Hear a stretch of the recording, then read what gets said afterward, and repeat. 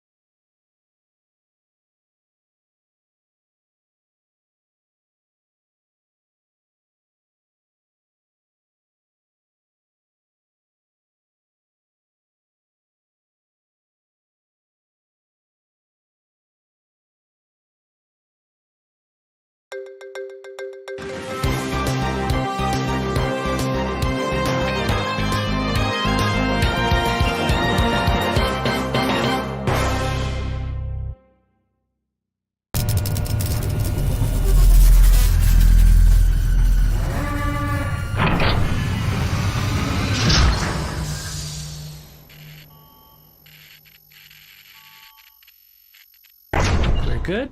Oh, hey, oh, Josh, where are you at? Oh my God. Not yet. Your stream will stop immediately. Not yet. I didn't want to end the stream before it starts. Yeah. Okay, there we go. I think we are. Oh, there's so much glitching going on. Yeah. WhatsApp is a terrible software for this. We need to find something else. This is terrible. It's so glitchy. Okay. Oh, I mean, there we go. Sorry. We are in the Matrix. Let's go. You guys have... Which, mine? No. Oh yeah, no, I bought it from this cool store that I own. Did you do something with your camera, or have you turned off some lights in there? I need to color correction. I'm fine. My afro's a little bit out of control today, but I need to fix your... I'm not going to be on for long today, so... Oh, okay, yeah. Josh has to drop out. You're a high school dropout.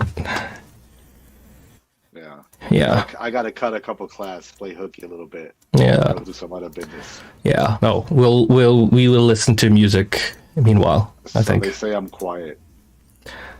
Oh, you should be full blast. Maybe I'm just whispering again. Yeah. I do have this problem where I mumble sometimes. Should we double check that? I don't know. Should we Therapist, double maybe. check that? No, I hear you. Speech therapist. You're on the stream, so you're good. Okay, cool. Oof, Jesus Christ, that was so stressful. Everything works now. I'm gonna plop in the super chat. We'll do a little super chat and then... Yeah, so I'm gonna plop in the super chat and then... Wait, let me just turn you up for 2 seconds though. Let me add a little... Try to talk a little now. I'm talking right now. Oh, that's really loud. That's really loud. Keep talking, please. Whoa, wow, that's pretty loud. Okay, I don't know about now, but should be good. Yeah. Okay. Chat should know. Yeah.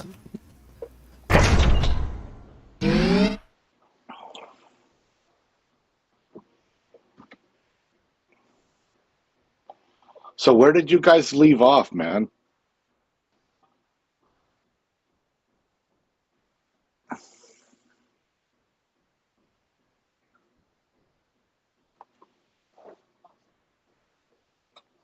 Mike, there we go. And then There you are. yeah, I keep going mute. Okay, let me open. FL Studio's been cranky today, so I haven't been able to even open up the project. So I'm gonna try now, see if I can open it up. That project takes forever to load, bro. Yeah, it does. There's so many files in there. It's not even 300 and what? Very cranky. And it's all MP3 files too, so it's gotta like convert them and make a cache cache I somewhere. can hear your computer working right now on our audio. Oh, that's fun. Yeah. My mic is a little loud there. Okay. Yeah, so I'll let you guys know when that's done. However, how's everybody doing? How's everything going? I'm gonna open up this chat in a different window. Again, controls. How do I do that? I don't know how to do anything. Noob. Okay. See, this is why we should have gotten set up 15 minutes before, bro. Oh. I don't believe. I don't believe. Don't believe in it, apparently. I had a nap today and then I ate pizza. I had to take a shower, a lot of stuff. So it was a little late. So today I was I found some old hard drives. I was trying to do some backups or some rescue to find some older music, and there is this one hard drive from when I was like 14 or 13, 14 that had like all the best stuff. I have some of it on a broken CD. That's all that's left of it. And wow. I plugged this rescue thing into all the hard drives, and some of the hard drives opened up, and guess what? It was all the metal stuff that we already listened to. Wah, wah. Nothing new. So you did have some there's backups. something new, but it's more metal. There's more crappy tracker metal, like just more of it. I found some trance. I found some trance music though from 2004 or something like that. Some more of that, but I don't know. We're kind of done with that. I feel like we need to get past this era.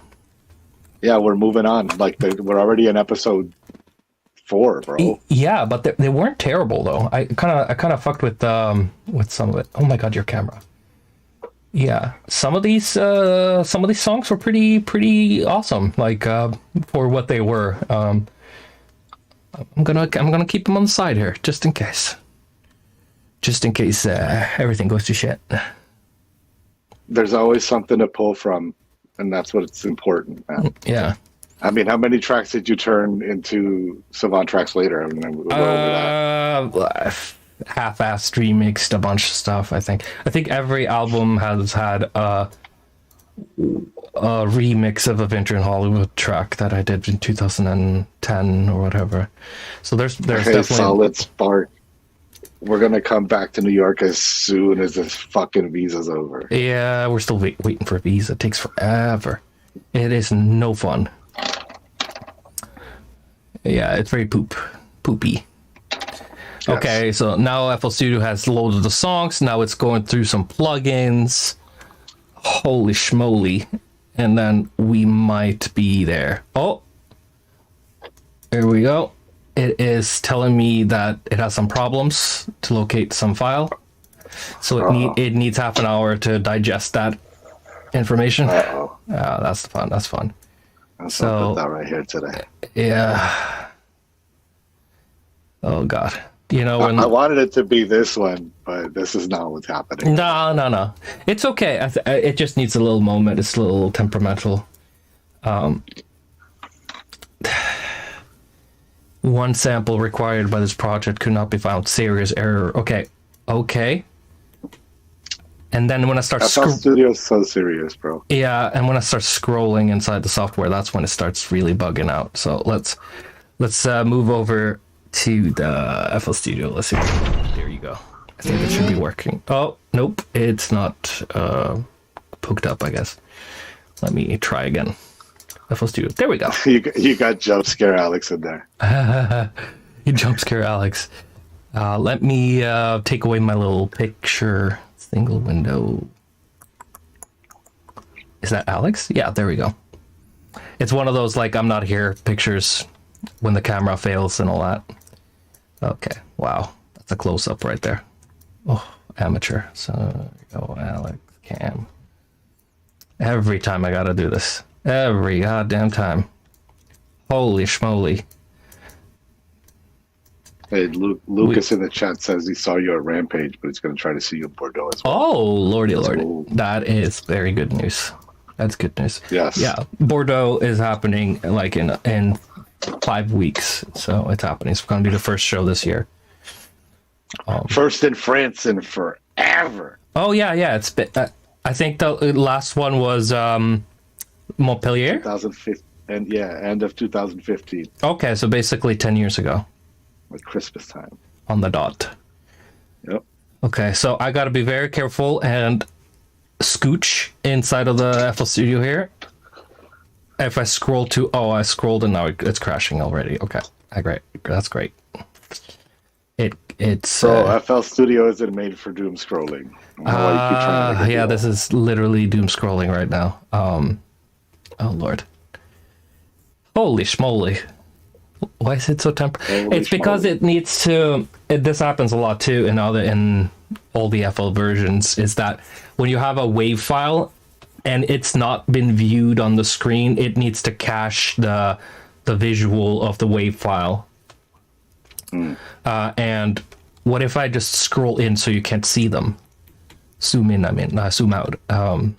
So you can't see the WAV files. Maybe that will help. Processing. Yeah. Oh, it's glitching again. Oh my lordy lord. Oh, okay. So, patience. Are you comfortable with that poop on your head? That seems very excessive. It feels pretty natural. I mean, I'll take it off if it's distracting you, sir. Not really. Thank you, Jimmy. Jimmy just put a super chat in there. Oh, damn. God damn, Jimmy. Oh, something happened. Okay, I don't know. I feel like I can't scroll zoom anymore. Okay, we're moving. Oh, there you go. Oh, it's crashing again. Okay, now we're starting to,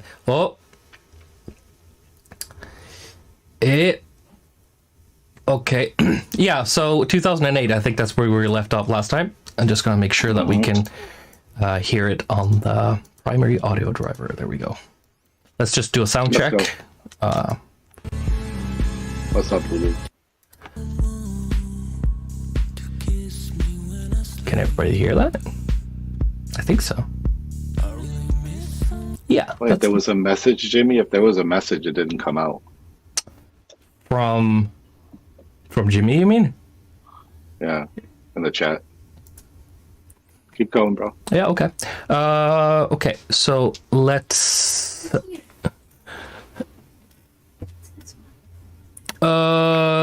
missed you in Denver.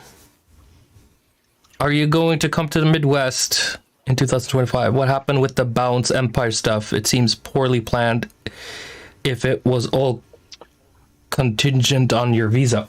What do you think about that, Josh? That's your remark. You're the business guy. I would say that,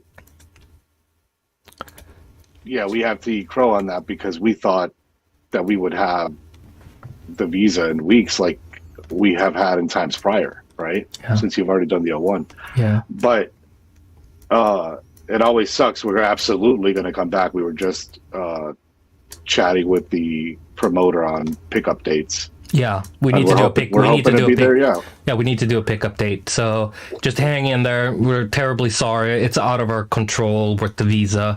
I would have been on the airplane February 1st if real, bro. Yeah. So it sucks.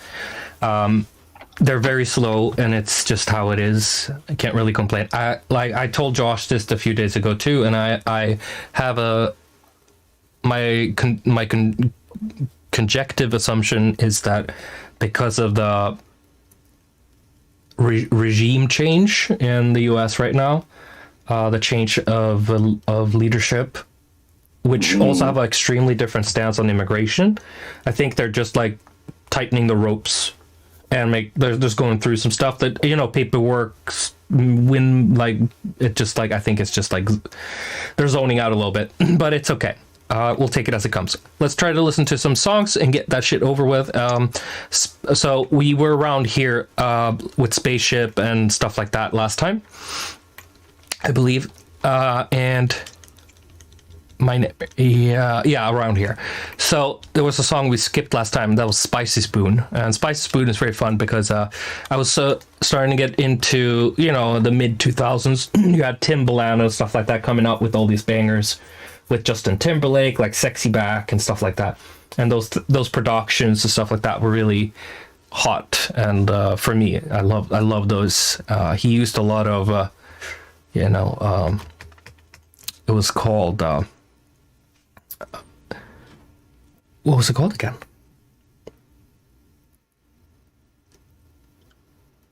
I'm clueless on that. Listen, stuff. my brain is damaged from the drugs. It sucks. But yeah, no, it was a plugin I was gonna refer to. Maybe I have it here actually. Insert. It is called Vanguard. Yeah, the Vanguard, VFX Vanguard. He used that one on a lot of tracks. But anyway, so I wanted to do something very similar to his style, and that's what this is. Also, he had a lot of like Mid-Eastern influences and stuff. Is it? Oh my god, this is so low. Let's turn up the volume.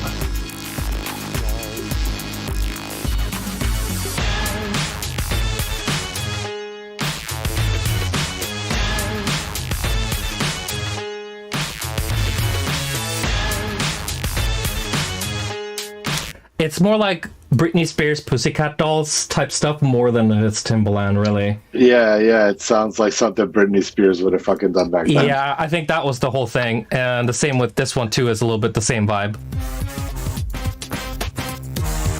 It's I like can see some rap on it, too. Yeah, no, it's like Neptunes, like Pharrell-style stuff. If Pharrell worked with Just Blaze, and they made like a song for Pussycat Dolls or Britney Spears.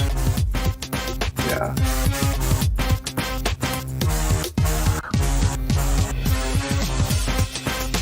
I agree with Lulu. You nailed the vibe.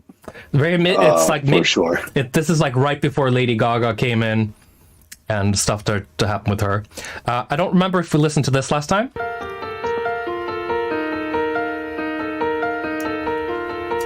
Maybe we didn't. I've heard this one Of myself, course, so yeah. But I don't remember if we did it last time. Who cares? Let's just skip through it real quick. So this is my kind of Coldplay type pop rock kind of thing. I have two versions of this, one from 8 and one from 14.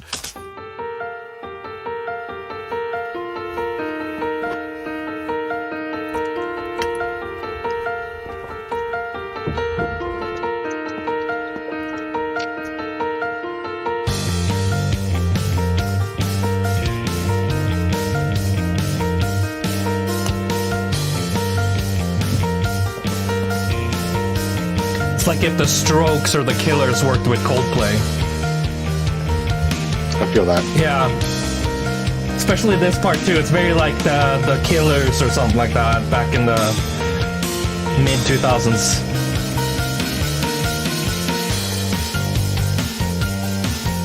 It's like almost like aggressive indie rock, but still kind of held back. And then you have the 2014 version, which is like trying to be more EDM pop, but still kind of pop rock. So I think it's like Avicii with Coldplay this time.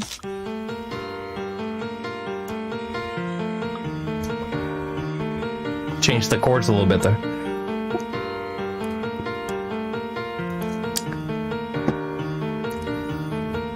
Yeah, it'd be criminal to not do something with those chords. Yeah, this song is hot. Like, I love this. This is like a Guetta type song.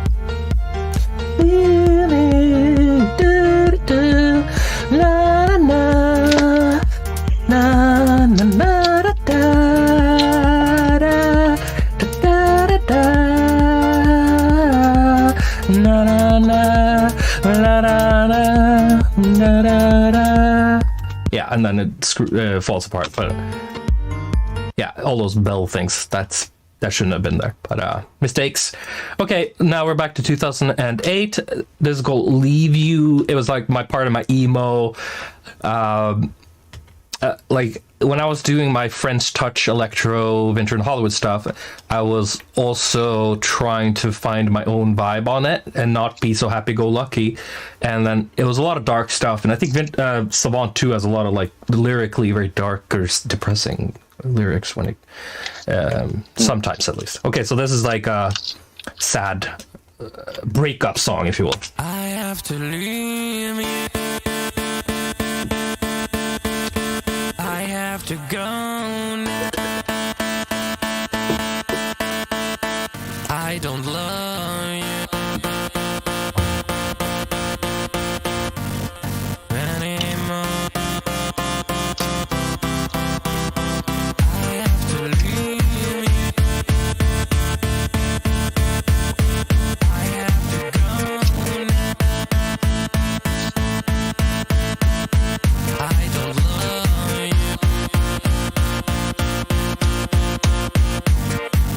anymore.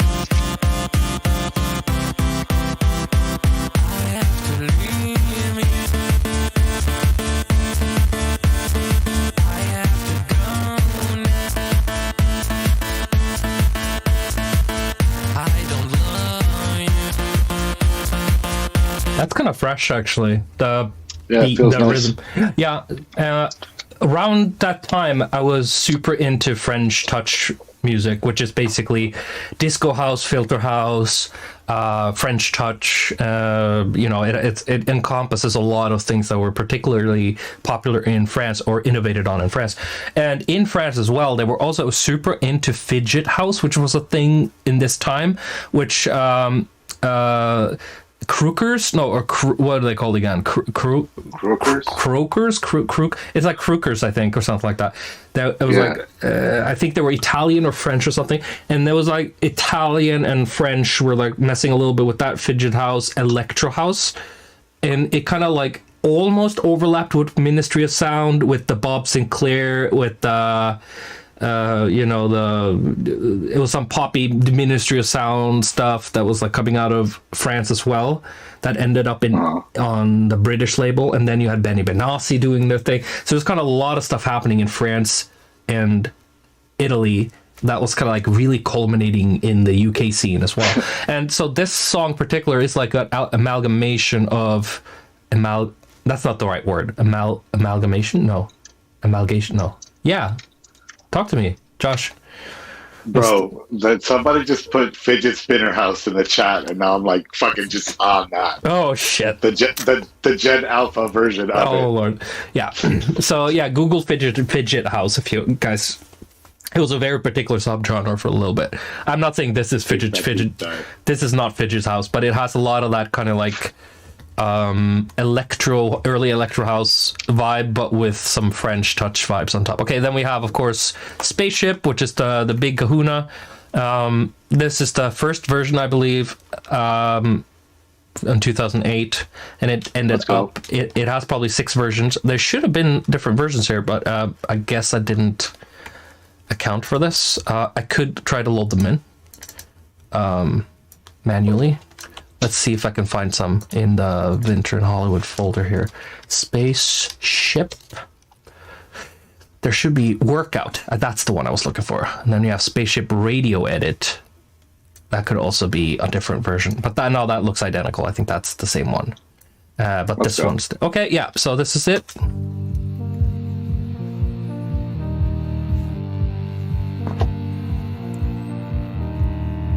I love this song. No, this is pre-Protos version. Yeah, a lot. By a lot, yeah.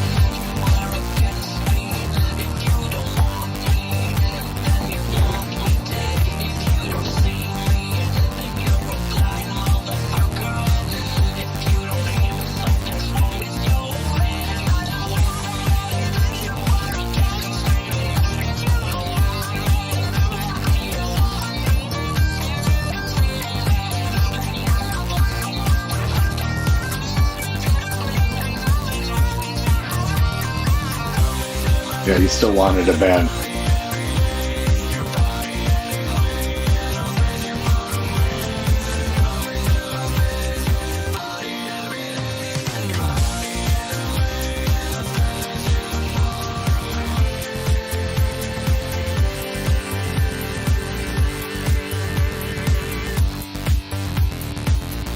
No, the aliens we're gonna get are probably just gonna fucking take us out, bro. What? They're not going to take us away. They're just going to take us out. Oh, who said something about aliens though? Is it in the chat? It's a spaceship. Oh shit! I'm so lost. Yeah, Sorry. Everything's literal to me, you know. I can't have fun. It's not in my blood. But yeah. So yeah, this version. It's fun for me. Yeah, of course. Entrapment. So, but yeah, this song is all talkbox. So talkbox is almost the same as a vocoder, but it's not. It's where you use an instrument with a tube in your mouth instead of running it through like a plugin or a box. So this whole thing is played with the guitar solo live while I'm singing into a talkbox. I still have that talkbox. I looked at it today, but it's so dusty, I don't want to touch it. And then there's the infamous guitar solo at the end. Or, I think it starts here. Oh shit. Oh, it's a long solo, Jesus.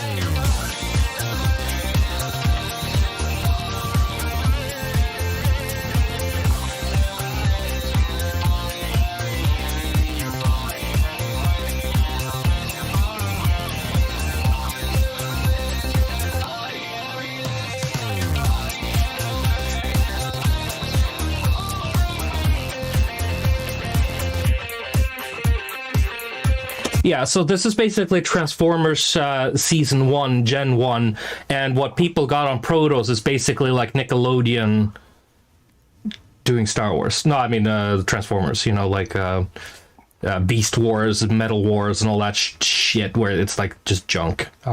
So to me... It was refined, I feel. Yeah, okay, the singing was a lot better on the Protos, but the charm of the production is not as strong as it was back then, because these songs, they came from a very honest place, while Protos came from a more meticulous place, or not contrived, but like very, like, you know, thought out, and you can lose a little bit of the innocence in your stuff when you do that too much, I think.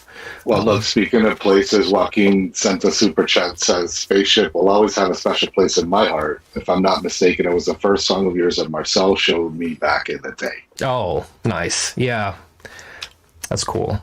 There's another version from 2009 as well. It's a little bit going off the path, I think. See, already I was fucking up. Like, it hasn't even gone 2 seconds, and I'm like on a completely corny wavelength. You just changed the vibe. Yeah, but now it's your now it's corny. Now rights as an artist. Yeah, but right schmites. Now it's corny, not classy. So this is classy, and this is corny. Like, it is cartoony. Of course, Protos was about that, but this could have been classic, you know. But this, okay. Anyway, let's keep going with this. Yeah, this hit it.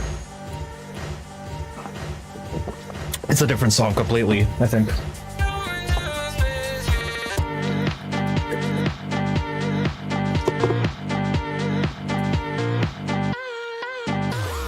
This is fire. It's not bad, no.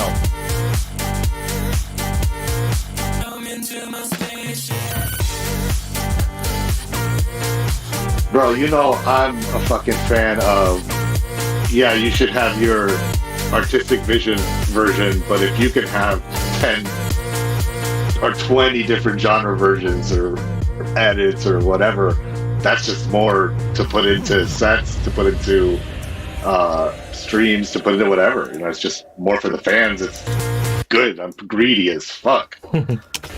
Okay.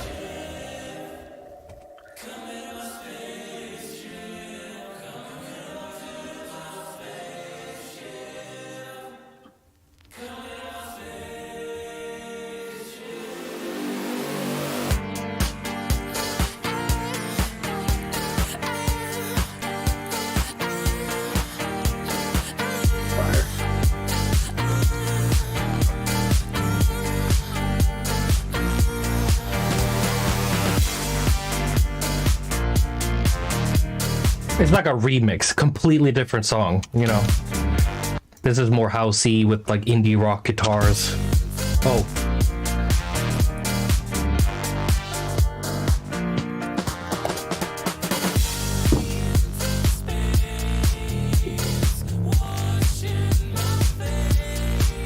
Yeah, Protos 10-year anniversary edition. I don't know. I don't think so. It's already over 10 years ago. Like we missed it last year. 10.3 or whatever.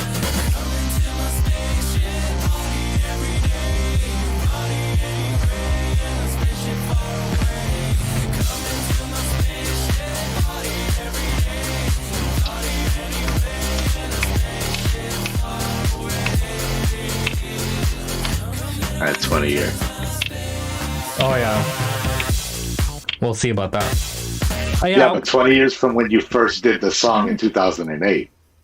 Oh, yeah, but nobody, it wouldn't be canonic. I don't know, because people, like, there's only, whoever's in the chat right now is going to know that, like, normal people. Oh, bro, we'll make, like, a tech house version. It'll be fire.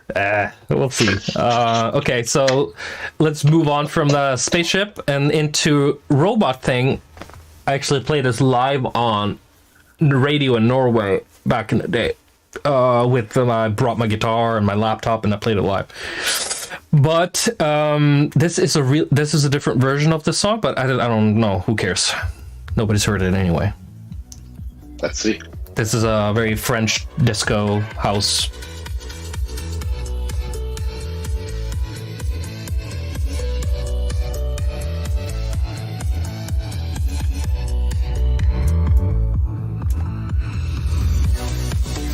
I love the flanges. Yeah.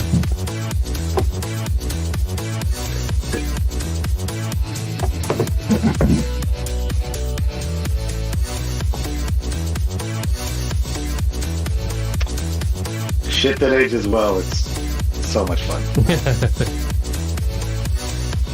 Okay, here we go. Breakdown.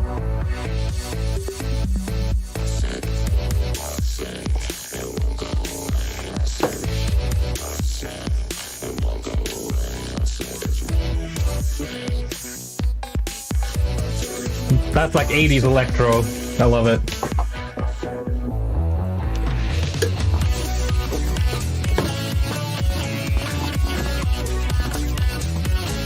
Yeah, robots are way more relevant now than they were even back then.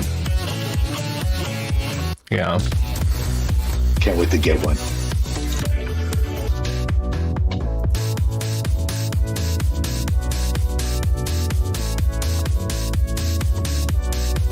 Yeah, so that was that, and then we have this one is actually my first hit song. It was my first song on the radio. It had, I think it got like 50 or 100,000 listens in a short period of time. And this is like 2008. That was a big deal for me. So this was the song that kind of put me on the map in Norway and launched my semi-small career. This is the original. I think, yeah, that's going to be enough.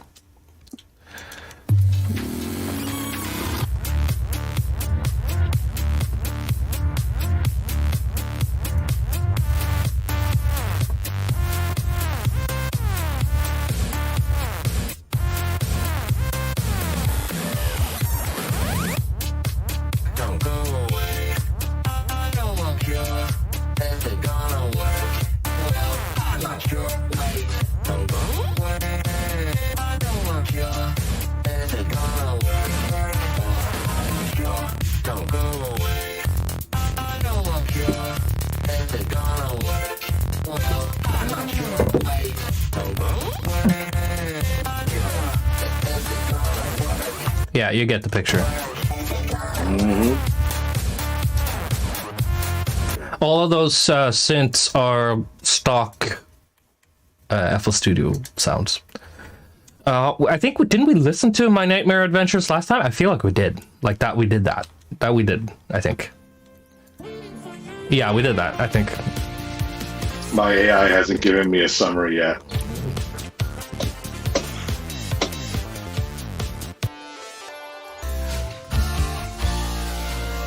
Okay, so we have same with Virus says chat. They don't mind though. Oh, okay. I was lost in the sauce, I guess. We ended at plastic cocaine last time. Oh, okay.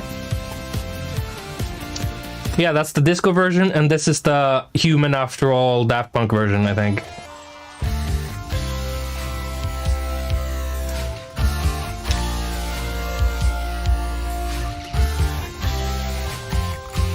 Smack phasers on guitars, and you got that shit. And then, okay, Plastic Cocaine.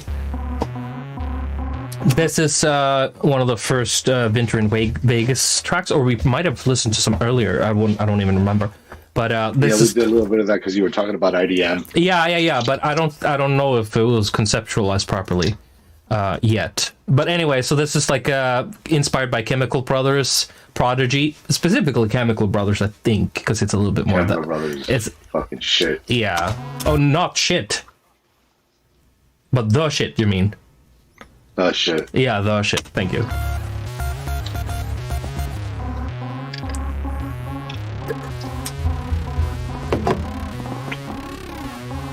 Little acidy, acid hip hop, I would call it, basically, right?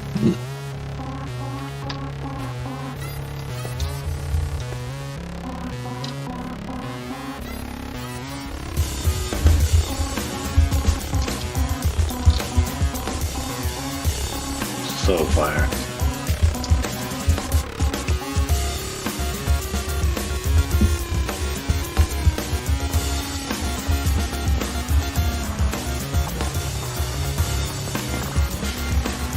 Yeah.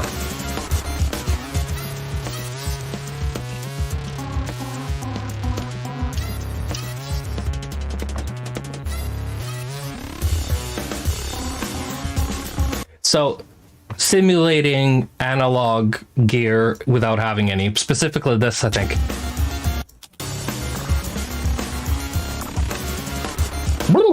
Like, it sounds very modular. I hate that shit, by the way, but I wanted to try it. That sounds fire. A drummer could do it. Yeah. Calypso says you skipped the sickest part. I don't know what that would be. For them. Oh, okay. No clue.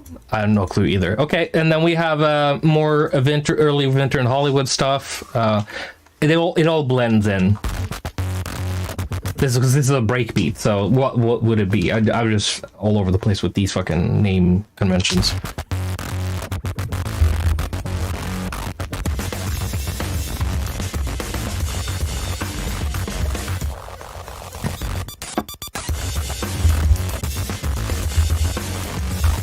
Cooked.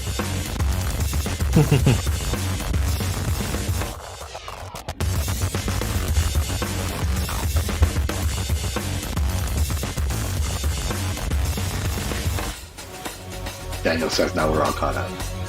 Good. And Ruby in the super chat says, "Hey, Sam, love the stream so far. Never got an answer on that audio fix with the waffle mix and the throwback on Bandcamp. There's popping everywhere." Oh. Is there? Yeah, I don't know what that would be. Just terrible mixing? What do we do? I don't know. Because I think I recorded that in LA on my CDJs, and it's gonna sound like trash if you do something wrong, with the output or whatever. I'm never gonna fix that, ever. Like waffle schmoffle. Is it on Bandcamp? It's probably on Bandcamp. Oh Lord. Everything should be. Yeah, I wouldn't. I don't even remember it being on Bandcamp. But yeah, I apologize for the popping and glitching. But it is. I'm an artist. Let me live. He refuses to get stuff mastered by professionals. I don't refuse. We just don't have money. Well, right. He wants like the #1 masterer in the world. Sorry for having dreams. Sorry for having. You got standards. I'm not going to argue with him. Okay. Top guy or fuck it. Yeah, I get it. Or nothing. Okay. So, do you remember the Prodigy record that came after It was at the beginning of 2000 and 2000. Let me go Google that real quick. It's called, everybody's gonna know what that one's called. Prodigy discography. Let's see if anybody can discography. Anybody can name that album before I do. It's called Invaders Must Die. That's the album, and this song has a lot of that Invaders Must Die vibe, because they were going away from Fat of the Land and the organic sample sound and into more synths and plugins, and you could tell, and it has a lot more distortion on it, and electro punk like this. I feel I hated that record though. That Invaders Must Die was not for me. Fat of the Land forever, but I guess I was trying to do some similar stuff anyway. Okay, whatever. More trance. So there's an album I got for my birthday in who knows when, 99, 2000, something like that.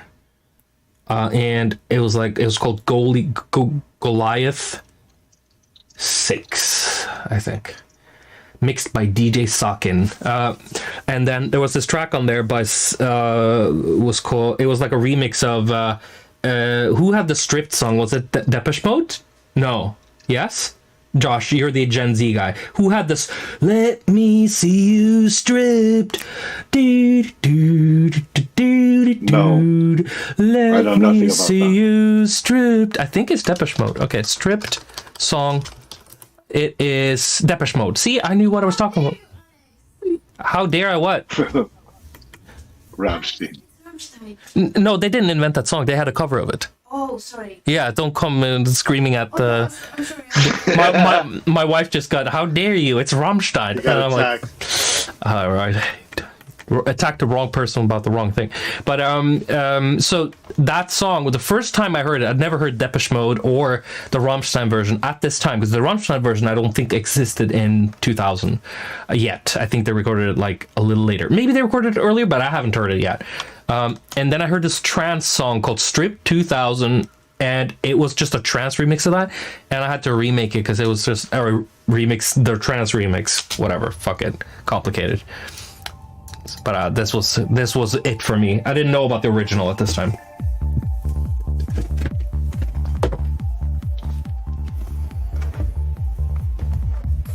It's got one of the best melody to chord relationships in any song. One of the best.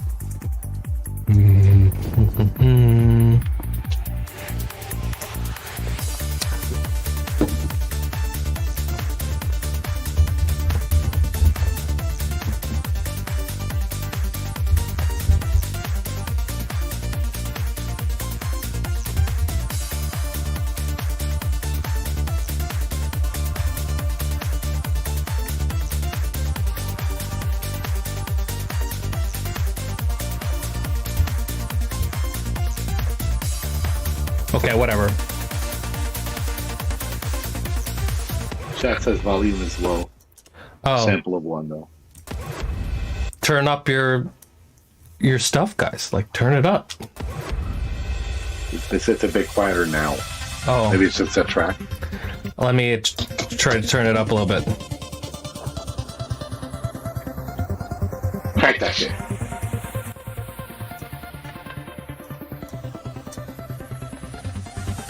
Okay, should be better now.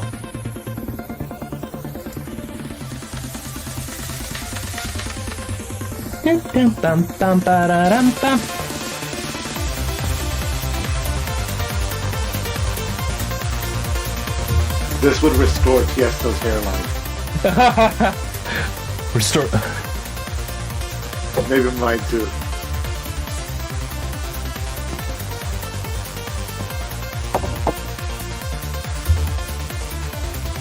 Yeah, this is such a fucking, like, festival track, dude.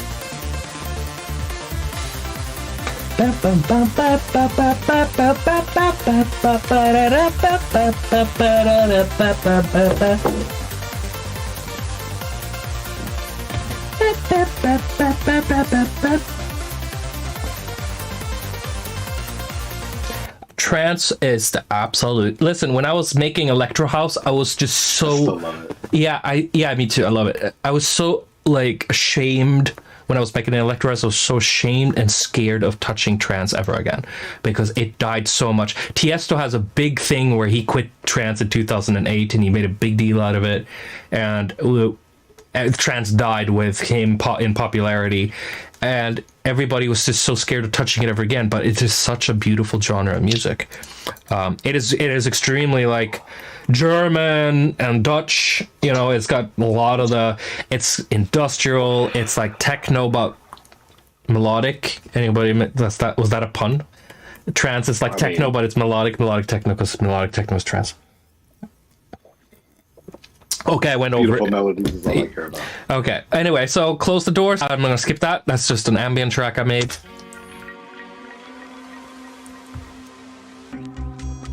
Tease.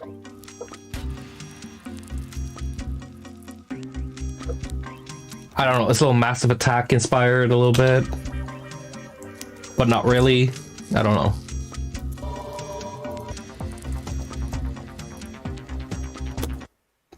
I don't know. I was listening a lot to Portishead and Massive Attack, like the Brit breakbeat trip hop stuff a lot. Anyway, I still do. Yeah, I don't. Stopped. About to go see them in concert again. They're going to be in Chicago. Who? Massive Attack. Oh, Massive Attack. Yeah. You gonna go see Banksy in concert? Bro. Oh, well, we're supposed to hush about that. Okay. So after this 2008 tirade of electronic music, I had my last attempt at trying to revive my black metal band, and you're gonna oh no, oh hell no, oh hell no. So let's rush through this stuff because it's a lot of metal. Okay, let's get through it quickly.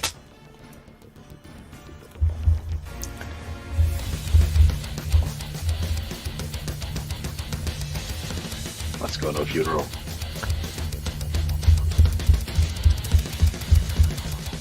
No funeral, shoot me out of a cannon.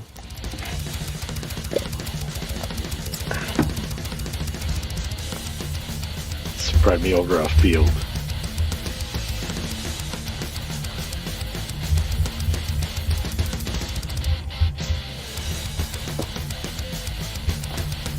Thrash metal.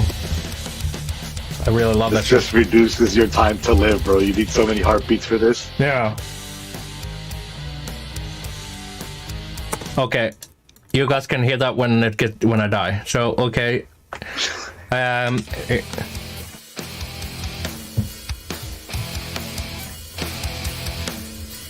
Such a large segment of the population listens to metal, bro.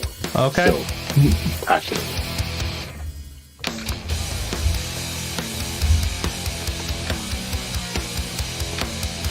You left us, bro. But you did.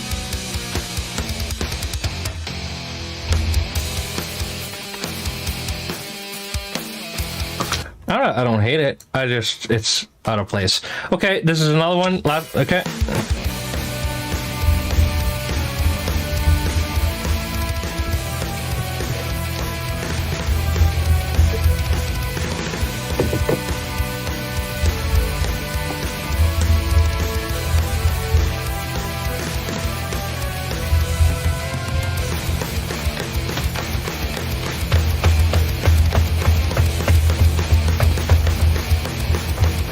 You need to figure out a situation where you can CFL and the chat. Okay, let me see if there's a possibility to do that. Pop out chat. I think I can. Yeah, so if you guys want to ask some serious questions and we pause the stream and stuff, you send a super chat. Well, that's like when we pause the stream to kind of, mention the message and all that stuff. Plus you're, supporting your boy. Just keep monitoring it. Yeah. Because I need to go. Oh, you need to split right now? Oh, okay. Yes, sir. There we go. High school dropout. He's punching out. I'm just playing hooky for a little bit of the episode. Okay. It's a long episode. Yeah, I'm gonna put the chat where you used to be there, and then I'll have you situated. Okay, but I'll see you later. No, you're not All right, later kids. today, but Yes, we'll talk soon. okay, yeah. Have fun. Yes, we Okay, shall. wait to We see this shall. later. We shall. We shall. Sorry about that. Okay, talk to you later. Bye. Okay, so yeah, we're alone, and we're gonna go through some more junk. I have the chat on Cider just in case you guys have something to say. Now we're gonna just quickly, maybe we'll get through this shit. Not that I'm driving solo.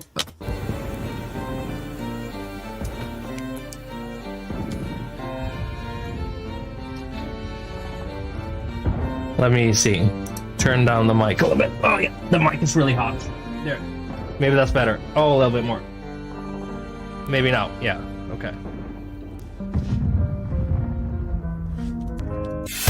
Oh, that's really loud. Okay. Just skip that and go to the next one. Okay.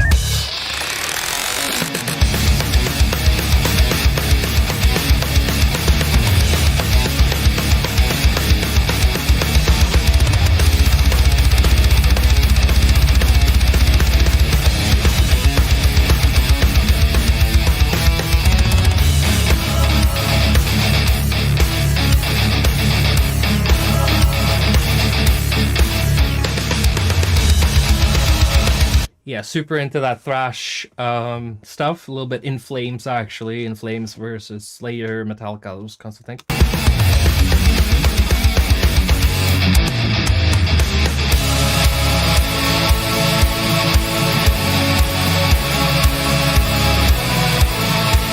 What happens over here?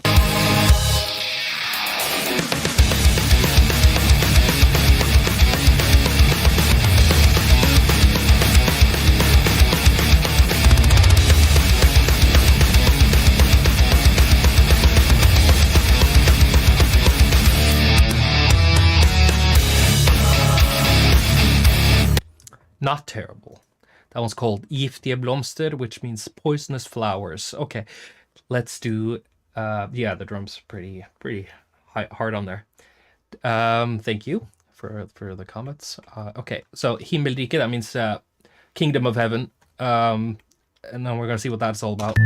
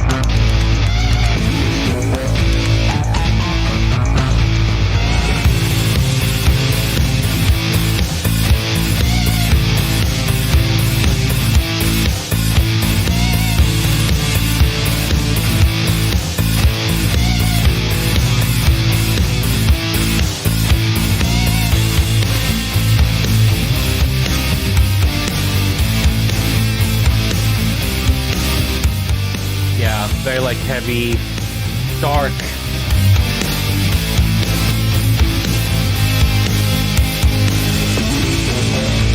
There should be some melodic, maybe here? Nope. That's another heavy part.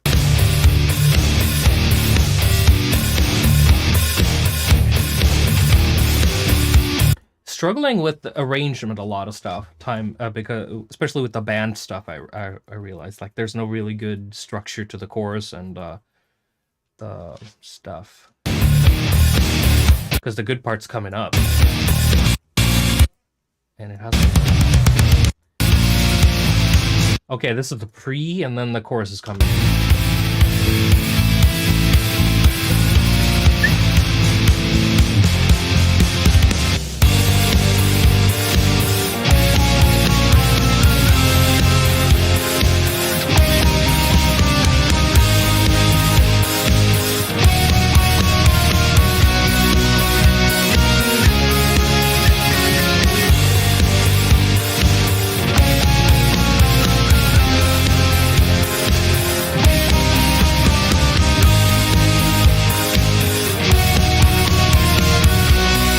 it's like 6 different songs in one song. You have the intro, and then you have the 9 Inch Nail acid stuff there, and then you have this. Sorry. More Rammstein-y part, and then you have the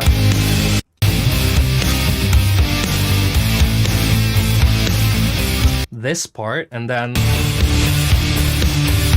another different Rammstein part,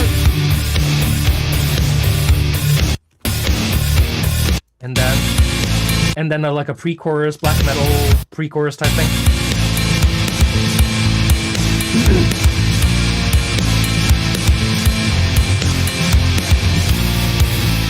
So there's so many songs in this song. Okay, of course, I really like the hook on the song, though. Okay, Hunger. Let's see what that's all about. Okay.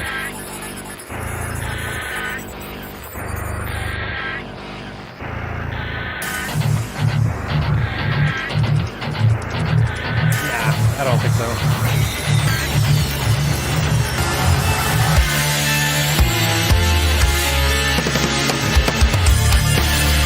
Okay.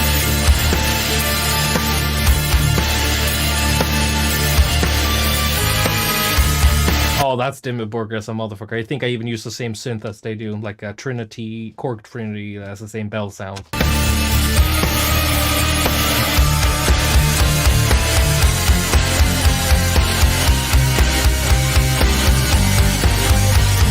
Okay, whatever. I'm getting anxious.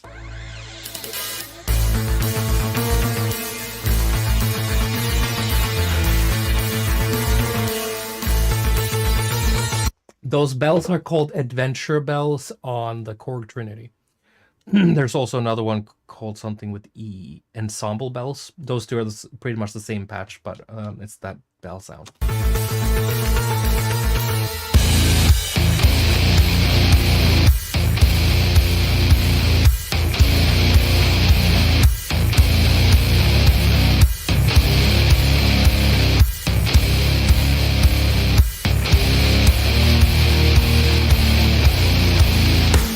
It would be so cool to have like Mick Gordon on the podcast to talk to him about like metal specifically, since me and him both do a lot of that stuff. I'm gonna try to reach out to him once the podcast, the stream starts to get a little up and rolling. We've shared me and Mick. We've talked a little bit before, like on direct messages and stuff like that. So we're familiar with each other stuff, but. Josh had to go do some other stuff. You know, we're all busy. Anyway, let's go to the song.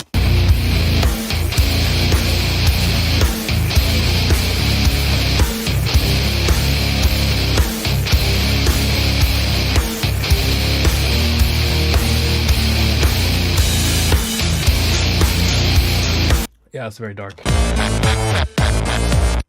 Yeah, not everything is great. Iskall means ice cold.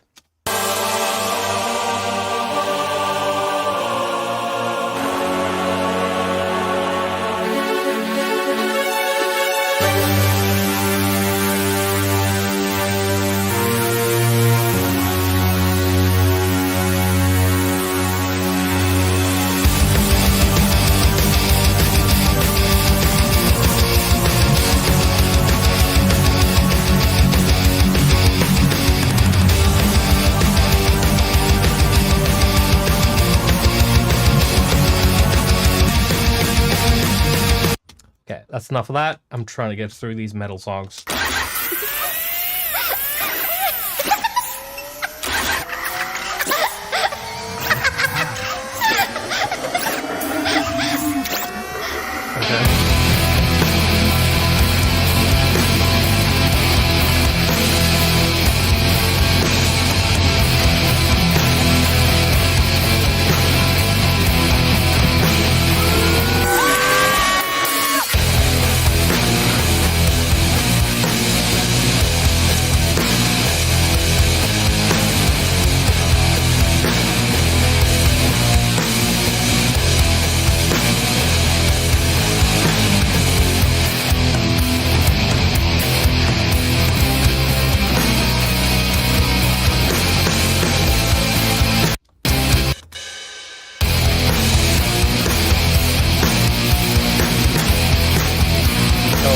That's a long track.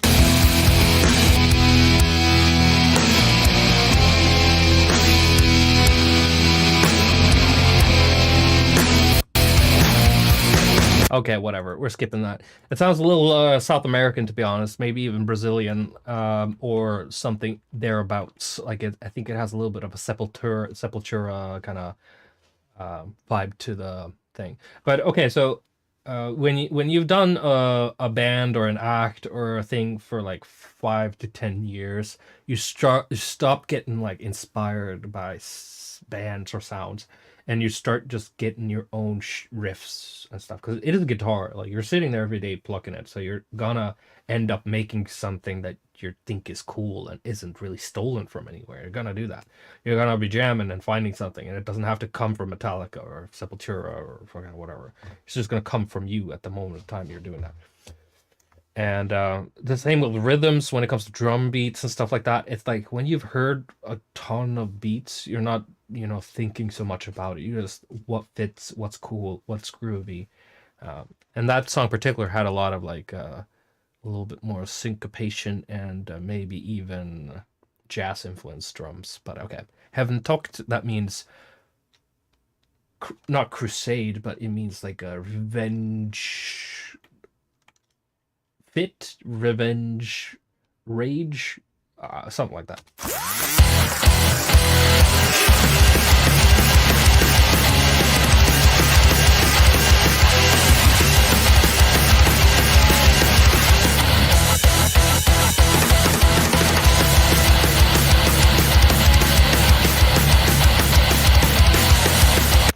As a composer, when you're doing drums, even if you're programming it, trying to make something that's very like sticks out sometimes, especially on the fills, is super important. Like on this one too, something that catches the attention, because right now the guitars are just like laid back, bop bop bop bop bop, stab stab stab. So that's a really good moment for the drums to kind of stay with them and then escape from it to create some own stuff. And the same applies for EDM or whatever kind of music you're doing when you're doing instrumentation. Orchestration is what it's called probably. Okay.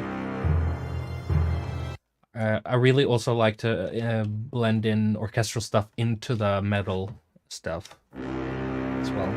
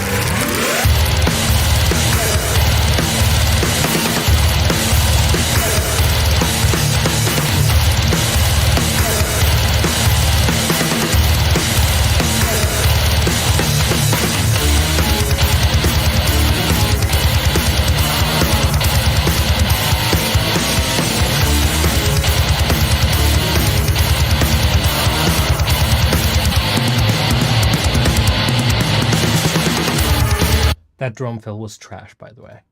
Sometimes you hit it, sometimes you miss. It's just how it is. Okay, Nidaros. It is a place in. It is a church in Norway. I don't know if I'm going to be able to hear the whole intro. It's too long.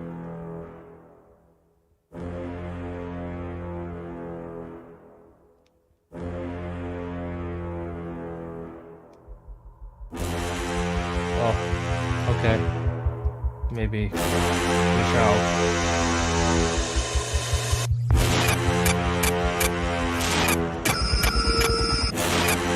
Okay.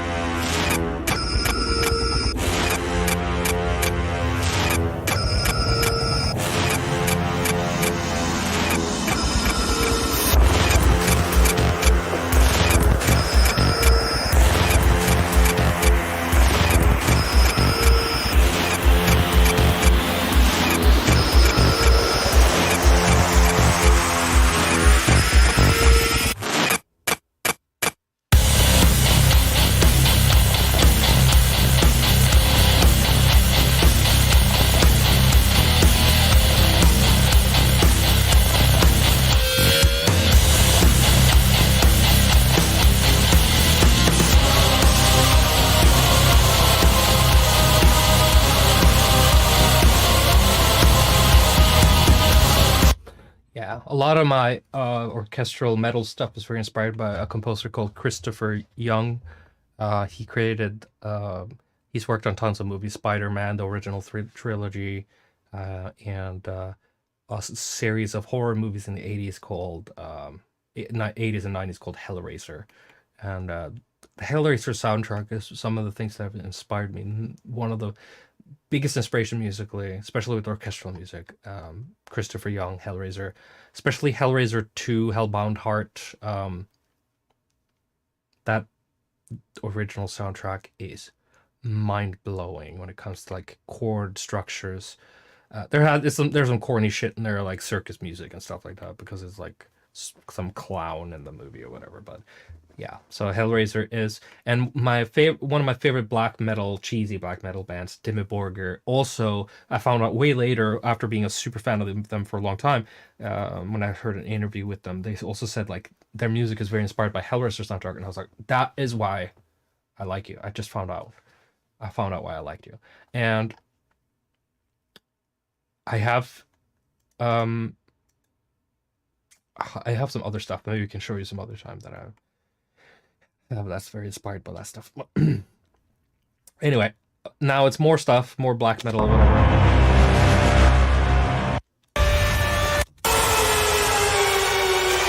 Okay, here's like if you took Dimmu Borgir, but you stole some ideas from Gladiator, the movie with Hans Zimmer. You guys remember that it's part of the battle. Ra, ra, ra. It's like this part right here.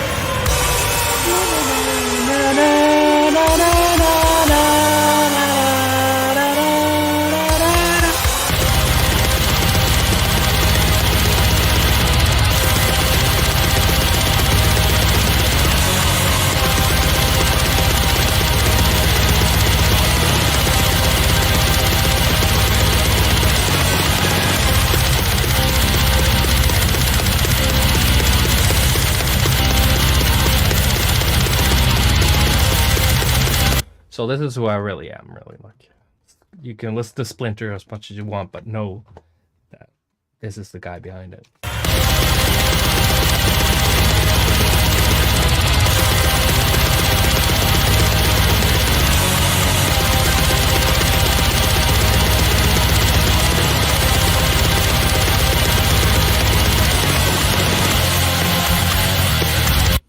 Oh, just want to say that your show in Orlando was epic. Thanks for doing a picture with me. I live in New York and would love for you to come through. Listen, I love New York and I would love to come back to New York. Some of New York shows I played was the greatest. I don't remember when I played in Orlando though. A lot of that stuff's a blur. I remember Daytona Beach. Are you talking Orlando? You're talking about Florida, right? Like I remember Daytona. And some other place I remember what it is. The sheer range you're exhibiting with these streams are truly incredible. Absolutely loving the metal. Thank you. It is very I don't know. It's very top Club Sultan in Orlando. I don't remember, but I don't have any particular genre that's my favorite or anything like that. It's always been rotating. Everything's everything, you know. Everything's nothing and nothing's everything. Everything's everything. It's a very like Buddhist way of looking at all this thing.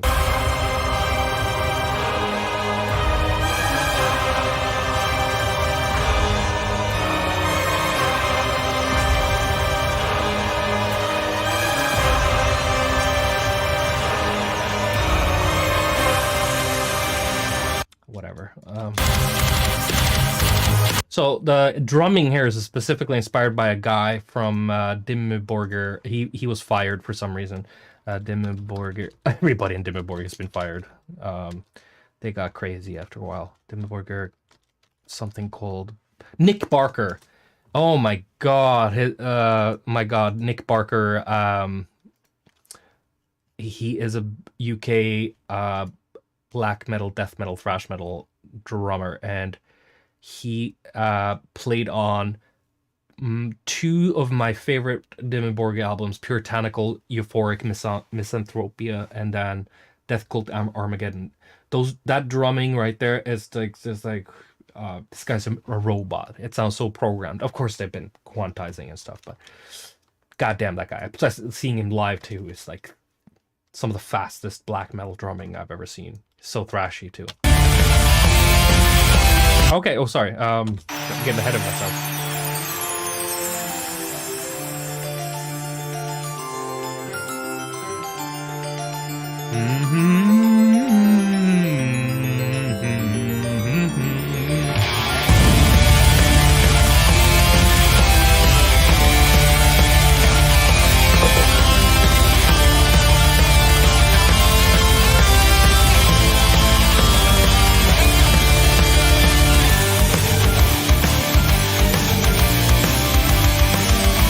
For those people who were here from the first stream, we were listening to a lot of programmed metal that I was going through.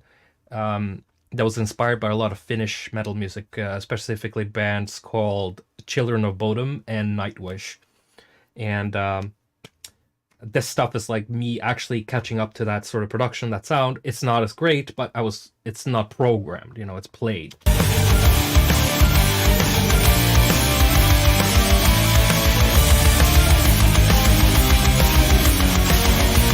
If you guys want to hear a killer track later today, you will definitely check out Children of Bodom with Bed of Razors, and you will check out Nightwish with Wishmaster. I could mention 100 tracks, but those two tracks will, if they don't catch you right there, with Bed of Razors by Children of Bodom and Wishmaster by Nightwish, if that doesn't catch you, then just skip it. Just ignore it.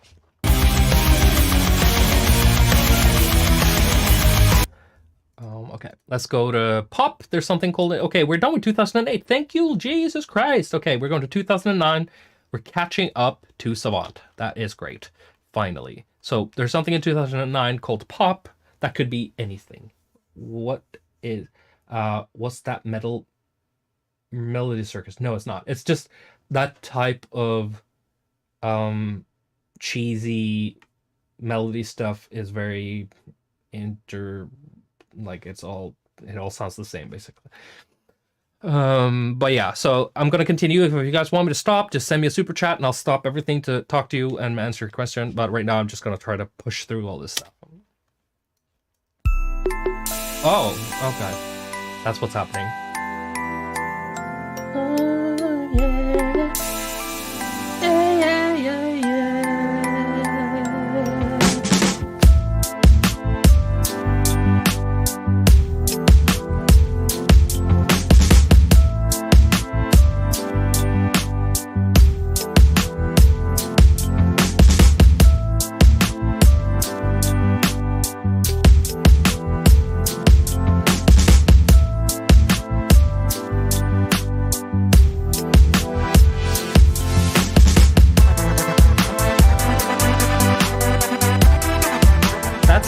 That melody right there is a little timbalin, actually.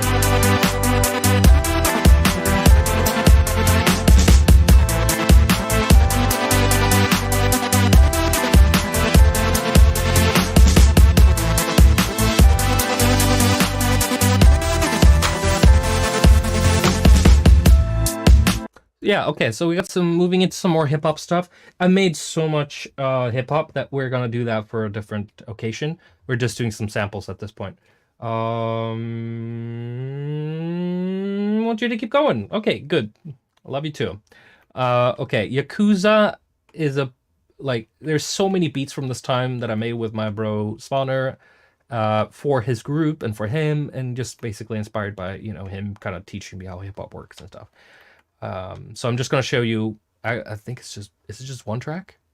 Yeah, there's not a lot of tracks, just one track, but because I thought this one was peculiar and special, so.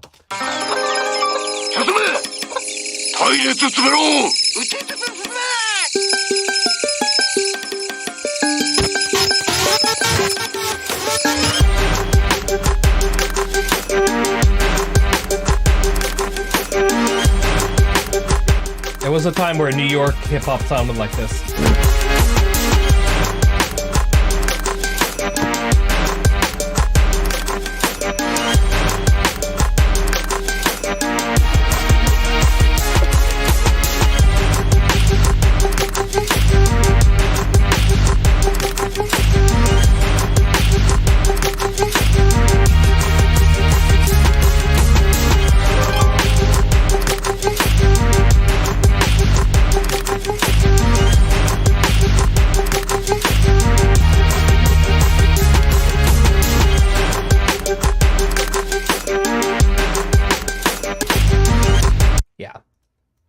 I like that one. Okay, so we talked about Britney Spears earlier. So there was like a what do you call it? Glamour model, like ex-stripper, turning pop star type person in Norway around this time that reached out to me because she liked my Binter in Hollywood stuff. And it got me really like nibbling on the fact that, you know, maybe I can do this Britney Spears stuff where, you know, I can work with somebody who's got, you know, that pop look appeal, and then I can make this cheesy but edgy pop in the background. Because, you know, you had Toxic, and there's a lot of like songs that came out from Britney Spears and other, you know, similar artists that had a little bit more edge to it, and I was like all for that. So I tried to make some songs in that vein, not specifically Toxic, but, you know, there was a era in the mid 2000s or late 2000s that had a little bit more of like a dark vibe to it in the cheese pop area.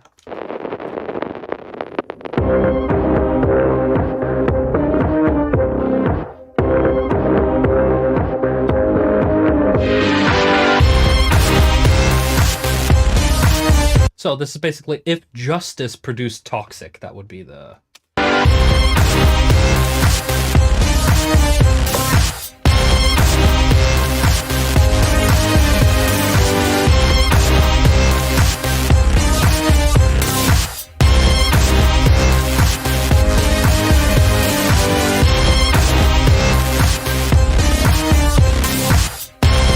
Super inspired by Max Martin. We talked about him a few times on the previous streams.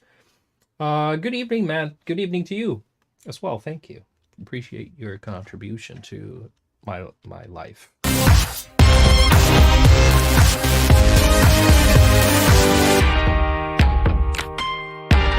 Juxtaposition, terrible juxtaposition, by the way, but in our juxtaposition nonetheless, where because it's so dark, I'm trying to sprinkle in some of the opposite. It failed completely. It fell on its ass. If I was working with this beat on a professional or Max Martin, they would have totally like cut this part out.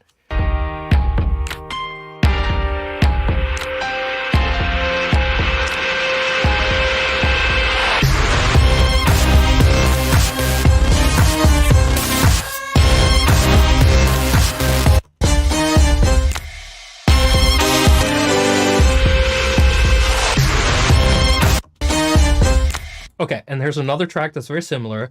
I think there's some top line where I sang a little bit on it too. Yeah. This is a little bit more Lady Gaga, by the way. You play me like a fiddle, but the fiddle's got a brand new tune.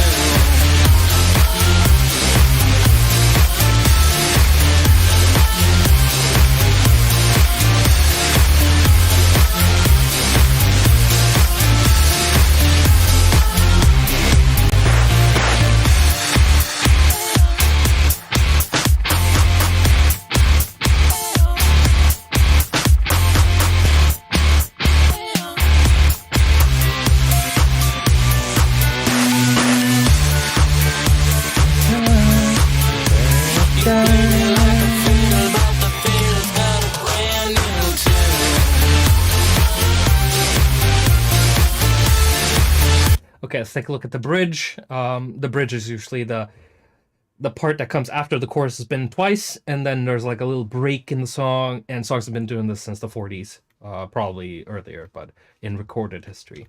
Where in the 40s, in blues and R&B and rhythm and blues records, it used to be the drum break, where actually the band took a break to breathe while the drummer to play the solo or breakbeat. This is where we also get the amen break from the that's in like 99% of drum and bass tracks, because of the break, also called the bridge. And in pop music, it usually is the part that is the most different out of all the parts, just to really like not making you. It's to wake you up so you don't fall asleep, so that when the chorus comes back again, it's gonna punch harder.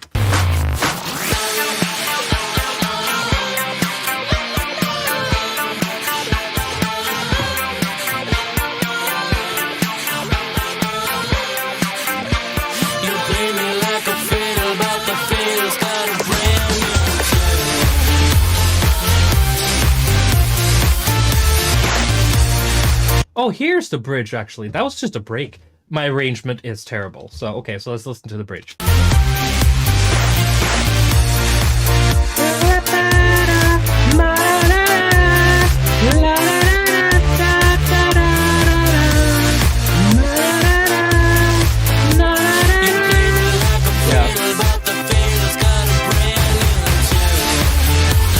And that's where this should have been coming in. Yeah, see, after the bridge. You play me like a fiddle, but the fiddle's got a brand new. Yeah, see, there you go.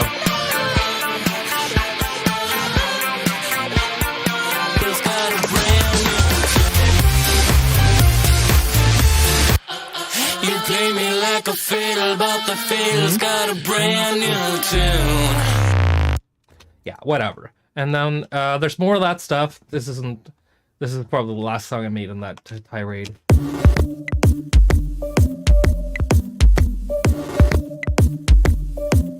Like I said, I mentioned Pussycat Dolls like 3 times already, but their production and their songwriting was amazing for the time. They were super catchy songs, and there was something about this, like there was Girls Aloud, and there was like a few other girl groups, British girl groups, and all kinds of stuff that came in that mid 2000s that kind of like had a lot of good production and songwriting, and this is inspired by that stuff.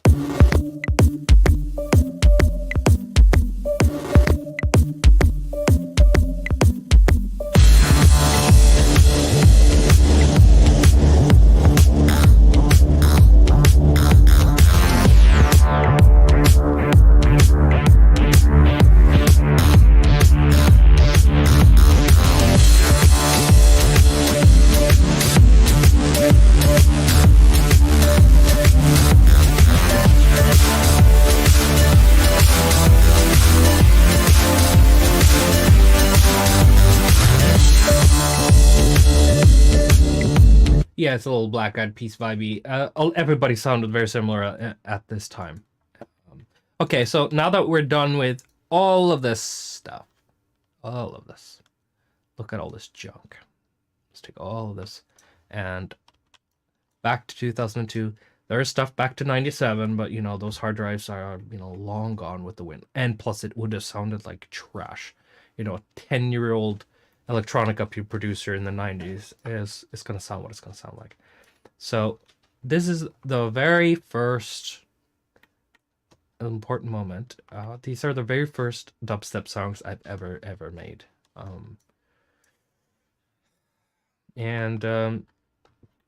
My rapper buddies would argue who came to me with this idea first, but my memory was the first dubstep I ever heard was by my buddy Andre, aka Twistex. We went to school together, high school, or something like that. College, no, yeah, so in between there. And then, he sent me some stuff. I think it was a CD or a folder, and it was basically like Excision, .seek, just, I don't remember all these names. Just Bass? No. God, there were so many names. Where in 2008, 2009 dubstep, there was probably I don't remember seeing Scream. Excision was .seek and Downlink and those guys. The Canadian like wave of Nero was not in there. Borgor was not in there, and please let's not mention Borgor in this chat ever again, please. Let's have some decency. So Kill Them All was so after I've listened to dubstep for the first time, I was like, this is garbage. I hate it. It sounds like shit. Space Laces. He wasn't fucking releasing stuff in 2009. Are you smoking something? Yeah, Nero. I didn't listen to I didn't hear the UK stuff, the bro steppy UK stuff Nero was making and stuff. And yeah, Noise I heard, but I listened to Noise when they were making break beats in like mid 2000s. So the Nero. Can we stop getting off point here? You guys are so off the. Okay, so it was these UK and Canadian dubstep producers from like 2007, 8, 9. And I heard those.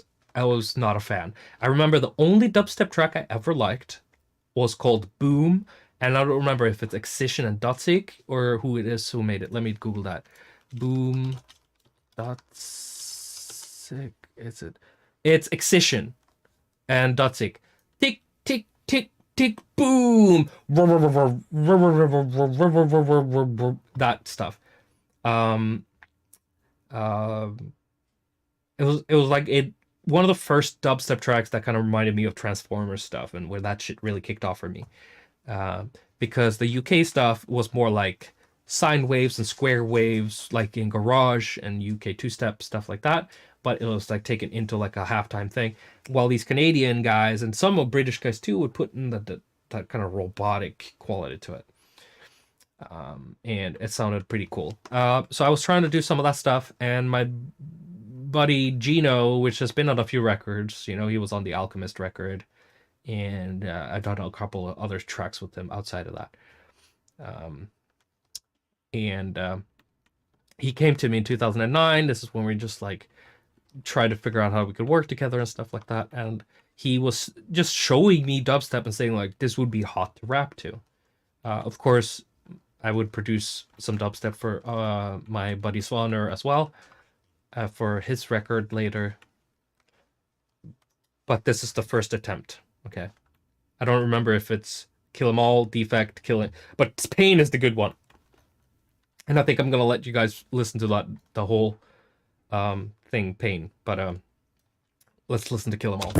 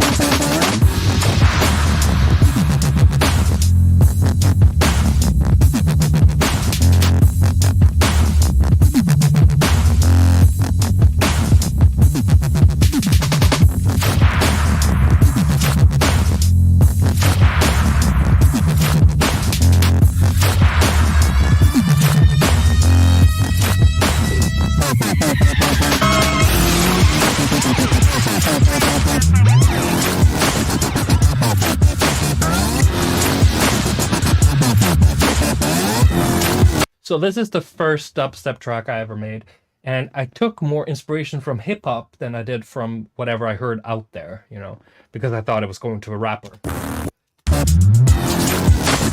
So all the drum sounds here are taken from hip hop kits and stuff that I was using to produce hip hop. The synth I was using at the time was called Rob Papin Predator, for some people who have heard that before. I used Rob Papin Predator for everything before I started Neener, where I started using Massive and stuff like that. But Predator was the OG dubstep synth for me, where he created the more deeper, scream and stuff like that, where I wanted to sound kind of similar to that stuff.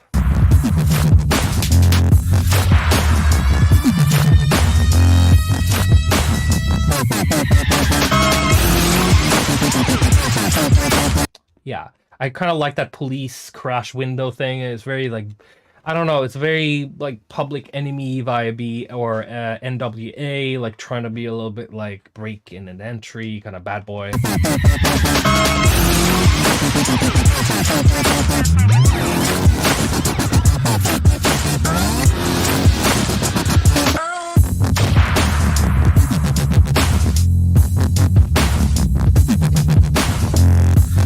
this would be the rap part, right? Fuck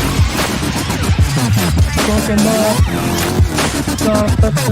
Kill 'em all. Kill 'em all. Kill 'em all. Kill 'em all. Kill 'em all. Yeah, I don't know.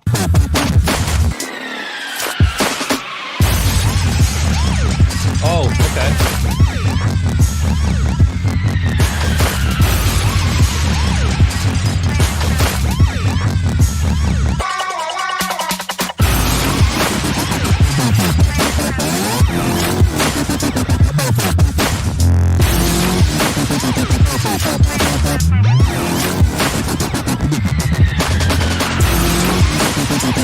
This is like retro now. It's weird to think that I've come that far, where I've made stuff that is like pre-popular of the thing I'm doing.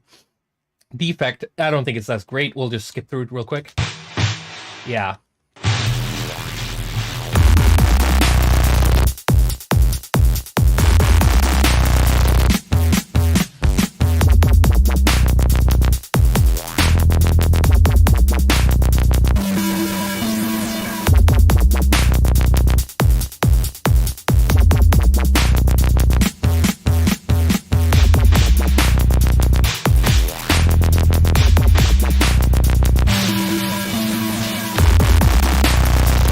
Beer Noise was the group I was trying to say earlier, I think.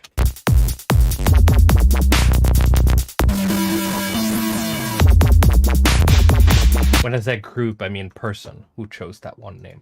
Okay, so killing it is not the same as killing it. Kill them all, but it's all about killing.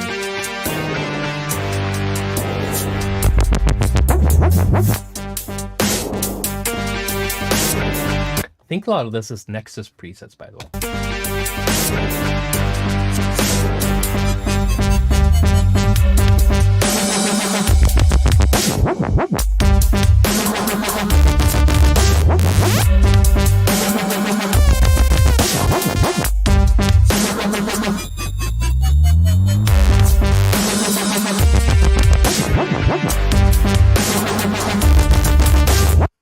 Anyway, and then we have Pain. I think this is one of the coolest ones out of these first 4 demos.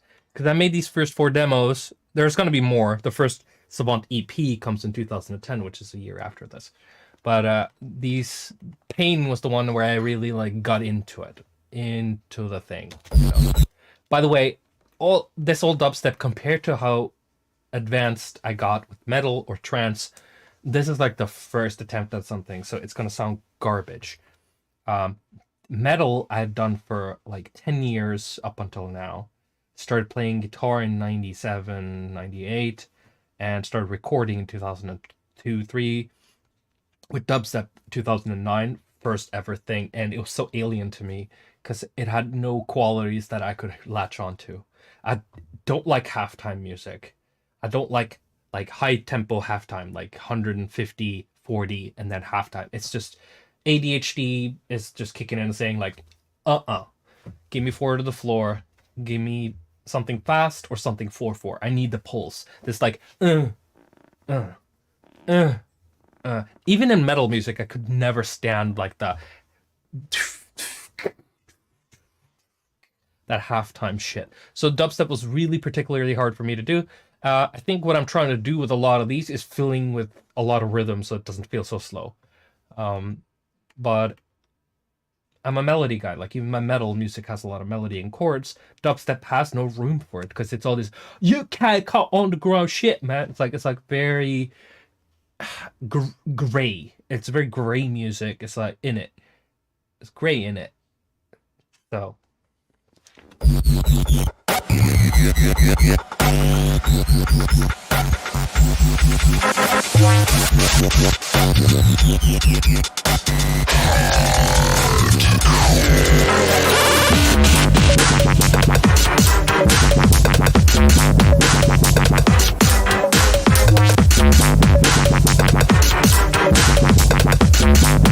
But here I'm starting to fill out more of the craziness, which would later be something that I would pull through all my dubstep tracks.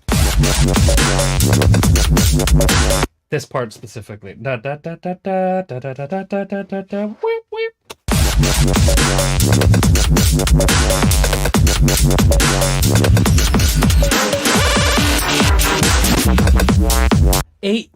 Al 5 started making music like he was a child when I was making this sort of shit, dude. What the fuck are you talking about?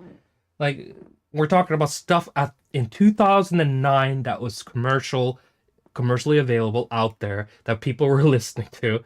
And you were mentioning Al 5. Listen, I met him in 2013 or 14 when he was like starting out. So he's a great producer, but I didn't hear about him in 2009.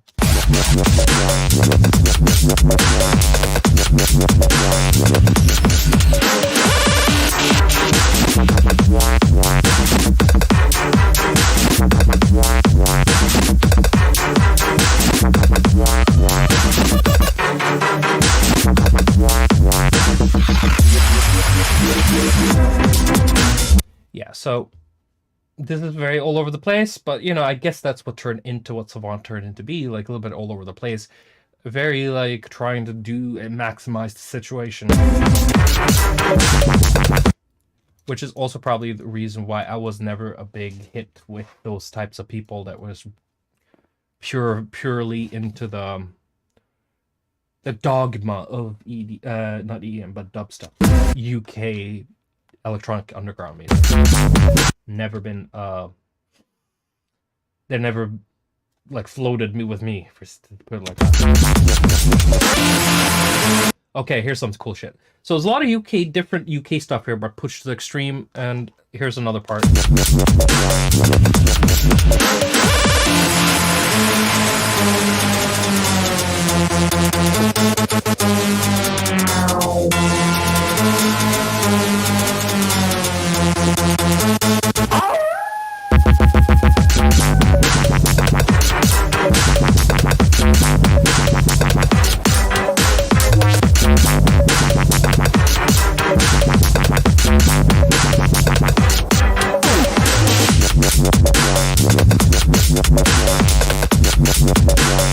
I think what it is the shuffle, like that, instead of like it's got that UK two-step shuffle vibe to it, which is really what redeems the whole groove. And when bro step was dying out like a few years ago, and when the new wave of dubstep was coming in, which is, let's call it classic dubstep, where people were just going deep. Like, it's not tear out, it's not rhythm, it's this deep stuff. You know, it's that stuff. And you could hear a lot of the loops that they're using in the background now is inspired by this UK stuff, like the you know, like it has a lot of that kind of shaky UK vibe to it. And this song has that stuff in the background already.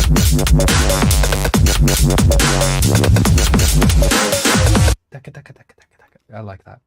It's very convenient. Okay, now we're done with the first dubstep stuff, and we're gonna move into Long Way Home and Cold Heart. Who knows what this is? It doesn't even have a artist name. Okay, so this is like my indie rock stuff. Okay, let's listen to that.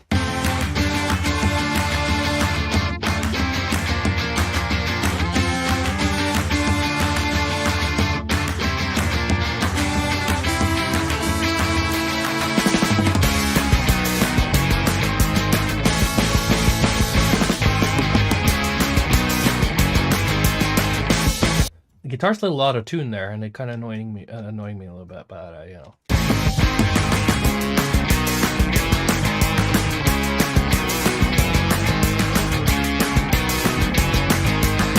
Yeah, it's a little flat. Or is it the bass? Who knows?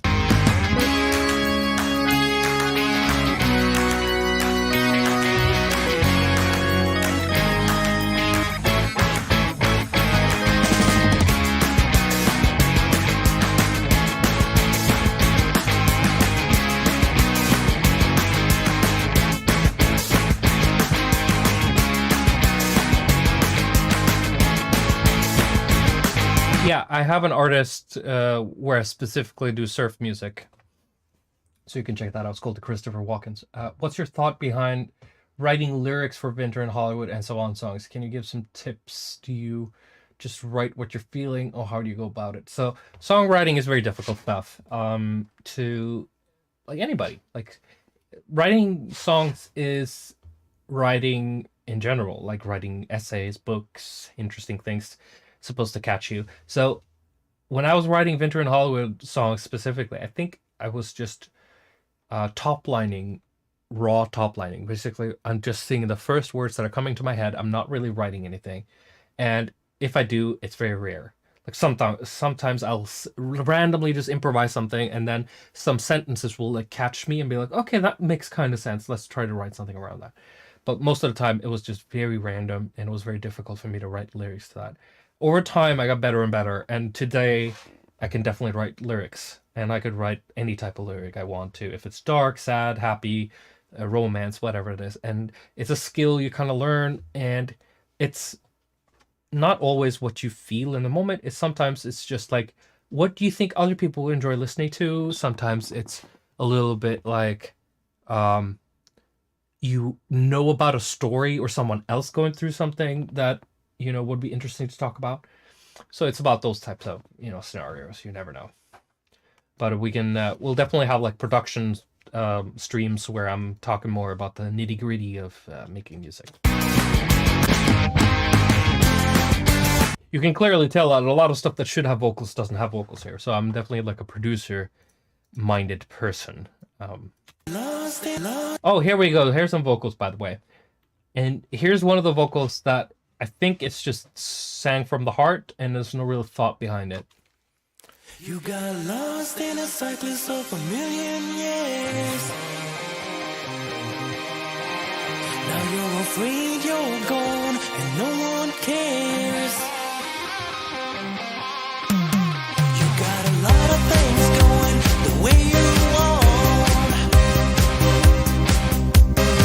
but still something is wrong, something is wrong, something is on. Can you feel the cold through my heart? Or is it just me, or is this tension tearing us apart?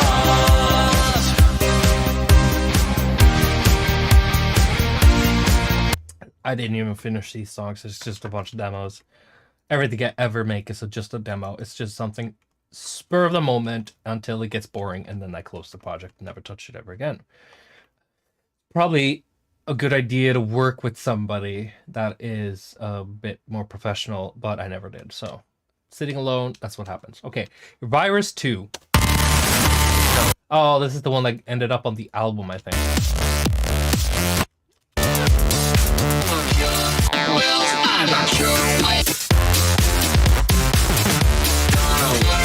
I don't even remember, but screw it. So we're getting into Winter in Hollywood right now. I kind of want to save that for its own episode, if you guys don't mind. There's a lot of stuff there. I think we're going to save the Winter in Hollywood stuff a little bit and have a separate episode just about that. And just get through. Damn it!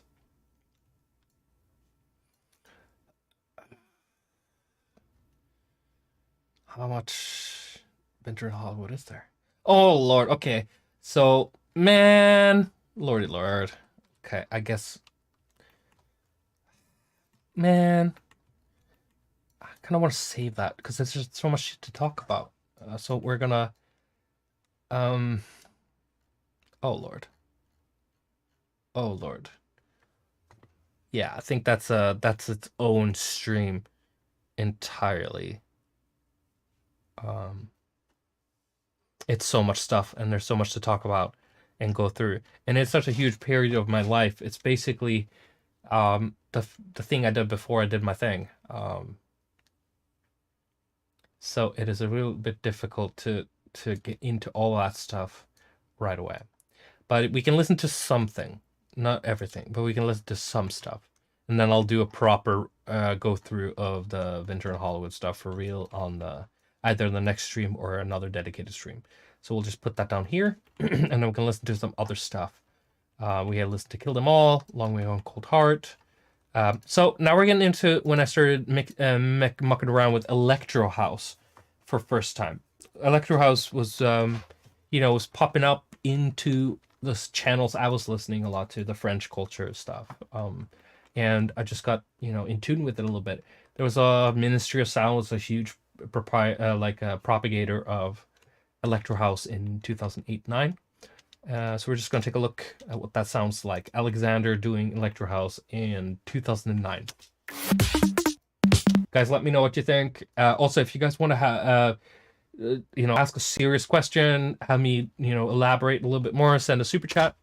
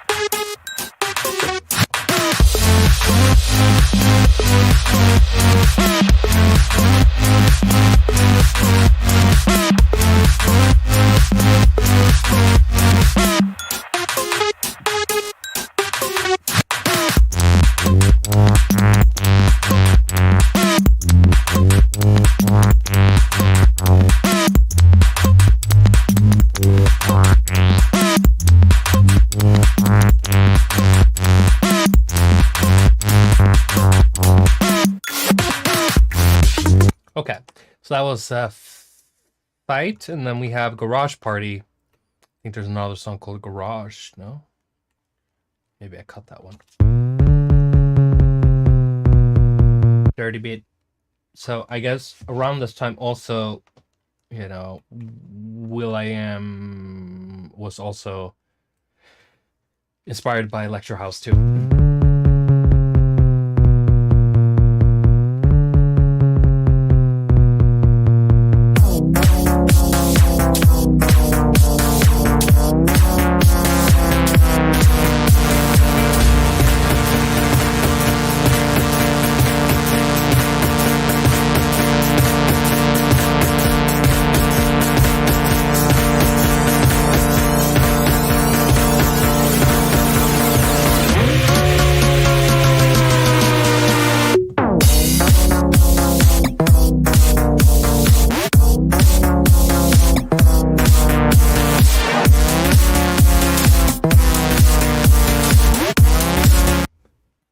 Whoa, $100. Jesus Christ, are you fucking crazy? Hey Alexander, been listening to your music for 10 plus years, and the best of it, in my opinion, is you singing. That's amazing. Survive from Oracle is the best song. Would we see demos from Oracle? Big love, Russian guy from New York. That's awesome. Thank you so much. Yes, we are gonna go through all the albums, and Oracle has a lot of yummy stuff. I really appreciate what you're saying about the singing. Sometimes it's really difficult to see that what you do is what you're good at or what you should be doing. Sometimes you want to do something else. It's one of those what's it called, circle diagrams, where you kind of like where you are in the middle, and here's what you want to do, and here's what you should do, and finding that middle place is what's important. And singing is something I've always done because I felt I had to. And over time, it became something that was more of like an outlet than anything emotionally. And around the Oracle time and Protos is when I really started focusing on what lyrics is supposed to mean. And Survive is a really particular strong track for me too, where I'm singing about something that really matters. And I'm gonna have an episode on Oracle, and we're gonna go through all the demos and what I meant behind everything. But thank you guys, thank you so much for $100. That's crazy. Thank you. And then we have Retri, of course. In Cheesy from Void, was the song meant to make fun of a certain genre? Not really. Everything I do is making fun of life itself. Life is a joke, that kind of thing. More jokery type thing. But I think Cheesy, maybe it was a little bit Cashmere Cat vibey. I don't remember, but it's not trying to make fun of anything. Cheesy in Norwegian, where I come from, is sometimes a good thing. You know, like it's cheesy means that it's like, you know, chunky, fat, amazing, or, you know, full of something awesome. So, yeah, I don't even remember what it sounds like, but I'm pretty sure it was like a Cashmere Cat kind of vibey thing. Okay, let's move on to Garage Party. Was that one we listened to?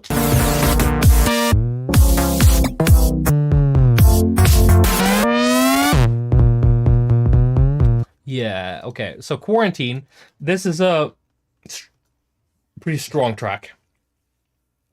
Because it is a track I've been trying to release for a long time. But because it's one of the most weird electro house tracks I've ever made, and it had like this original quality to it that I couldn't put my finger on.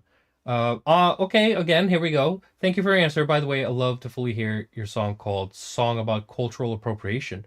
Oh, lordy lord, okay. From your Instagram. Oh, it's called Blue Chew. Yeah, it's from Vex. That's from Vex. We're gonna have a little thing about Vex. I might even release that song for real at some point too. It's not lost in the sauce. It's definitely from Vex. Yes. Blue-eyed something maybe. Anyway, so thank you for the super chat. Appreciate you. Okay, Quarantine. We're gonna listen to a track now that is how long is it? 3 minutes. Okay, so I'm gonna play that, and then I'm gonna run to the WC, the men's room, real quick, and then I'm gonna be right back. I'm gonna play the whole song. This is one of the most interesting electro house songs I've made, in my opinion. It is awkward, and this is why I like it. Okay, give me 2 seconds.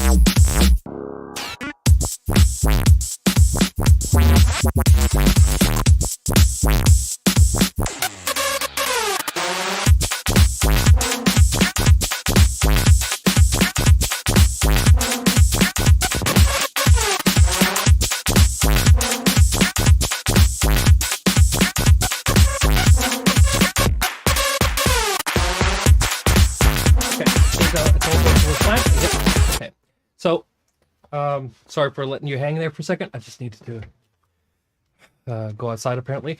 because I lied to you. I wasn't going to the WC at all. I was going to have a thing that's we're not going to talk about in the stream. Not that kind of thing. Just a cigarette.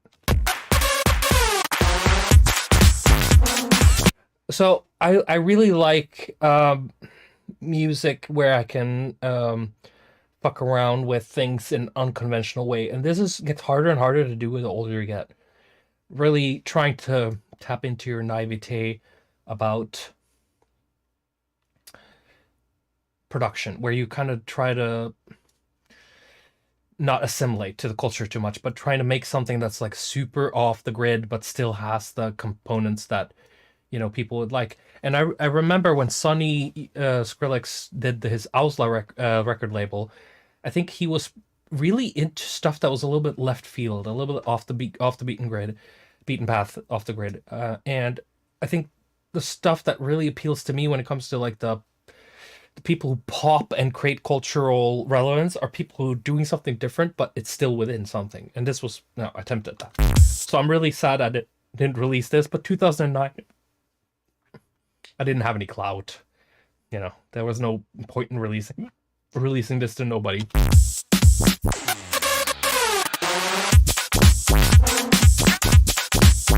So it has a little tech housey vibes to it. But it's also very like maximalist, which is a problem I have with production. I like maximalism. I'm very terrible at minimalism, which is why Hex was, if you guys have listened to Hex, it's a lot of it is me trying to, what can I cook with the least amount of ingredients just to test my abilities as a producer. So Hex is me trying to strip things down a little bit and try to make things a little roots. But this is also like, I don't know, I always liked Quarantine's a very special song to me.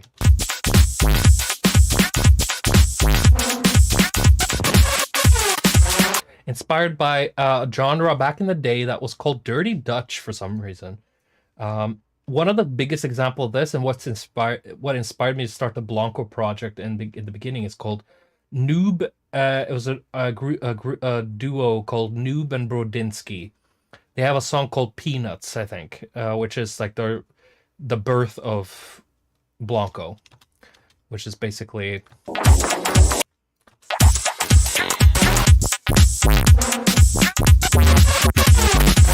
So that's a very weird song. It's got a little bit of a reggaeton type of...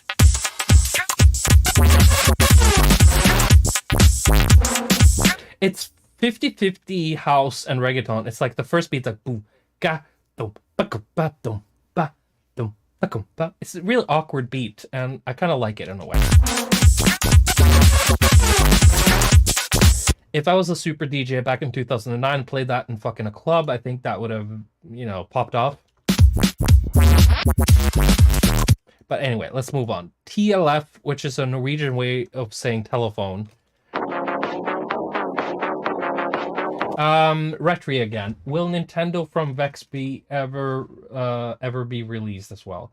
Do you have a full version of it? It's so catchy. That's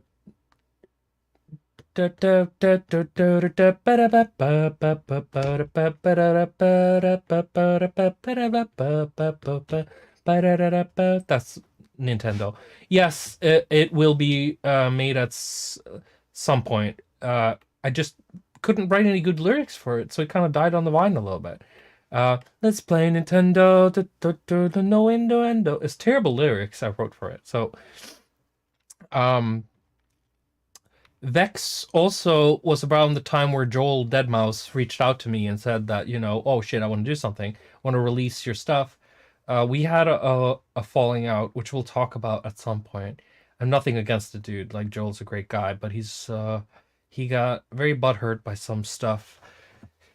Vex was supposed to be released on Mousetrap, actually. But anyway, so let's... Bark. Hi, Savant. Hi, Bark. I think I remember you from the previous streams. You also did some super chats with us. Yeah. Oh, really? Yes. Antonio. See.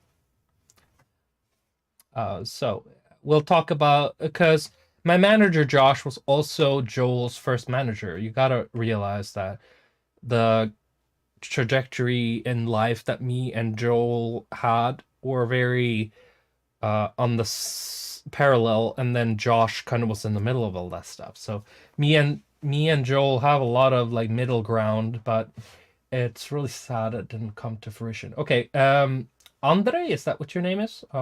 Andrei, Russian in New York. So are you confirming that at some point you will release an entire episode about Vex 2? So Vex is actually going to be released. The reason I'm doing Hex is because I'm also going to do Vex. But I'm not going to do the same songs as I did on the original Vex, because those are trash.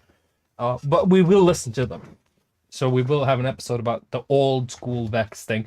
And Vex at this point will be just like Winter in Hollywood was to whatever went on Protos. Winter in Hollywood, Protos. And then you have whatever was going to be Vex in 2016. And whatever is going to be Vex in 2026. So 10 years later.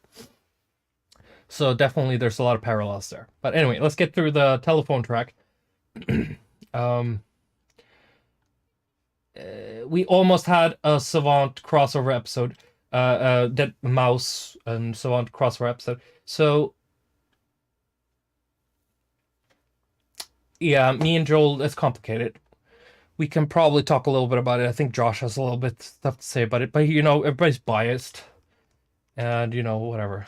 So, but thank you guys for the super chat. Like, I'll stop the stream to talk about your super chat. So if you guys want to ask something serious that we're gonna address live, then you know, super chat me. Telephone TLF.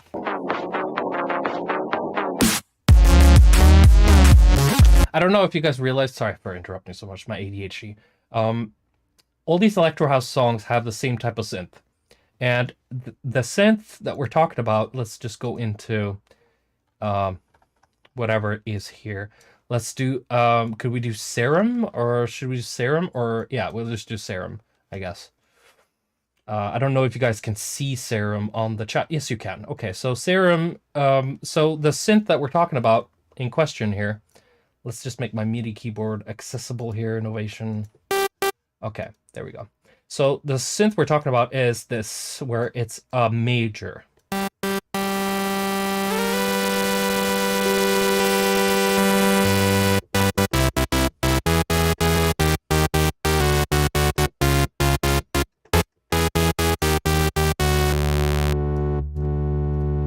Most of the time it was very similar to this, where it basically went like...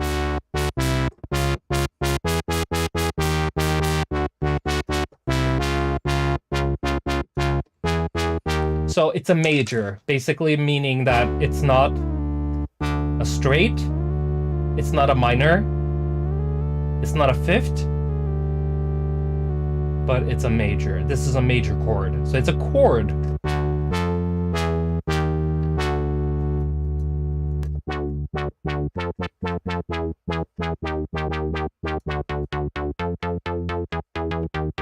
Anyway, the digression aside, all the early electro house stuff I did, including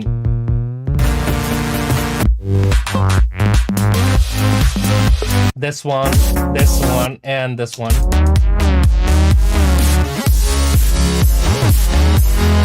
So yeah, Joel is a little abrasive, and you know, he has he's a very strong personality, let's quote that. And he's very opposite from a lot of other type of personalities out there. Which is also probably the reason why he's so popular as well, because he speaks his mind and he doesn't hold back. We'll talk, like I said, we'll talk about Joel in a separate episode. I'm nothing against the guy. He's a great producer, and he's very similar to me in a way where he is anti-establishment in a lot of ways, where he's basically very ironic about a lot of stuff he does. But we'll talk about that in separate. And the same goes for Rob Swire and Knife Party and stuff like that, where everything's a commentary on popular music, where we as a collective of Rob, me, and Joel, and probably a few other good cats are like looking down upon this cheese together. Oh, the camera is it dying? Maybe my camera is dying. No, okay. It's just turning off. Dirty Dancer. I don't know what that is. Let's listen to it. Oh, this sounds terrible. I can hear it within like 5 milliseconds if it's going to be a terrible song or not.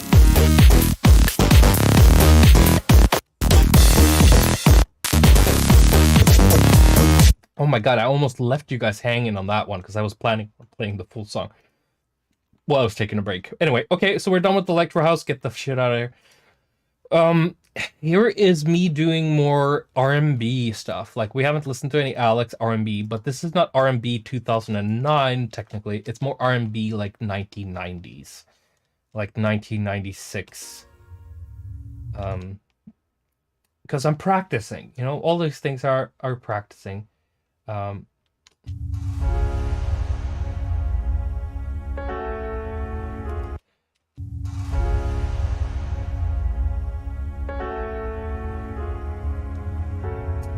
Martin Fialkowski? Is that Polish? Oh, Dzień dobry? Would that be the correct way of saying it? Is Martin, is it spelled that way usually? Well, the last name is Polish. Yeah, but okay, Martin, are you from Poland or are you American or where are you from, bro? Like, because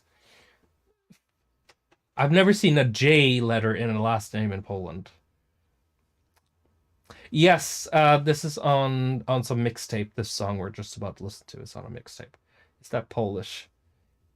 The. Okay, thank you, Corey, for the. That was a great $5 opinion. The. Okay, what the hell? Why are people saying the? Jesus Christ. Yeah, I don't know. Like, people are weird me out. The. Okay, I guess. The game. Dzień dobry. Dzień dobry. Sounds like a Polish last name, but it could be Chicago, it could be New York, who knows? Martin could also be Britain. They move around.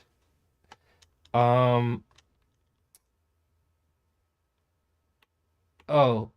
There we go. Okay, guys, fucking weirdos. Okay, Jesus Christ. Just take a breath, okay? It's probably Polish. He can't even answer it himself. Martin, clarify this thing. Are you Polish? Polski? Oh, listen. Some R. Kelly behind bars. My parents are Polish, but they moved to Germany where I was born. Okay. So Guten Tage would be more your thing? That's such a weird thing. Polish and Germany. I don't even want to step on that tomato. Oh, here you go with the Russian again. Cyrillics.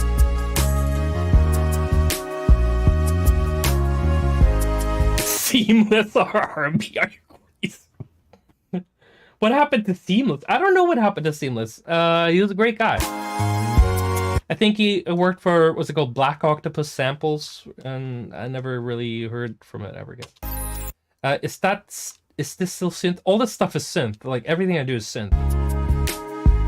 It's like a combination of samples and plugins and keyboards and whatever I can get my hands on. Give me a spoon, I'll make you R&B.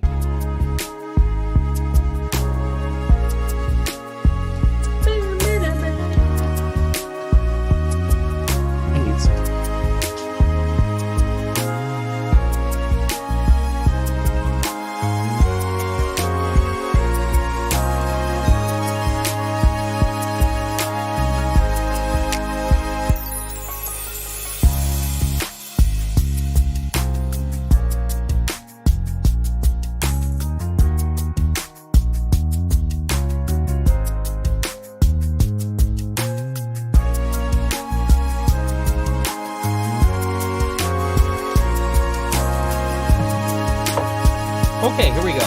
Okay. You couldn't have a more complicated nickname to pronounce, but it's a Euro, so I'm guessing you're from Europe.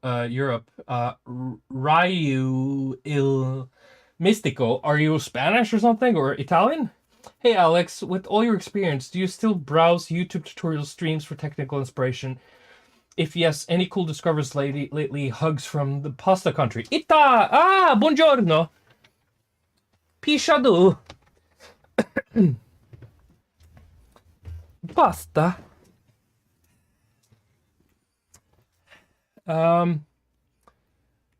So yeah, no, I don't look at tutorials anymore. I've never looked at tutorials ever. Like, I think tutorials are poison to creating your own personality as a producer or musician. So to anybody who's trying to make it, I listen. I didn't have tutorials in '97 or 2002. It didn't exist. I had to figure out the hard way, and we are literally listening to me struggling to find a sound, struggling to learn how to make things the hard way by doing it over and over, listening, trying to interpret by ear, and recreating things by ear. I didn't have no fucking YouTube channel to look to, and I never think that that's important. If you want to be a good musician, do like me. Spend 10 years fucking trying to do everything, and then you get good at shit. Fuck tutorials. And that's why I kind of feel a little bit blah about doing tutorials myself, because, you know, whoever gives a shit about that. If I'm doing a tutorial, I'm going to do such an acid tutorial that you're never really going to learn anything constructive. Please give us Heart 2. Throw the new versions of Vanity. Vanity is a terrible song. Robosexual is amazing. Door to a Room is trash. On there to beef up the track list. I get you. I respect your opinion. So sweet Shanna from Ges. My latest favorite was Slasher 2, trying to listen backtrack towards but you're like a living iPod. You release so much music. Love you, dude. Some Swedish guy just sent me $5. Oh shit, there's a lot of stuff going on there. Oh, it's another 50 Swedish crowns, which is that's $5. And oh my god, I forgot to ask, will there be an update on Savant Complete on Bandcamp? I didn't create Savant Complete. That is Josh, which he skipped out. So he can't talk about that shit right now. But I didn't create Salon Complete. My manager did, which is probably like a business solution type thing. There are so many things outside, like released at this point, that I don't know what's going to happen to Salon Complete.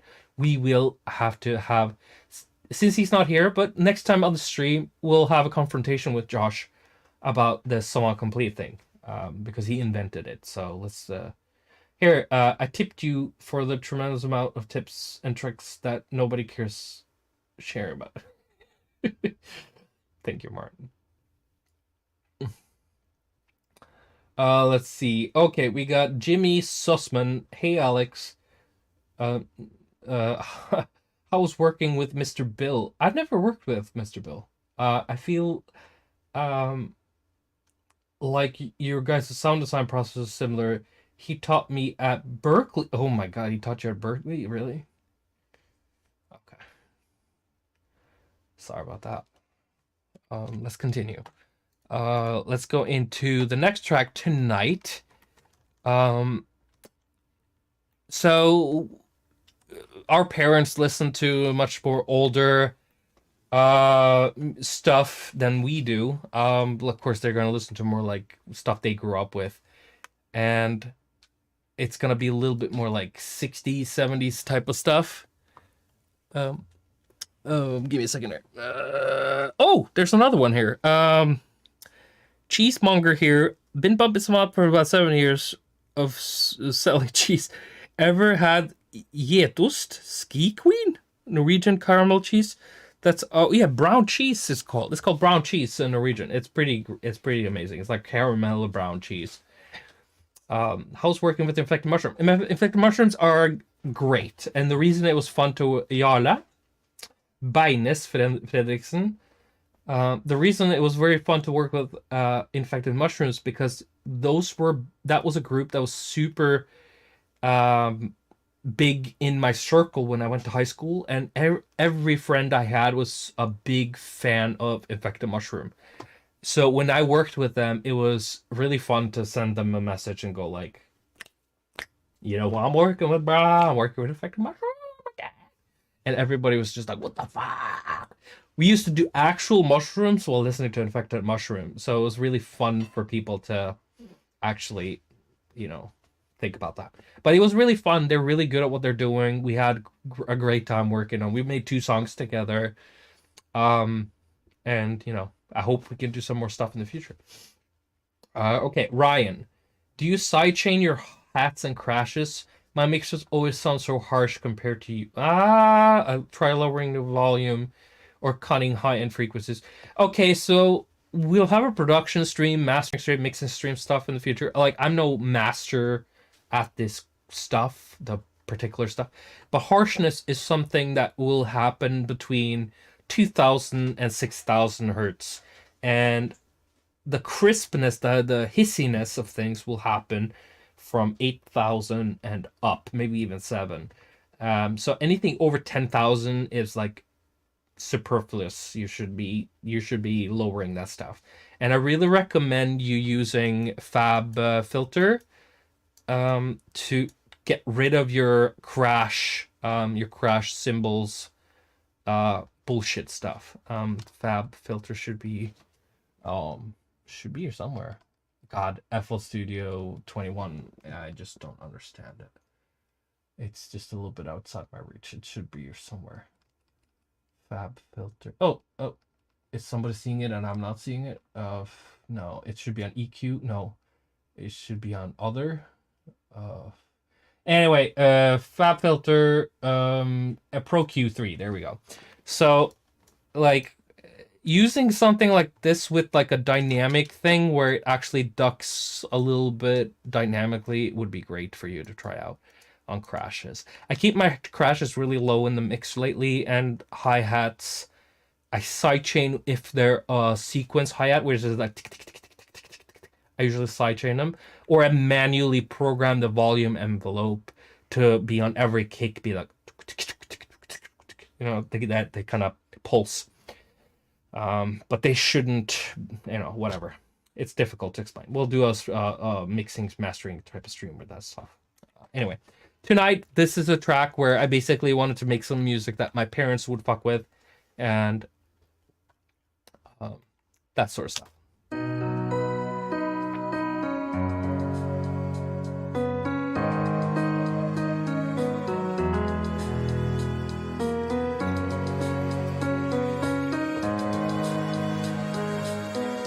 We're still in 2009, by the way.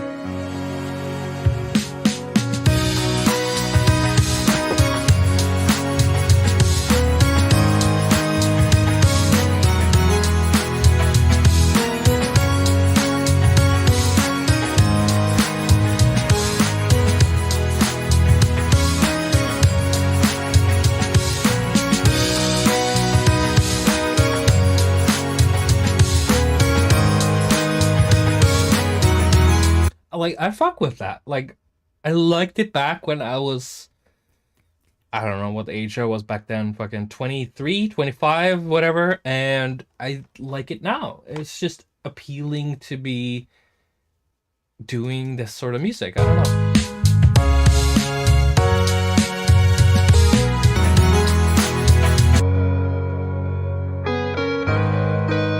Listen, I like Eric Clapton. I like fucking 80s stuff. I like 90s stuff.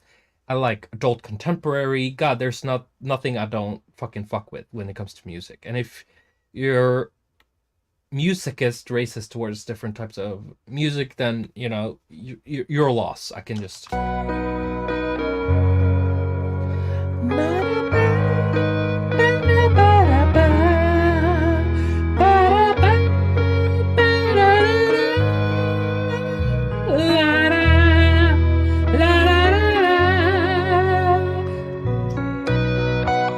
Put your hands in the air, Chicago!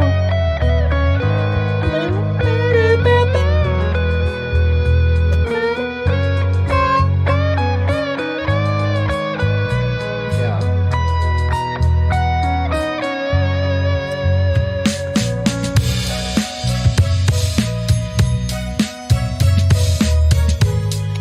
It's hard to do this sort of stuff without being ironic, but I was really trying to do this sincerely.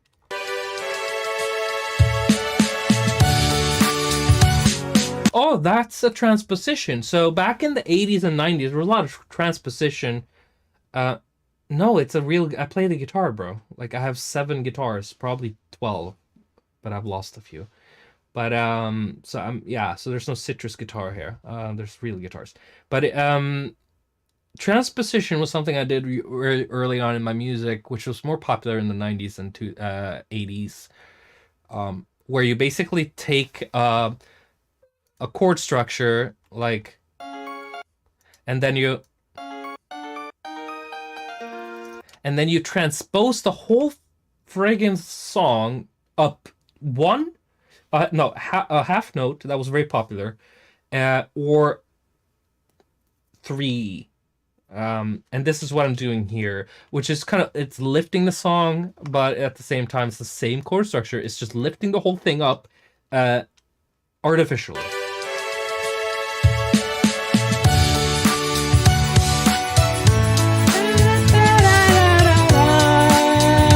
It's a little bit Band-Aid too, right? Like the whole like 80s Band-Aid, kind of like send money to other poor countries type of thing. Yeah.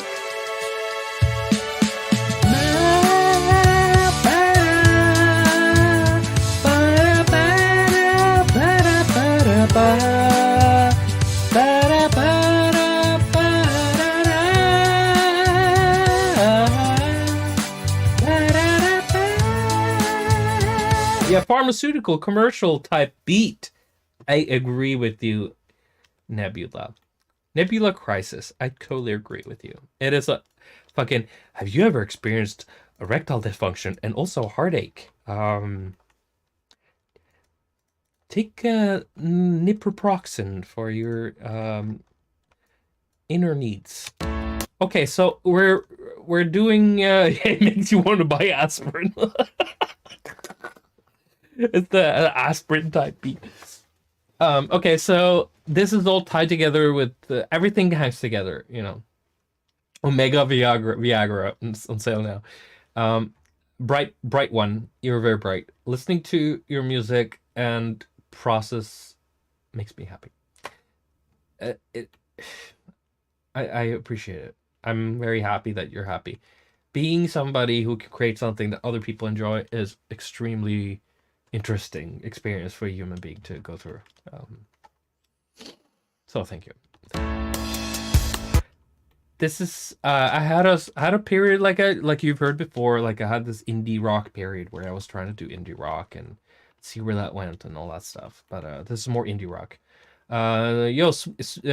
Svenskan är på kommentaren här. Drugs are bad, okay? So tack så mycket.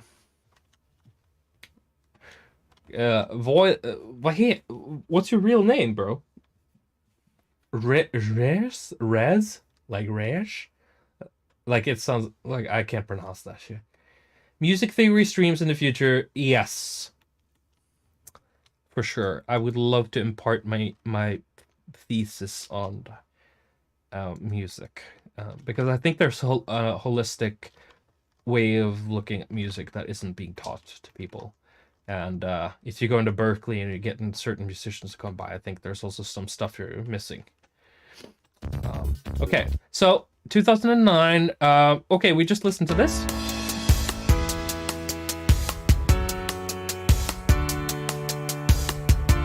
I'm a survivor. Oh, there's vocals on this. Ah! Okay, let's listen. I'm a survivor. I'm a survivor. La la la la.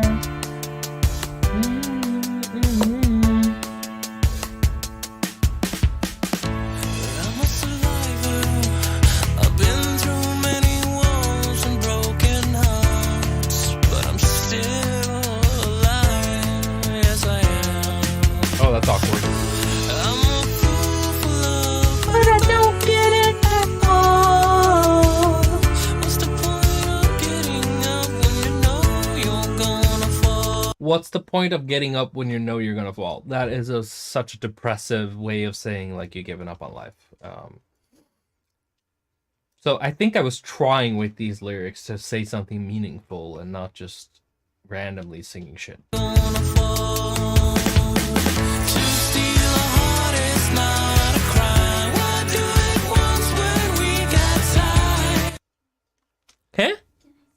you can sit there. gonna fall. To steal a heart is not a crime. What do it I like Muse though. That's Danish super music. crime? What do it want? Hourglass sucks. I don't want to bring that up ever again. Once when we got time to do it again and again.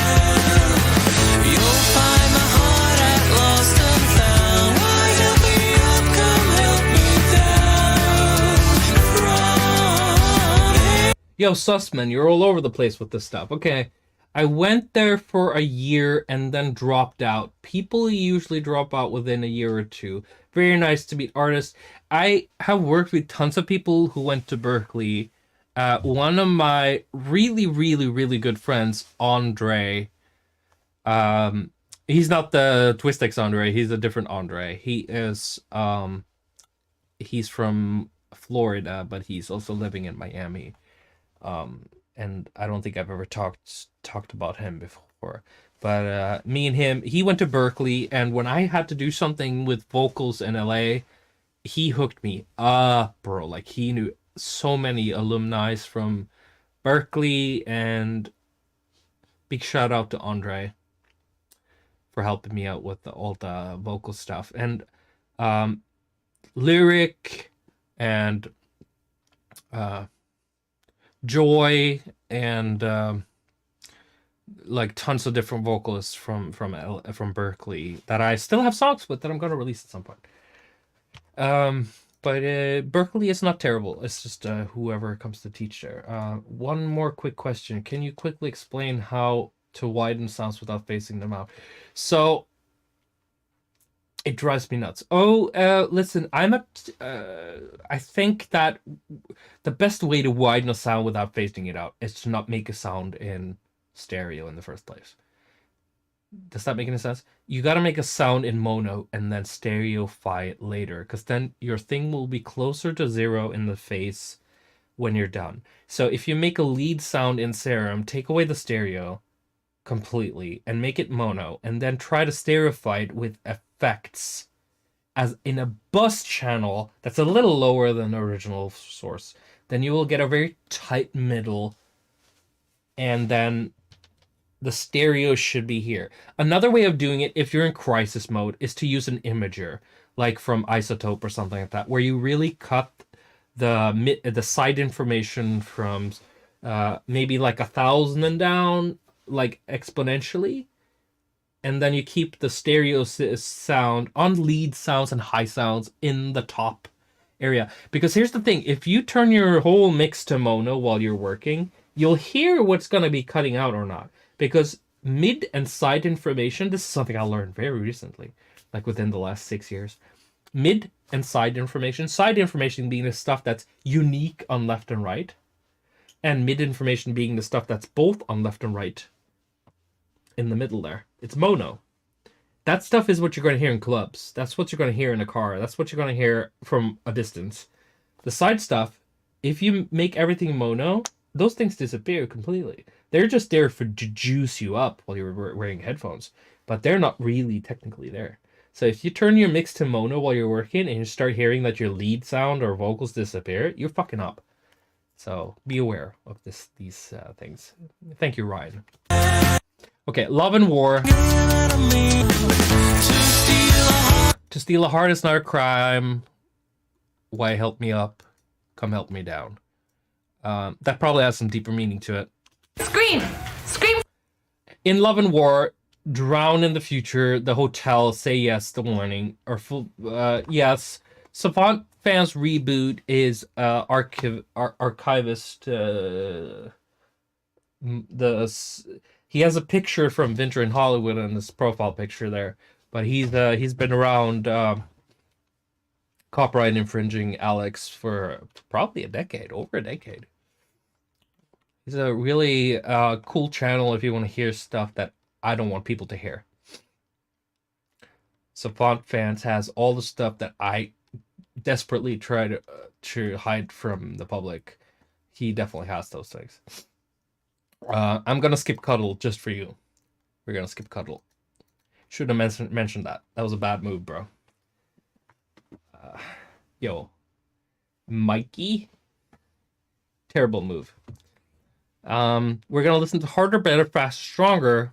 Yeah, The Warning is a great track. All those it was like an artist name that everything floated together. It was like really difficult to separate all these brands and stuff, because it's all just me trying to pretend to be other people, right? But it was called Vineyard, Paperwork, or Alexander Winter. Those were my indie rock products, even though I had some black metal stuff under that stuff. That's a copy of... Yeah, right. Okay, so Harder, Better, Faster, Stronger. I don't know if you guys... Yeah, what's your real name, Savant Fans Reboot? Like, tell me your real name so I can get closer to you. Not in a creepy way. Not in the, like, murder you type way. But I like, you've been around for a long time. I appreciate your work and like, you're hardcore, you know? Let me know who you are. Like, what's your first name? Like, let me know, so I know what to call you. Because Savant Fan sounds cringy as fuck for me to call you. Please. Am I right that Love remaster samples? I don't remember Calypso. I just don't remember. We will take a gander at that. I don't think it samples The Warning. Yo, Savant Fans, come on, step up to the plate, bro. I'm asking you for simple question. What's your first name? I just want to know what to call you, so I don't have to be cringely Savant Fans, you know. And you know, it's very fun to talk to you about your perspective on this stuff. You just give me a first name. Where are you from? What country are you from? Like, give me something. Because I think I remember something back in the day before you had the reboot page, that you said something about where, but it's so blurry to me. But I don't think Love samples The Warning, guys. I think that it's an original. I'm pretty sure it's not sampling. Nate? Is Nate the name? Okay, Nate. So you're American? That sounds very American. Nate. Like Nathaniel? No. Nathaniel, there you go. I knew it. That's such a interesting thing. Okay, cool. I'll call you Nate from now on. I don't want to call you Savant Reboot, whatever. Anyway, thanks for your dedication, Nate. Nate Fans Reboot. There you go. The first one probably got smacked hard by some copyright strike stuff. USA, but lived in Japan for a while. Oh my god, that's complex. That's complicated. Either that's by choice or it's not. But you know, I believe it's from choice. So we're talking about Daft Punk right now, and you know your boy has the original Daft Club card, and you cannot dismiss this original thing. I bought the CD back in 2001, I think, or 2000, whenever it came out, and it was a very difficult album to swallow at first, but because I didn't like house music. It was very repetitive, and it was very like annoying. But over time, it kind of grew on me. But this is my version of Harder, Better, Faster, Stronger, and I have versions of almost all of Discovery's tracks.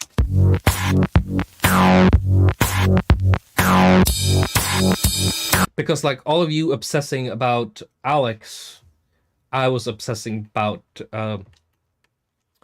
Guy Manuel, and Thomas.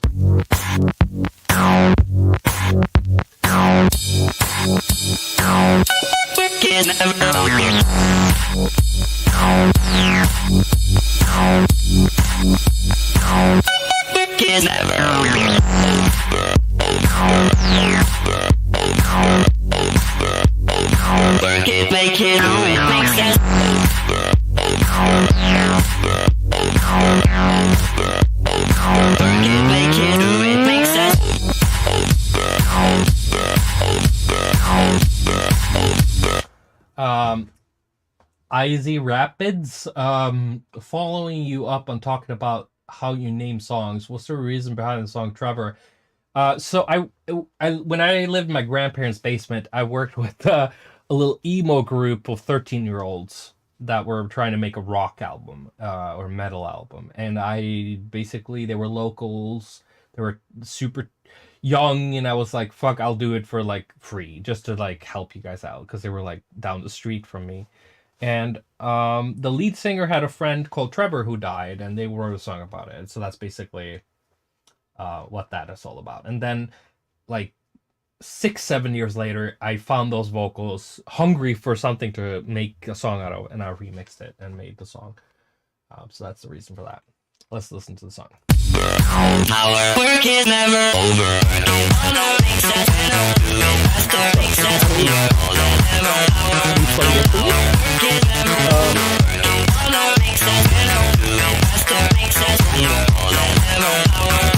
Our work is never over.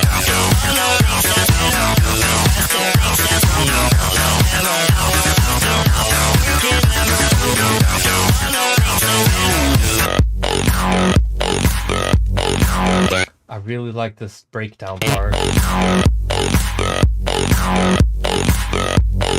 I didn't notice before now that my cap and my sweatshirt was the same thing.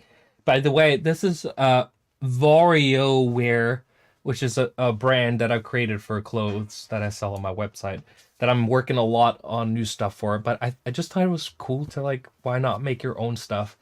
And I went to school for art direction and design, graphic design, which doesn't explain my terrible artwork for Savant covers when I made my own. But I do like logo types, and I'm good at giving directions to good people who are great at what they do.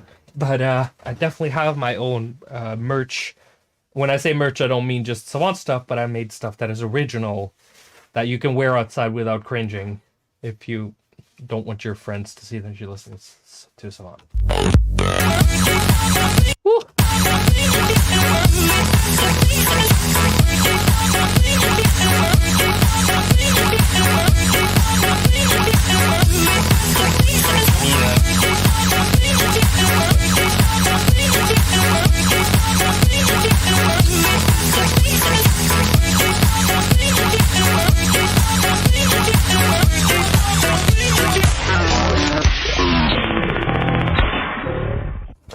I don't know. I just had like a intrusive thought to do that. So, message retracted. Okay, shirt. Yeah, cool. That's awesome. I like these shirts with this logo on it. I have a few. I don't have all of them, so I don't really know what all of them look like. So, Good Times is a Prince sample, so we're gonna skip that, because it will get copyright striked. But this is that. That's all I'm gonna play. It is out on probably Savant Band's Reboot. Anyway, okay, Jax Daniel, Bright One. This dude is a freaking genius. Who's a genius? Me? I don't know what you're talking about. You should fill out your message more, so I don't know. I know what you're talking about.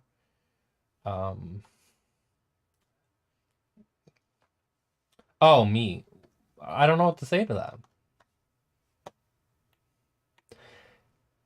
The bucket cannot say that it's a bucket. Does that make any sense? Like, does a bucket have that sentience of telling you that I'm a bucket?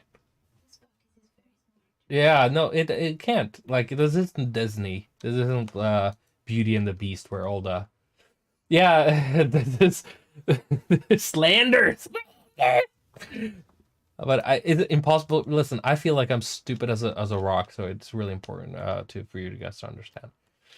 You can never reach any mountain because there is just a hypothetical one. But I want to be a lover. That's the sample from Prince, and a lot of the stuff that I wanted to do, those sample core type house songs, I really used to sample hard, and that's why I can't play it. Anyway, Crossfire will spare Jack Daniels for when we're doing a Savant oriented stream. I'm gonna spare a lot of the Winter and Hollow stuff. moving into 2010. This is a very big year because it's the first year before launch of Savant, for real. And like I said before, guys, if you guys want to say something I want to stop the chat for to comment on or ask me a serious question, send me a super chat. 2010 was a year where me and my buddies at D-Pad Studios, they were creating Owlboy, and I was hanging out with them a lot, and we came up with these ideas for games we never made, all that stuff. And this was a song I made for a game that I feel like there should be another song here. I feel like this one track isn't enough. Theme, there we go. So let me find that real quick. We need to find that. It's in games. It's in...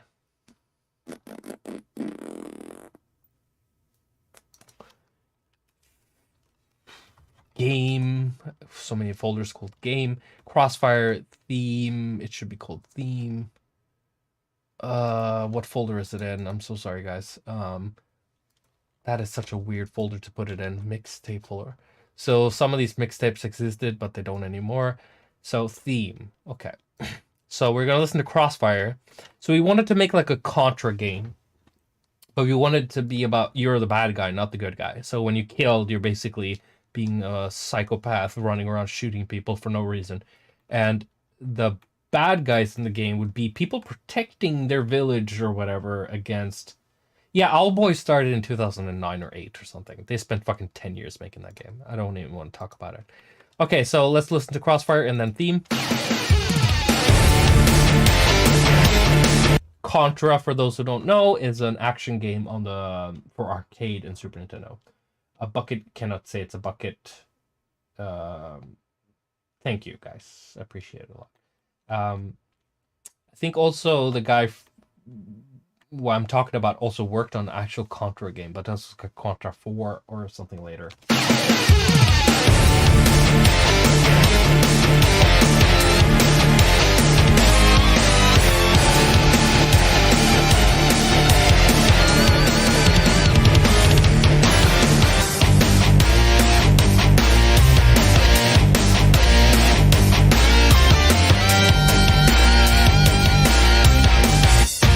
By the way, you talked about GoldenEye. I'm working on a game right now that is literally like GoldenEye. If you follow my Instagram page or whatever, you would see that stuff. I'm working on a game called Deep State with music, and we're literally recreating GoldenEye. This GoldenEye soundtrack. This doesn't sound like GoldenEye, but Deep State sounds like GoldenEye. You should check it out on my Instagram. This is more like Rammstein if it was like made on a computer. Any and possible anthology release subsequent. So yeah, we'll talk about that. We can actually just go through it on the stream. I think it would be better because I don't have time to do a data crash right now.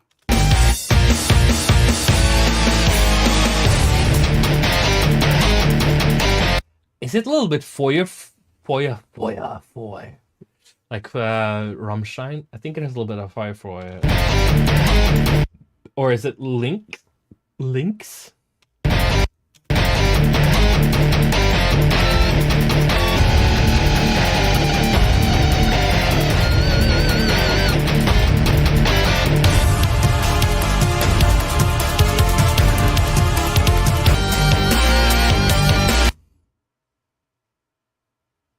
Yeah, I mean when I say foy, I mean that kind of like similar riff. But anyway, here's the theme to that game. Der Meister. No, I don't think it's Der Meister. It's not Der Meister. Der Meister is a completely different song. Talk about foy. So this would be the theme to this hypothetical Contra game. We called it anti-Contra for some reason.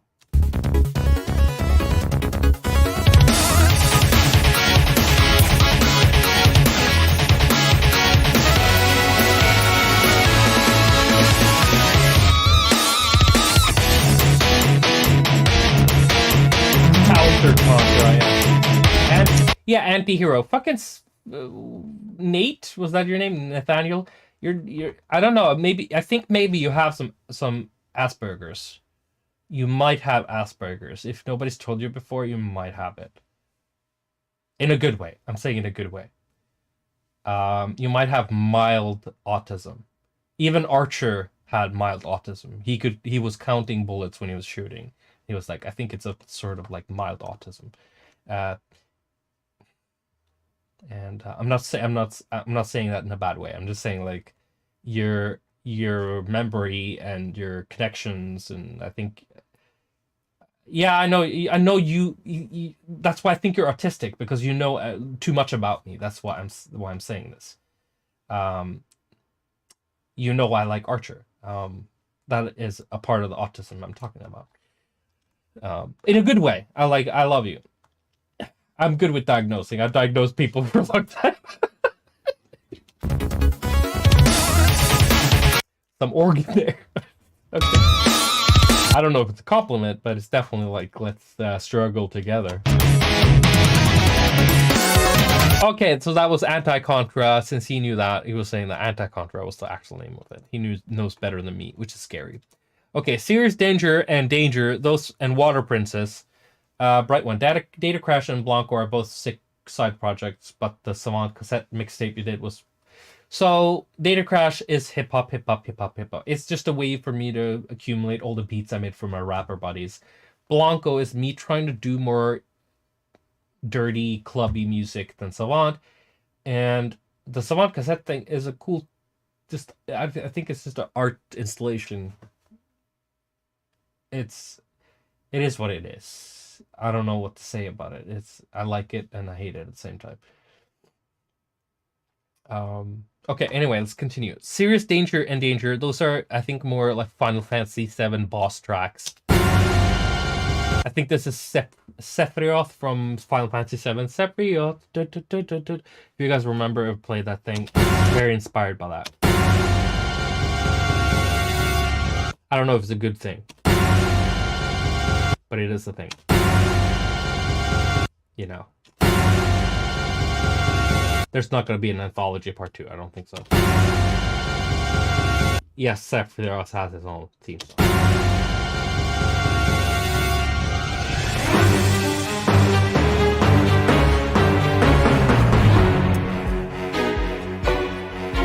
Sephiroth!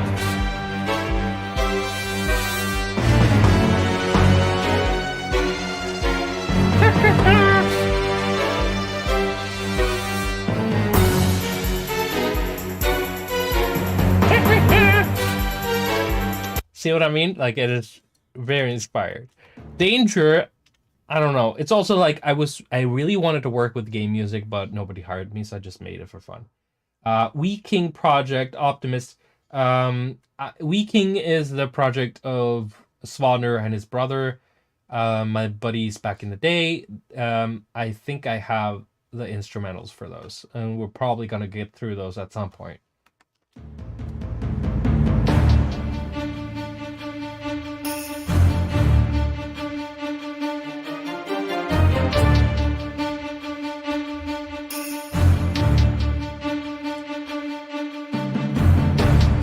Rocket League is Monster Cat, bro. Yo, Bright One. Turn up the lights. Turn up the brightness a little bit on that one. It's Monster Cat. Rocket League is Monster Cat. I don't know. Can anybody fill him in on that stuff? Hey, somebody fill him in on the Monster Cat stuff, please. Okay, anyway, Ice Princess, this is a song. Oh. Skip. Voyage. This is actually, yeah, me and Monster Cat, we had some beef.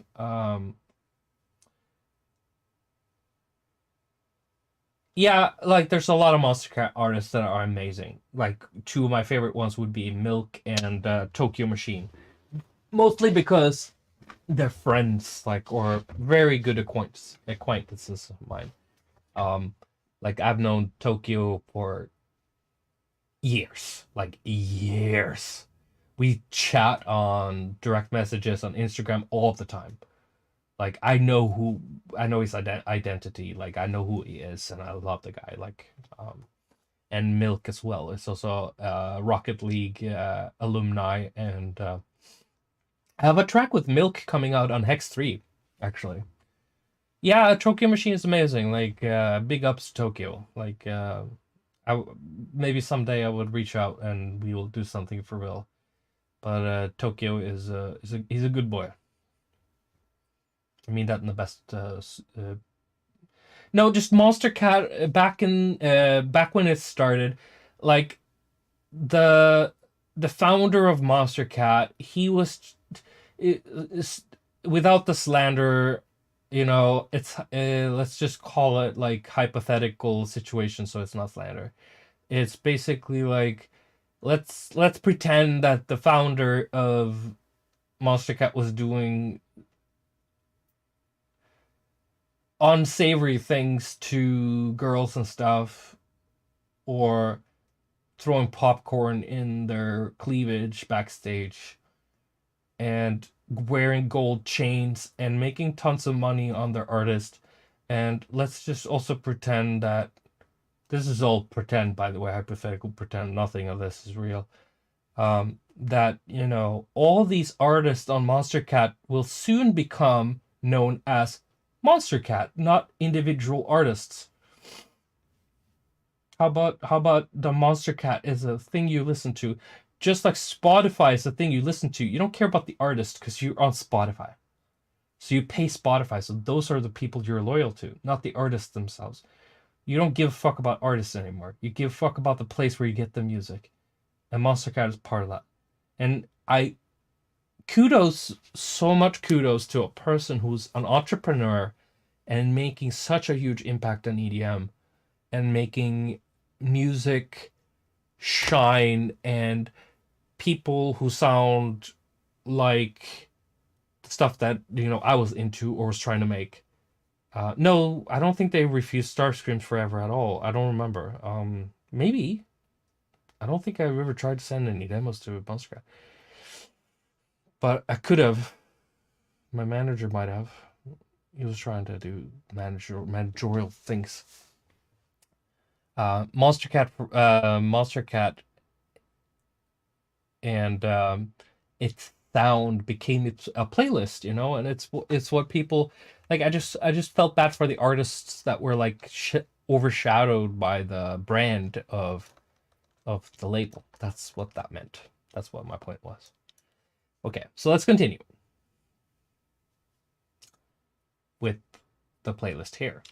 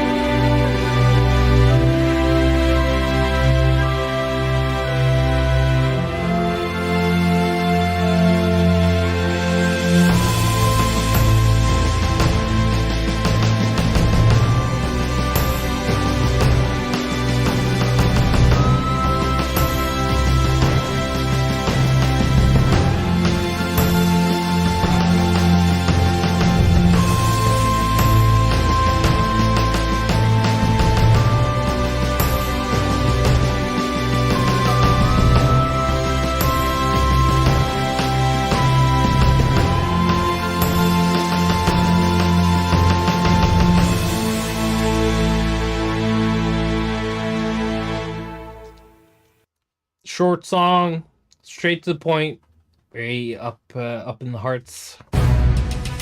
Storm. Okay, I guess there's a couple soundtrack things before we get to.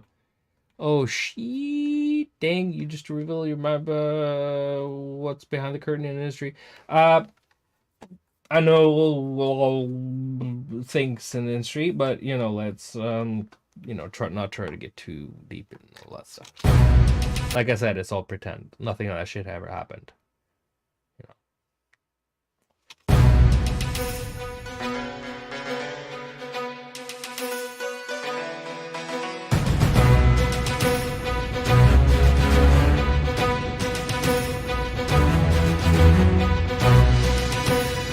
Oh my god, that's generic. Okay. It's just practicing getting the instrumentation right when you're doing something in that vein. I think that's what that is. Yes, it's just me practicing.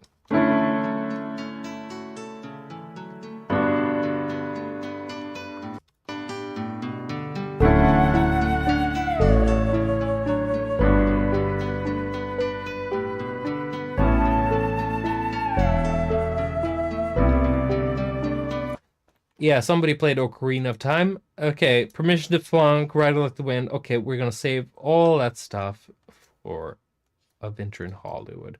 Because it's a schmood. It's a schmood thing, you know, it's a mood thing. And I'm not in the mood for it today. I think that's its own kind of stream. God. More metal. I'm not in the mood for this either. Can we just talk for a second? I need to take a break from all these fucking old tracks, dude. Like, it is really painful to go through all these things. Oh, by the way, yeah, I told you earlier on the stream, I found some old tracks. So, I found some old tracks. Let me share the screen with you and shut down FL Studio for 2 seconds. Let me just figure out how to do this. Is this gonna work? You guys see that? Okay, so this is my music player. Look at my cool background. Can you see that? Do you see that background? Can you see that? Do you see the background? Can you see the background I made? A little sunset. It's cute. Yeah, Winamp is the only music playing software, and it's I feel like I'm part of some sort of underground resistance for using it. Let's talk? What do you mean? You just said let's talk. Oh yeah. Oh, sorry. It's autistic again. I don't understand. So I really like this backdrop. I don't know, guys. Do you guys see what I've done with the logo? I chopped off a little bit. I've trimmed it a little bit, and also widened the distance between the letters. I just felt it gave it that kind of like, you know, I don't know, swagger. You just want farmer presets? Well, that's gonna take a while. Okay, so these are tracks I found on old hard drives today from 2004. So I just wanted to show you guys some stuff from 2004 real quick.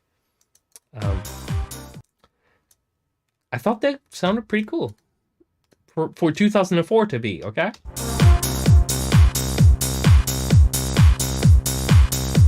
What do you edit, design your art with? Photoshop. I'm a slave to the idiocracy.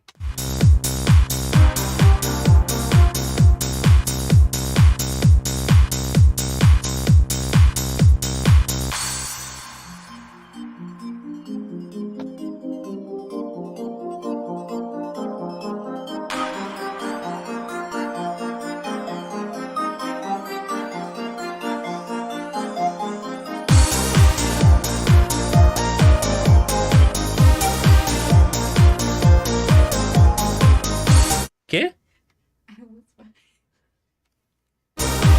Oh yeah. How old were you in 2004? Everybody in the chat, what was your age in 2004? Be honest. What year? How old were you in 2004? Some people were born pre-2000, 14. Okay, so around my age, 3 years old. Okay, so Gen Z. 8, Gen Z. No, okay, I'm a little millennial vibey. Okay, 10, mere child, 5, 9, 7. Okay, 13. Almost the same age as me, though. So you're a little younger than me. So you're in your 30s, bright one. There's no 6. Yeah, there's some 6 there. There's some 6s here. 2004. How old was Alex in 2004? I was 10 in 2000. I was 10 in 97. 98, I was 11. 99, I was 12. 2000, I was 13. 2001, I was 14. 2002, I was 15. 2003, I was 16. Was it 17 in 2004? You were 17. I was 17? Are you 73 years old? No way, bro. Like, get the fuck out of here. No way you're the greatest generation. Martin keeps retracting his messages. So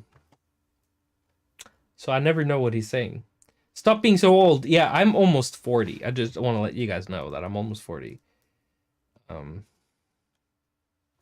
And it feels weird to be in a generational thing where you're almost...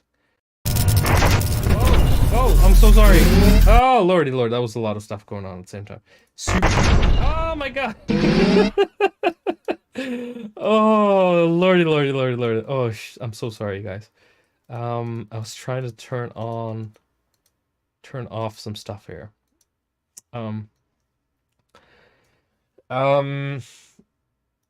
Yeah, so in 2004, yeah, sorry for a jump scare. I'm OBSing, and I'm clicking wildly inside of OBS. So a lot of people here seems to be around the age of between 5 and 16 around 2004, which is, I was 17, so I'm a little bit older than all of y'all. 87. Shut the fuck up. Nobody's 73 or 84.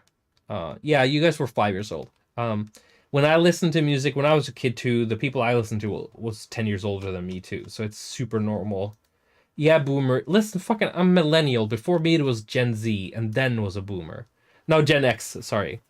Gen X was in the 70s and 80s, and then... So... I look great for being that old. Like, I look fat for being so old.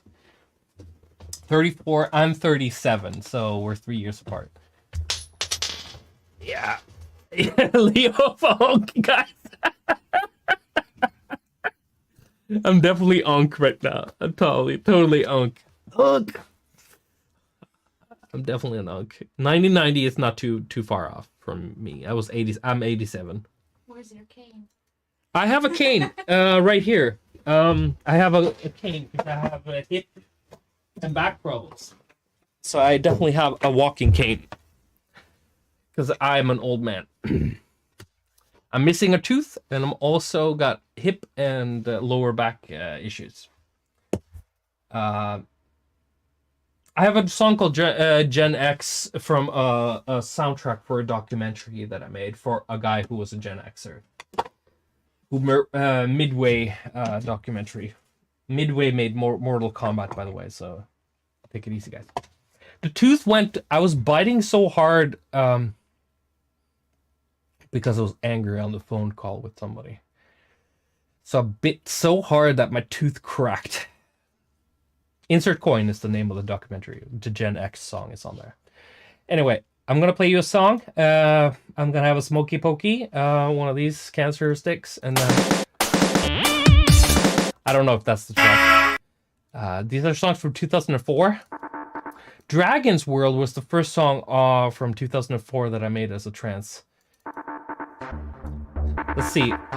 So all of these sounds are Oscillator 3, OSC, whatever you would call it, in FL Studio 4. This is Fruity Loops 4.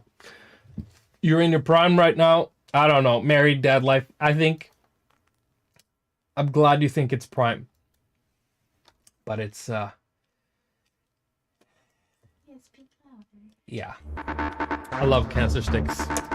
Okay, I'm really sorry, guys. I'll leave you to this. And I'll see you in 2 seconds. Oh, you can't see that? Doesn't count you. Oh, Lord. Okay, there we go. There you go. Have fun.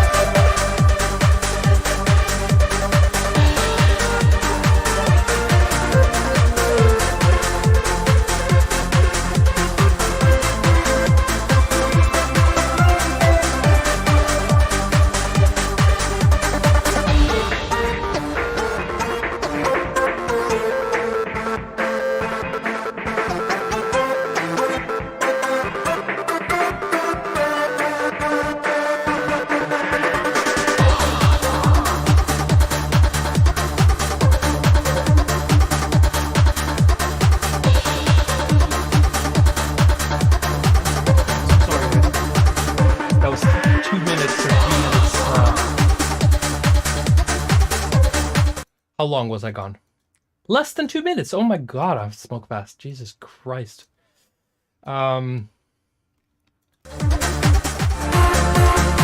This is pretty shit. Okay, let me check the equalizer on this. I think I might have put on an equalizer. No, I didn't, actually. Good, okay.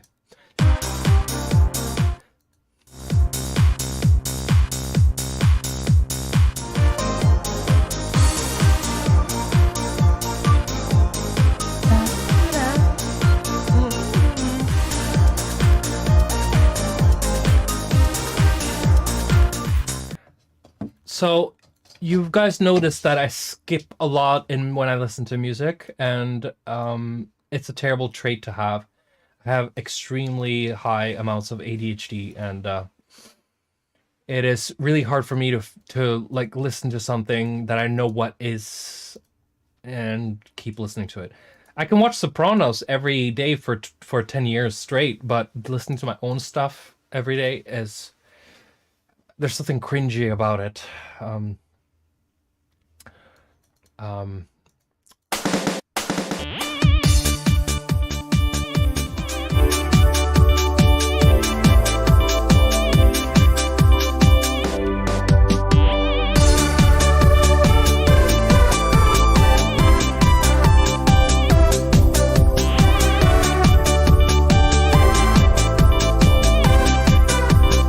2005. Okay, so this was made in 2005. So how old? I was 18, 17, 18 years old. Which is way worse than what 18-year-olds are punching out today. But we didn't have tutorials back then, and trance was the only thing that was like, you know, EDM, except for house and all these other things, of course.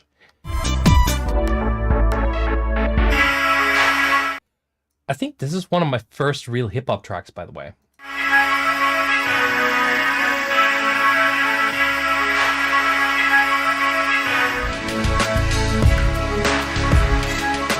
Oh, this hip-hop track is made on a Korg Triton Extreme, which is at the time was a $3,000 or $4,000 keyboard that I actually bought by working as a telemarketer.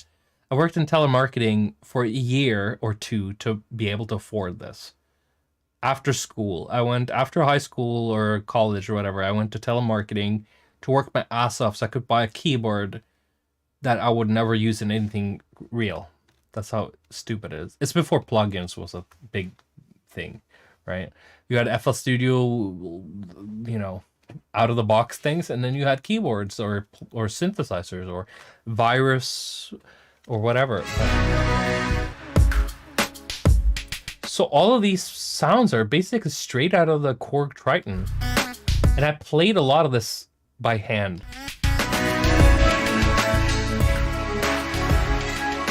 Harpsichords.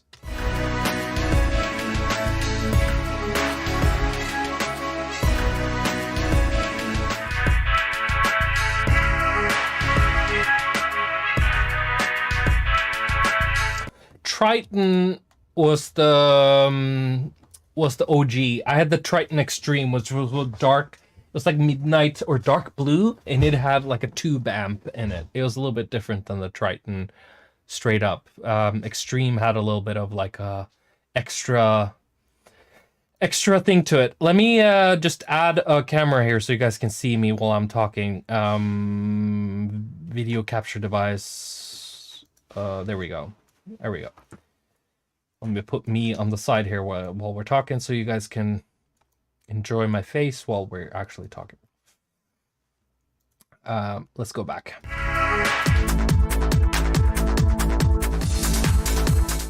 I'm the biggest Sopranos fan on the planet Earth. I think every day before I go to bed, I contemplate making a YouTube channel specifically just for Sopranos content. I know so much about Sopranos. When I watch Sopranos, I know every dialogue they're about to say before they say it, and I watched every episode probably 600 times. I watched Sopranos every day for the last 10 plus years, 15 years probably. Before I go to bed, I put on Sopranos on my laptop and fall asleep to Sopranos.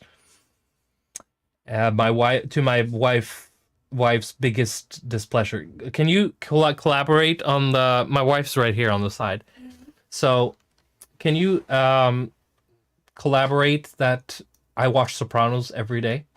Absolutely, every day. Every night. every night. You're talking with them. The Yeah. dialogue of the show.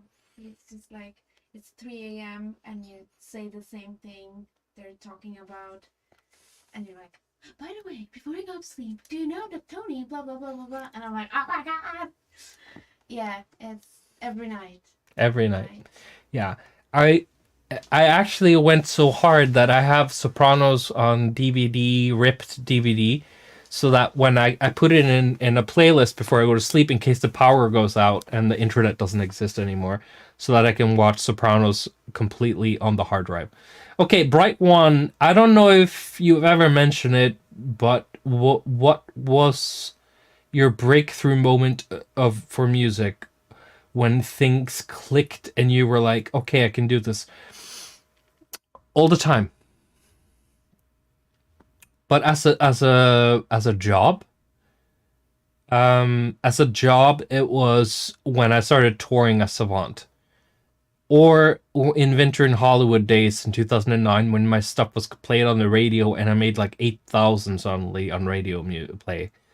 I got a check from my publisher in Norway and I made like $8,000 over summer in 2010 for having a song on the radio. Bright One again. Thank you for $2. I don't know what that's gonna get me. A pack of gum. Win Sopranos. Sopranos is my favorite show all time. I'm super grateful. But if I was to watch one thing forever and ever for the rest of the time, like I was in hell, like in a South Park episode where it's like, oh, you have to choose one thing you're gonna watch forever. I would watch Sopranos or a Sopranos episode on a loop. If you guys haven't watched Sopranos, it is the best TV show in the world. And one of the biggest reasons I love Sopranos is because it doesn't have any diagenic music in it. Or I think that's the word. Where it doesn't have any background music. It doesn't have a composer. It doesn't have any music. So you can watch it and fall asleep and there's no background music other than the music they're listening to. And it's a very big deal to me that it doesn't have any music for some reason. Funny question. Opinions on Porter Robinson, Alora. Porter Robinson was a huge thing in 2011 or 12 when he came out with the Spitfire EP on Ausla, I think it was. Like, I wouldn't have heard of Porter Robinson if Skrillex didn't pick him up, to put it that way. And his first stuff was definitely like he got Knife Party to work with on the remix. I don't know if Noisia was involved, but it was definitely like a big deal. I'm super grateful to Bright One. Thank you, guys. Thank you, Bright One, for contributing so much with the super chat today. I really appreciate it. $50 in Norway is like a days of dinner and food. It's really appreciate that. Porter's World's album is really good. So outside of the Ausla stuff, I never really got super into it. I think he is an extremely prolific guy, and I respect him a ton.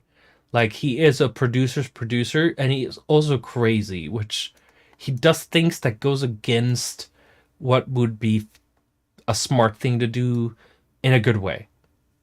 He takes risks, and I really appreciate him for doing that. We come from different backgrounds, of course. Like, he's doing more like hyper pop and stuff like that today. And if I was to do any sort of like similar type thing today, it would have to be something completely different, because I'm way more into mainstream than I think Porter is. Your opinion on Tear Out and Death Step. So, are we talking about like the void slash oh, I'm blacking out right now. Guys, what's the guy behind Void again? I'm so sorry. I'm just so overstimulated. Void goes hard. Yeah, sudden death. Yeah, sudden death. I'm so sorry. I'm super sorry. Sudden death. I like him a lot. I think he does great stuff. I found out about him because people were, when I released my album Void, people were commenting to me, "Oh, you know, there's an artist called Void, and you know, you're ripping him off or whatever." And I was like, okay. And I checked him out, and I really like his visuals and his stage presence. And I think he's really cool. Tear out artist, like, I don't understand. Tear out was a word we used in 2009 and 10 for stuff in the UK underground that was a little bit more bro steppy than the UK underground dubstep stuff. So whatever's tear out today, I wouldn't know what is. Odd Prophet, we follow each other on Twitter. I think he's a cool guy, but I don't really know what you guys mean when you guys say tear out. Just harder dubstep. No, I don't listen to dubstep. And I never did. Fun fact. Heaviest dubstep. Great. Have you heard Headbanger? Have you guys heard Dead Headbanger, bros? Like, let's check out Headbanger. What genre is this? Headbanger. Oh, I tried to send that to somebody. It should be in the Void folder, no? Headbanger. Oh, it is in a different folder completely. It's in 2020 to 2004. Savant Heavy. Savant Unreleased. Soft. Savant Heavy. Is there an album called Heavy here? There we go. Heavy. Headbanger. Let's see if we can find Headbanger. Is this tear out? Like, guys, tell me. I don't know. I don't even know. What is this? I'm gonna get to you, Laura.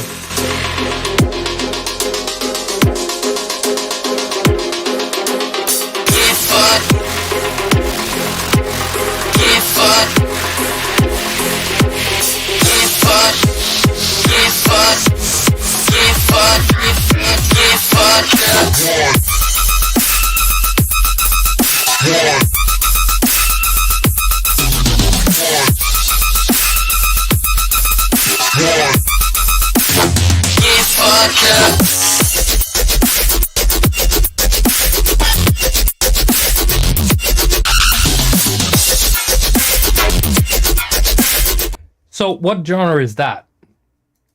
I'm just wondering. Like, I don't even know. Is it like proto-ridden?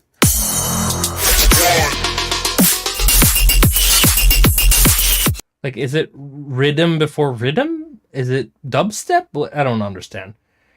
I don't, like, tear out is such a weird thing. Okay, Bright One. Oh, Alora, sorry.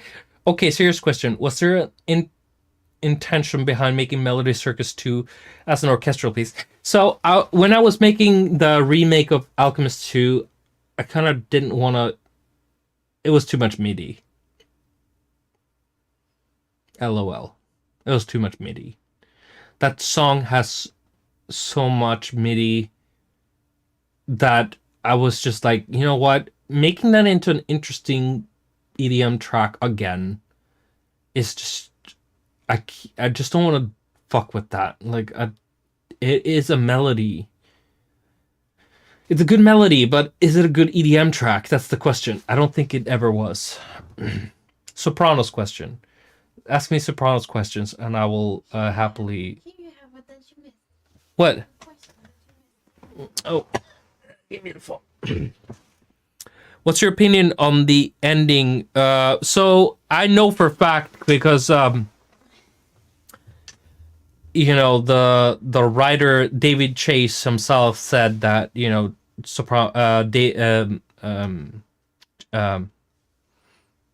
Tony gets killed. Tony gets killed at the end of the show. I think it's a very bold way of ending the show to go straight to black. I don't want to a spoiler, whatever, but it's a very bold way of doing it. But he definitely got killed at the end of the show, and everybody, especially James Gandolfini, was super tired of doing Sopranos. He needed to go. He ate himself to death.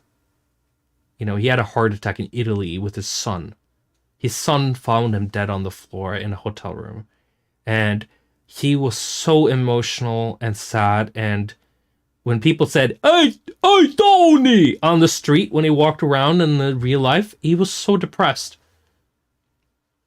And, you know, I understand what he went through, but it's like, I think I was super happy when he was off the show, and I think everybody was like super happy when except for, you know, the smaller characters, they wanted the show to keep going. But David Chase and James Gandolfini, they wanted the show to end. They were sick and tired of it. They wanted it to go. And there's an episode called Sopranos Home Movies, which the last episode reflects to, where there's a bell sound when he's sitting on the pier, hearing a bell, and he's talking to Bobby Buclieri about, like, do you even know if it's when you're gonna go, when it's gonna come? And then Tony says, you know, people like me, we either go hard while we're standing or we go to jail. There's only two options for people like him.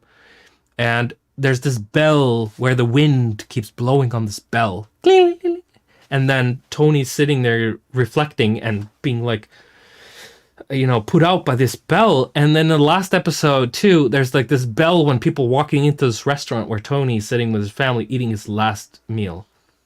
And the same bell sound, and he's looking at the door every time there's like a group of, like, you know, gangsters coming in. There's a guy, like an Italian guy in a leather jacket, members only jacket coming in, and, you know, all these people are like, who could have killed him? And then you kind of go back to the fact that in Godfather Part 1, I think, Al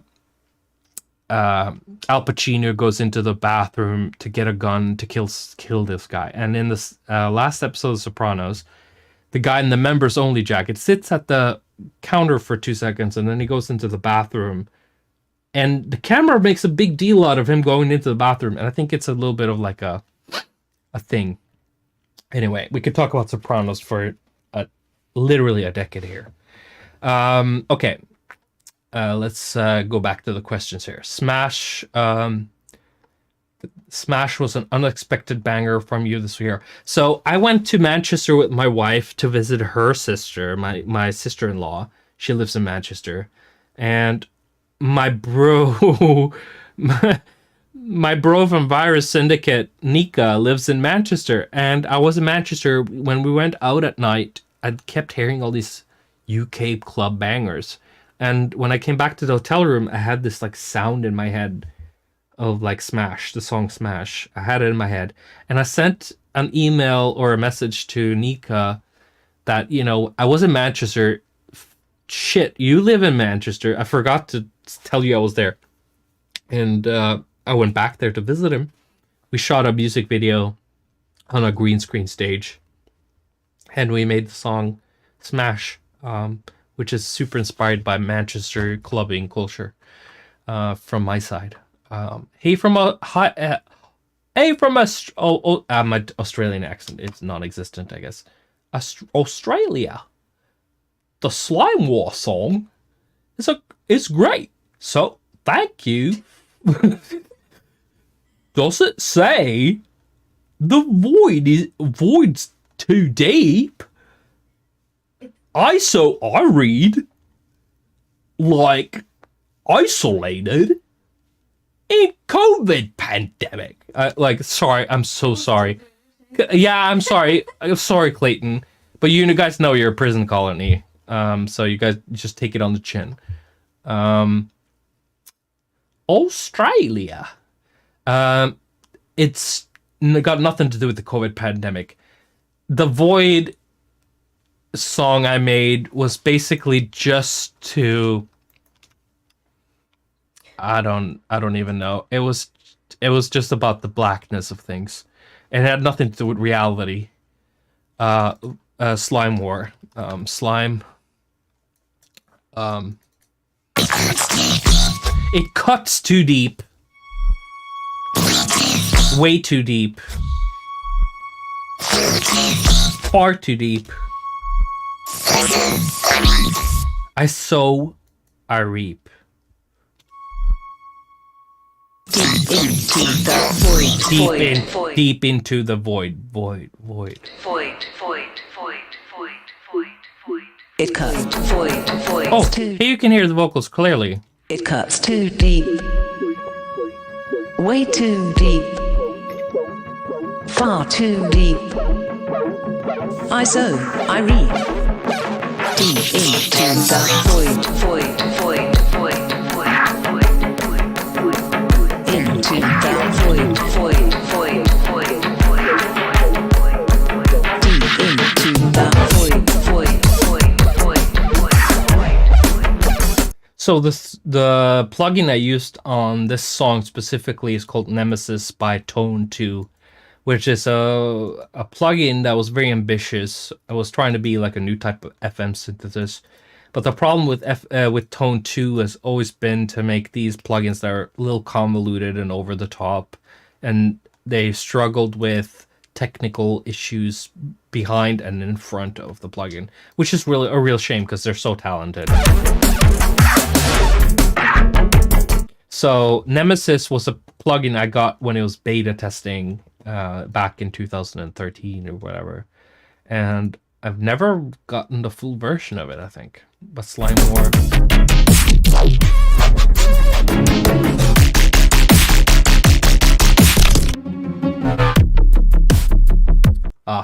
Krang. Or no, Void, I think it was.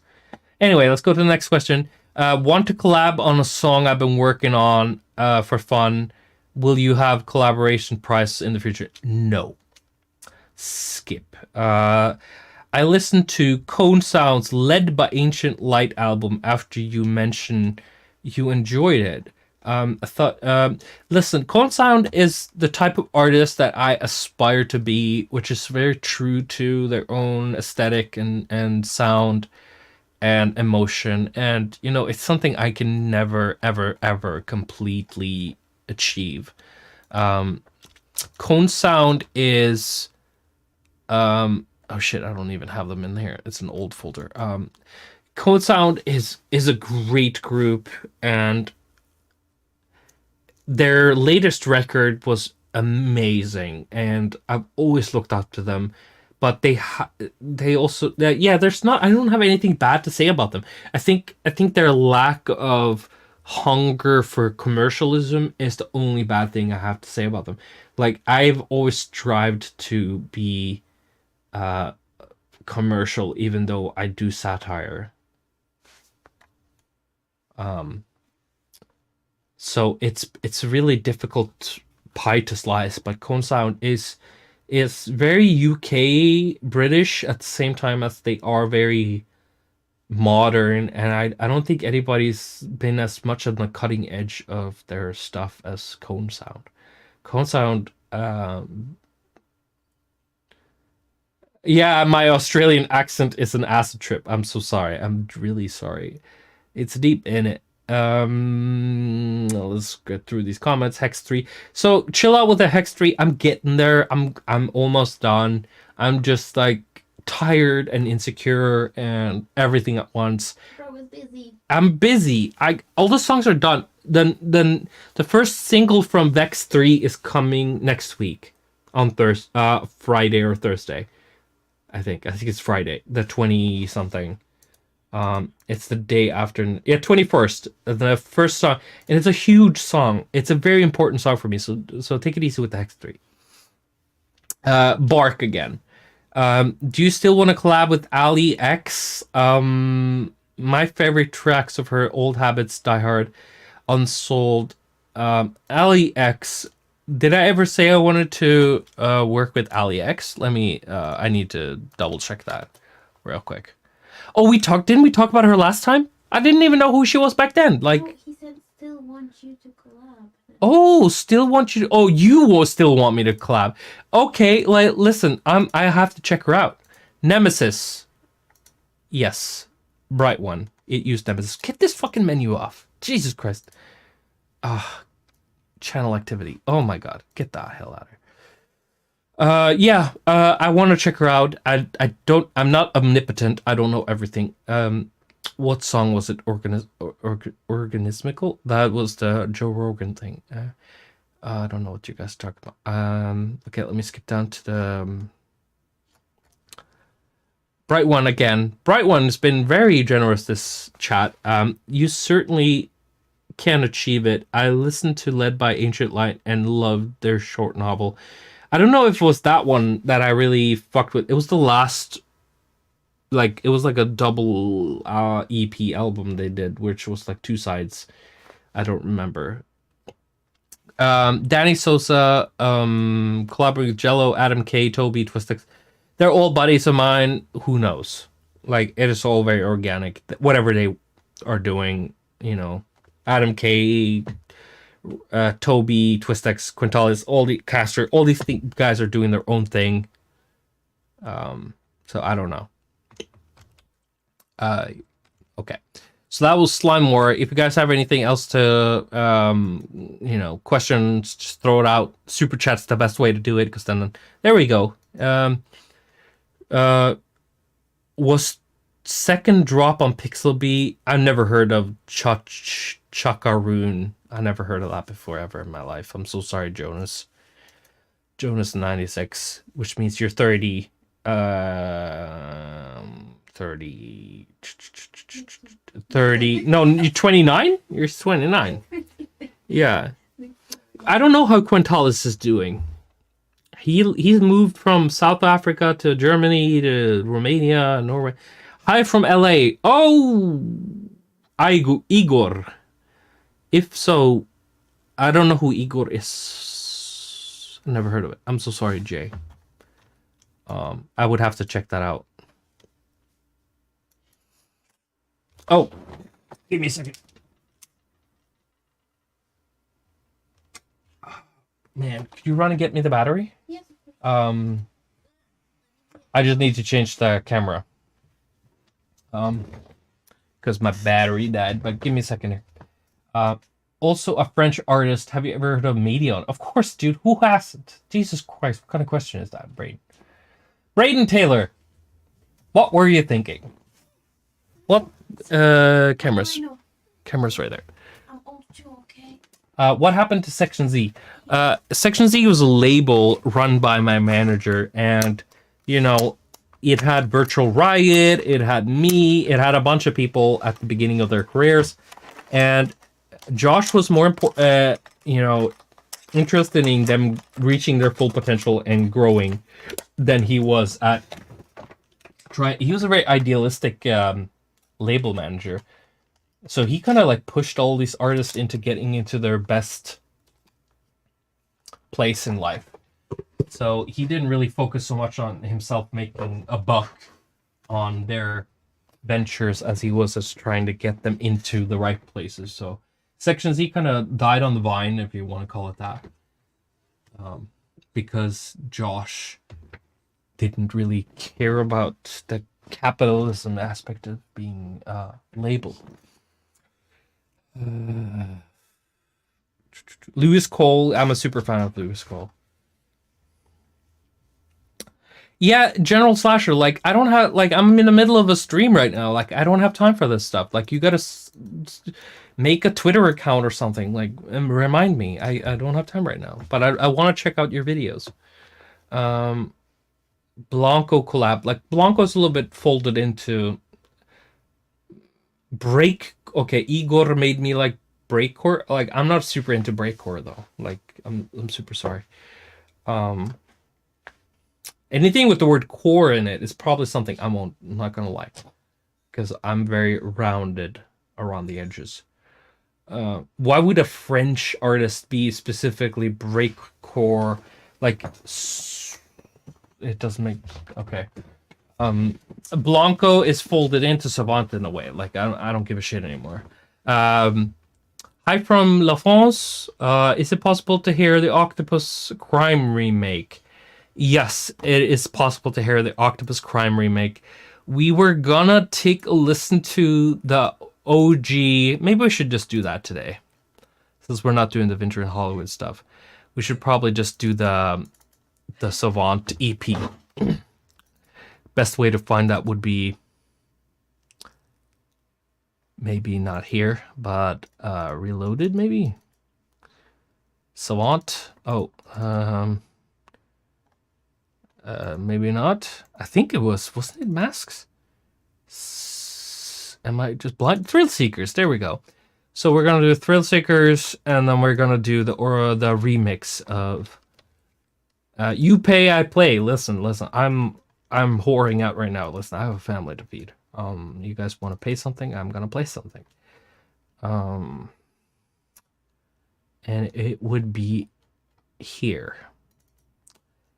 It would be in heavy, Savant heavy, and it would be Octopus. Oh, of course, Savant Octopus Crime. Let's find Octopus Crime real quick. There we go. Remake. Found it. Wolfgang Gartner. What about him? BT collab. BT and me we have made a collab before, but it never got released. BT is a hero of mine. I made the first Savant EP before the Me Too and all that stuff. So I have a song called Rape, which is a terrible title to put on a song today, but you know, it is what it is. I was trying to be introspective with that, but you know, it is what it is. I even have a song with Blanco on my first EP. So let's remove all these. So this is the first Savant release ever. It's called Thrill Seekers. I'm so sorry. The first song is called Rape. I apologize deeply to everybody on the planet Earth. But let's go to Octopus Crime, which is the most important one. And then we can go backwards. Octopus Crime, I made a song in 2000 and...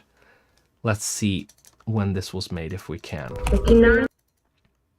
2010, and then I made a remake in... Oh, give me a date, please. Oh, God, I hate Windows.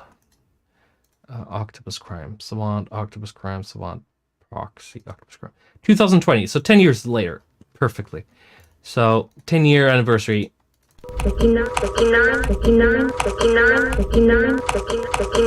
Okay, so this is they're even almost the same length. So this is the first, I would call this Tear Out. Scatman remix. What about it? I made that with AU5, Fractal, and Prismatic, I think. When we were hanging out with BT at his house.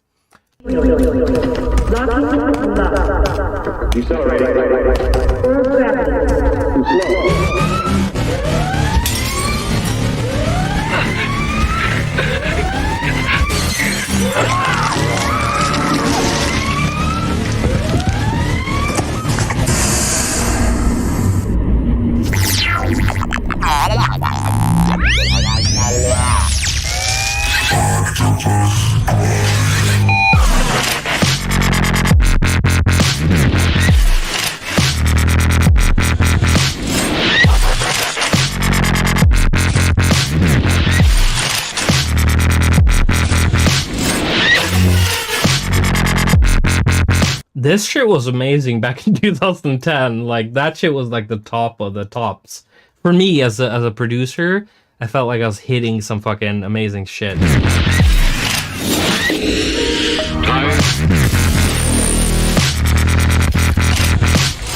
But then we have the remake I made in 2020.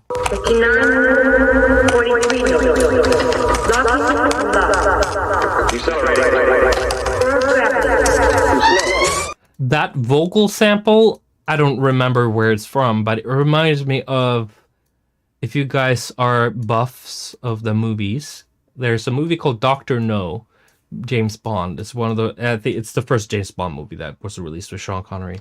There's a lot of stuff in that movie. This sample is not from then, but it has that vibe of like laboratory experiment in the 60s. Everything was fucking space echo tape reverbs and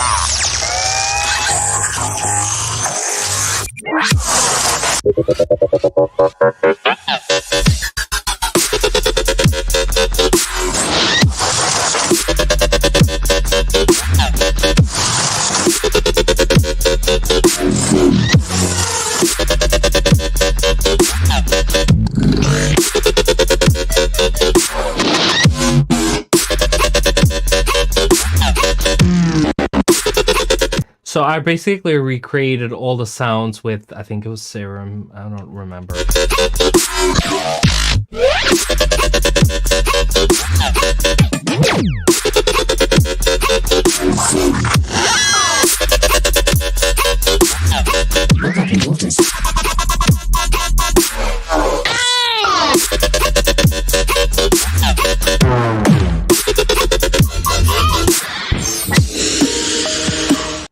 Yeah, dubstep was a thing, and you know, it turned into something else. But yeah.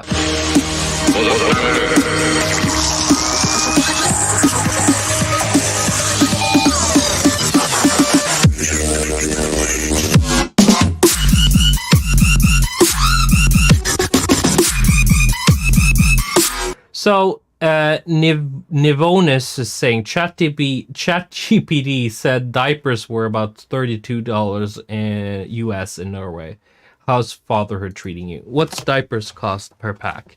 No, I think it's like 70 crowns per pack. No. That can't be real. Yeah. But we don't need just one. Let me see. I'm gonna Google what we buy Pampers? No. Libero Blair Kiwi. Let's just put it that way. Let's put in the diaper. What's diapers gonna cost you? Oh, it doesn't even say. Jesus Christ. No, I buy them every day, I know. Yeah, but how much is it? It's like 7 So it's about $7. It's not 32.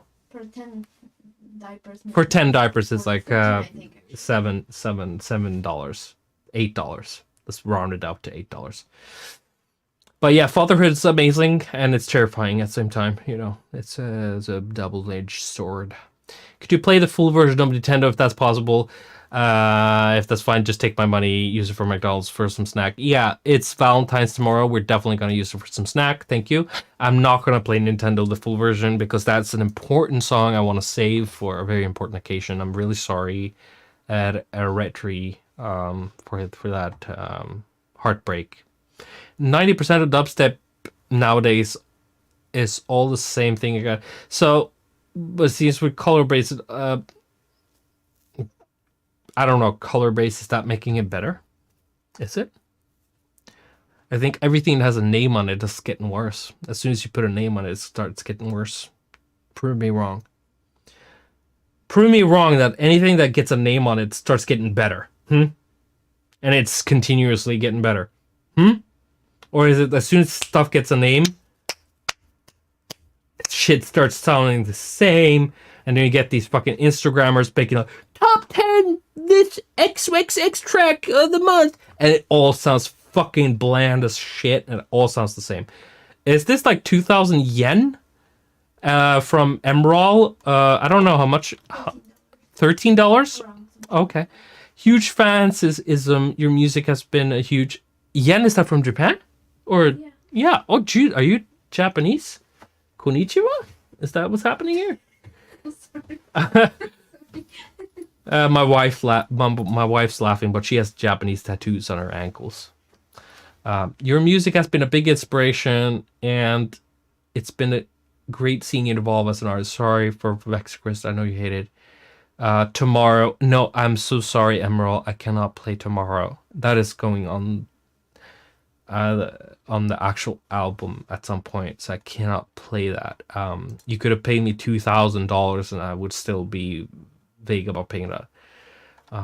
But I really thank you for knowing what it is, and I will keep you in mind when I finish the track.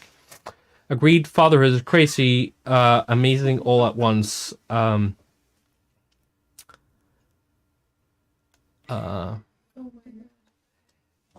So yeah, much love to you too. Yen, I've been very I'm so sorry, Emerald, that you're part of this debacle of whatever we're doing. Are you like a Western person living in Japan, or are you Japanese superiority on the chat right now? Because I have never really had a lot of Japanese fans, which I don't know. I've never tried to, but it's always been very peculiar to me how that culture works. Yeah, Mr. Worldwide. Yen currency in the chat. Lordy Lord. I'm from Germany, but I live in Japan. Oh, I do speak it. Okay. I guess that's like what's it called? Bargain. You got the skills to pay the bills. Guten Tag, konnichiwa, all that stuff. Good luck with your Japanese adventure. Lie. Could you place or talk some about your project called Ronin that you have with Genocidal? And then another one later. Can we hear it from the first Alchemist teaser? I don't know what you mean by Alchemist teaser, bro. Like, I don't have access to my old SoundCloud, and I don't know what kind of world that is in. We're gonna talk a little bit about the Ronin stuff. It's not a lot to talk about. Okay, could you play some song from about cultural appropriation before, if that's fine? There's nothing. Need a new phone, so keep it for her. Okay. Have you heard of Camelia's music? If yes, I don't know who that is. Camelia, I don't know who that is. Never heard of it before. Okay, so Ronin, my friend Gino, his real name is Eric. He's like half Mexican, Los Angeles, and half Icelandic. And he is, worked with them a lot on hip hop stuff. And he is super diverse when it comes to musical stuff. And he is really into 70s prog rock and all kinds of weird stuff. Native American music, all kinds of stuff. Funk music, James Brown, whatever, what have you. And what we tried to do at one point was try to see if we could do like a funk music thing. Of course, I lived in LA, he lived in Norway, and it was difficult for us to get together to do some stuff. So I just made a bunch of beats. And it's not something fancy. I can play one beat before we move on. And we have to kind of hang up soon. So if you guys have some stuff you guys want to ask about, try to do it now. Let's see if I can find Gino, Ronan, something I would want to show. West, maybe? No. Demos. Let me just...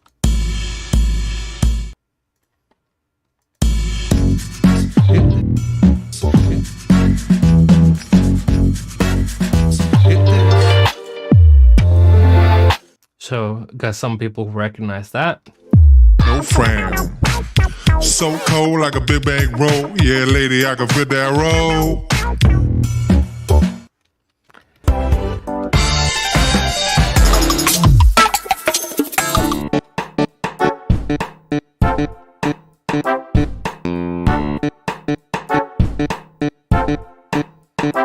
So it was basically more about me making something good, which I never did. So it never really turned into something. Cultural appropriation. It's from a Vex song. Let me just go see if I can find if it exists.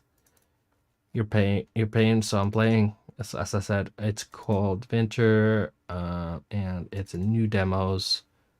Select, I think. New Era. It's called New Era. That's the one. That's the one you're talking about. This is the track you're talking about. I got blood on my diamonds. I got blood on my shoes.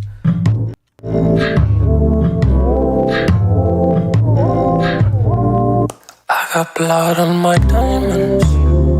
I got blood on my shoes. But I ain't got blood on my hands. Okay, I got blood on my diamonds. I got blood on my shoes. But I ain't got blood on my hands because I did it from my fans every chance that I got playing blues. So all these things are very hard coded into the genre called blue-eyed blues, which is the white version of blues music and R&B. And then it's a very sensitive subject, the thing between like black culture and then white culture in America specifically. And that's what I'm referring to here. So I'm really not the right person to be speaking on these things at all because I'm not from America, but I definitely do feel like I have tried to study it as hard as I can. And I think it's very fascinating, but in a very sad way. So this is my like opinion on, for example, somebody like Eminem or Elvis Presley or somebody like that who is like doing so. And I don't want to sound like some liberal extreme leftist or anything like that. Like, listen, I'm nowhere on the political spectrum and you will never find me there. It's just art. I'm just trying to make art. I'm just trying to make interesting things. But that is the... Did it for my fans, I make money every chance. I put my blue eyes on it. I put my blue eyes on it. Wiped away the black paint. I wiped away the black paint. You all saw it, you know, basically making the listener accountable to the fact that, you know, I wiped away the black paint. It's not there anymore. You almost saw it. Now you see there's no blood on this money. I was trying to be Now you see that there's no blood on this money. I was trying to be funny. funny. I just did what I thought would be cool. I just did what I thought would be cool. So I was just trying to be funny. There's no blood on this money. I was just trying to be cool. And in American culture, when I moved there and when I studied it, American culture, I found out that, you know, you can parody things without getting sued. For instance, like Weird Al Yankovic is parodied every Michael Jackson hit ever and never had to pay him a dime because he is parodying, and in the law and the Constitution, a parody doesn't conclude into like a ripoff or a copyright infringement. So this song is a little bit about like stepping the line between legalities and emotional quandaries about like stealing from a culture. But yeah, I really like the song. It really means a lot to me. And the song is called... The fuck is she called again? You know, the chick with the bangs that go in front of the eyes? Sia? Yeah, the beat is called Sia Beat. Because I was trying to make something that would appeal to her. Anyway, okay, let's continue in the super chat. That was important. This song is really important to me. Vex is super important to me, and I really want to get through it. Again, Gamma Camellia, I've never heard of that. I'm so sorry. Emerald, it delights me to know that you have more plans for tomorrow. Tomorrow, when I showed it to Joel Deadmau5, and I'm so sorry, Joel. I don't want to create any bad vibes with you.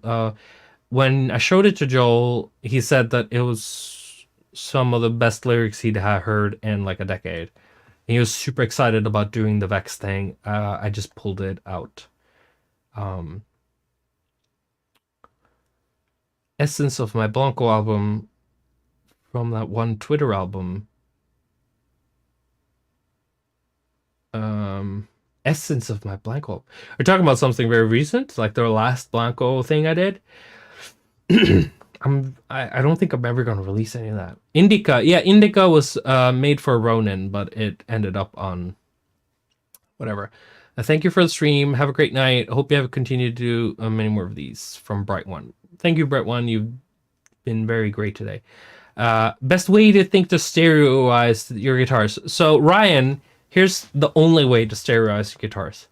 You play it 3 times. Is there a guitar in here? I I have 5 guitars. Okay, I have a guitar. So Ryan, let me show you. This is how you stereoize guitars. This is the best way to do guitars in general. So, can anybody see my guitars? Or is it, let's see if I can see the shot. So, when you do there's 3. You need to record 3 or more guitars. The 3 guitars foundation would be left, right, and middle. And for the left, let's just make a simple E power chord.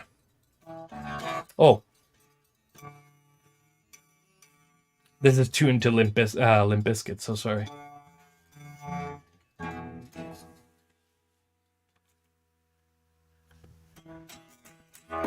Okay, power chord. Power chord E on both channels. So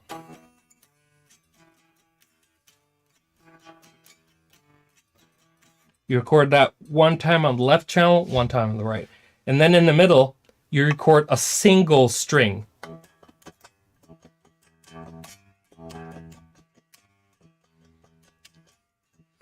That's the best way to achieve stereo, in my opinion.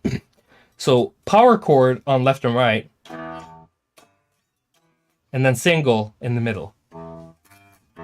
Where you basically play like a bass, but with a pick. Play the exact same way as you play the original riff, just play just one note instead of all 3 strings. The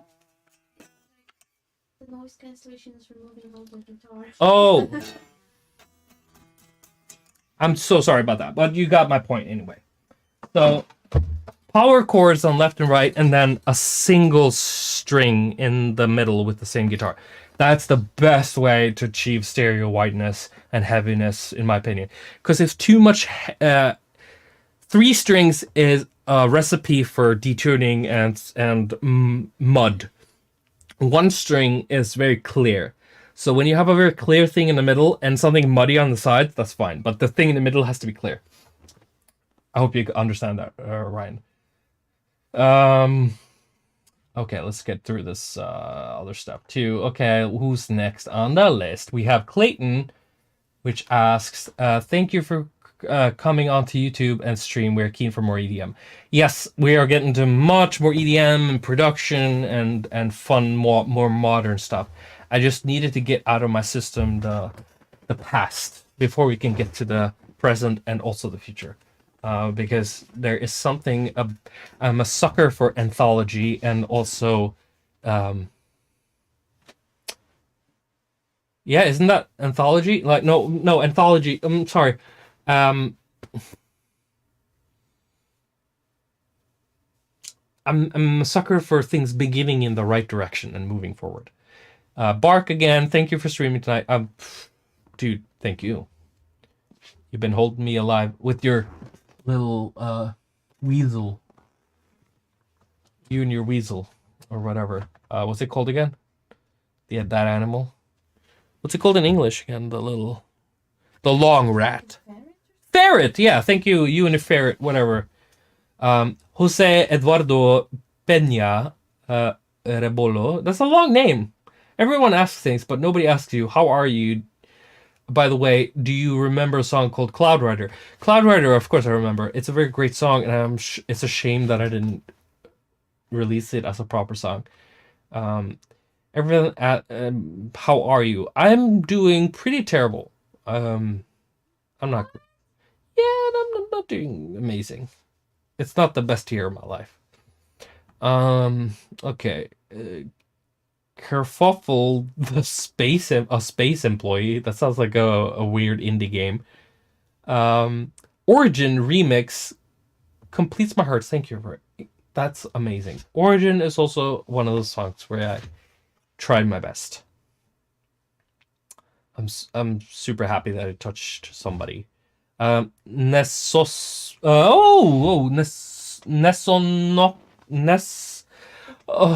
Coco, or Nesson Cocho? No, Nesson Coco. It sounds Italian almost there. Been a fan since 2012 and Ism, and I don't know what people have with this Ism. Ism is the worst album. It is one of the worst. It would be on the top 3 worst albums. But I'm happy that you find if I released it as a MIDI album, I think it would do better, in my opinion. Like, not commercially, but I think it would be a better piece of music if it was just MIDI. But those productions are terrible. It's a pre-Alchemist after Overworld.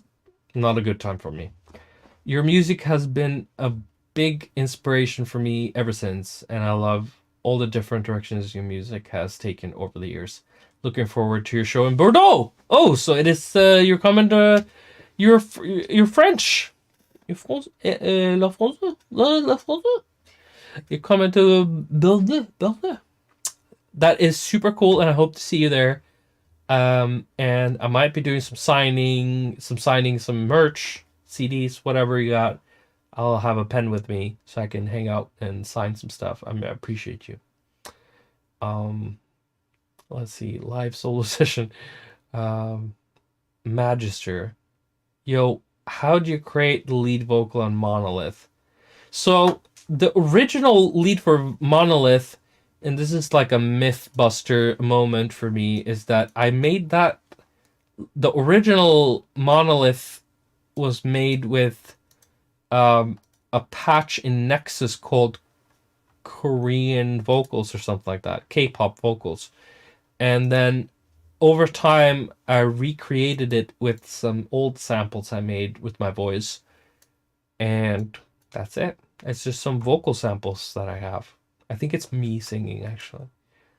So, I don't remember what the original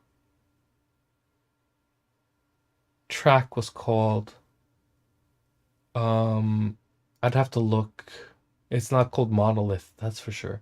But thank you for two fucking dollars. The Beat is a great song. I'm not gonna say. I even made a remix of that, like a 10-year anniversary of that, and didn't show it to anybody. The Beat is amazing. I love The Beat. Not gonna say shit about The Beat. The Beat, there's a couple of good songs on Ism. There's a couple of good songs on Ism. I'm not gonna fight the crowd here, but there are a couple of cool songs on Ism. Let's go to Happy Valentine's Day. It's 12. It's a Valentine's Day, which means date night. Why is the Monolith monster not in your album artwork? Because I drew the Monolith monster, and my friend Morgan drew the album artwork, and he had his vision, and I didn't tell him to draw it, I guess. Sometimes things don't work out the way you kind of like. It's not everything's perfect. Even the guys who make Diablo 3 makes mistakes, with the lore and stuff. Sometimes not everything is like super perfect. What am I doing here? I'm trying to find Savant albums ism. There we go. See, can you guys, like, I stopped making a proper registry of my albums after Vibes. That's how much I fell off. Okay, so Prelude is okay, but it is a version of a song called Illuminati that I even played live a bunch of times. Who in the chat saw me live and heard the song Illuminati? I just want to know for sure. How many people heard the song called Illuminati and can actually say they heard that live? Illuminati. Oh, Lord. Prelude VIP. There you go. Who heard Illuminati live? Because I played it live every show. Every show. Illuminati.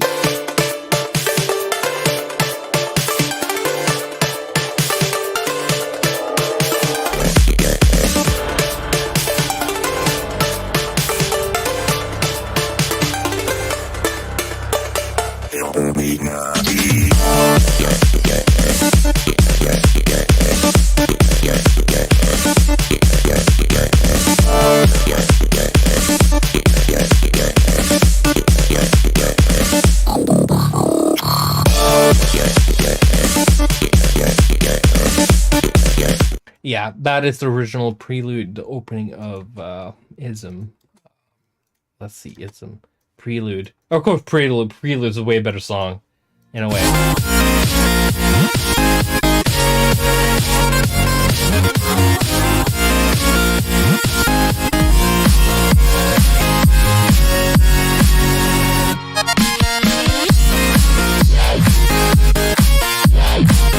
Anyway, the beat is great. Nightmare Adventures. It's just a remix of a Winter in Hollywood song called My Nightmare Adventures, which is like it's null. It's it's thrown in the trash immediately. Ghetto Blaster is terrible. Psycho is not great. Starfish, the melody is okay, but as EDM, not so great. Zeitgeist.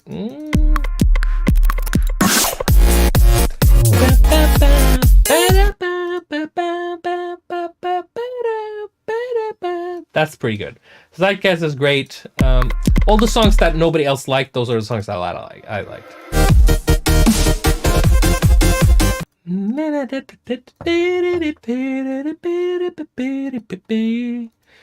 I don't know. Lightsaber, it's okay. Mystery, it's also another Winter in Hollywood song. So there's 2 Winter in Hollywood songs on here. Script failure. That's not great. Press left by to continue. Okay. So yeah, My Nightmare Adventures and Mystery, those are Cry for Love. There's 3 fucking Winter in Hollywood songs on here. It's all ripped off of Winter in Hollywood, and it's a terrible shame. So those are disqualified immediately for originality, and so I'm not even gonna touch those. Zeitgeist middle part, what about it?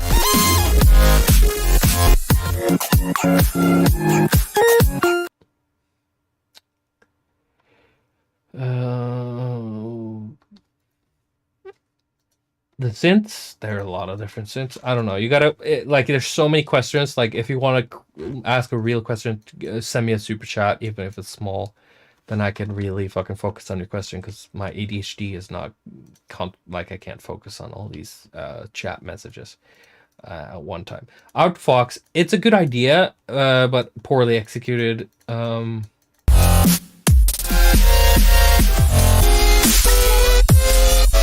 It's like 8-bit trap music. It was very interesting. So the best songs on this album is Prelude, The Beat, Zeitgeist, Ism. Those are the there's 4 songs on this album that are super original, and they stand up melodically and whatever. My Nightmare Adventures rip-off remix. This is a terrible fucking thrown together in 2 minutes. This is also a terrible thrown together.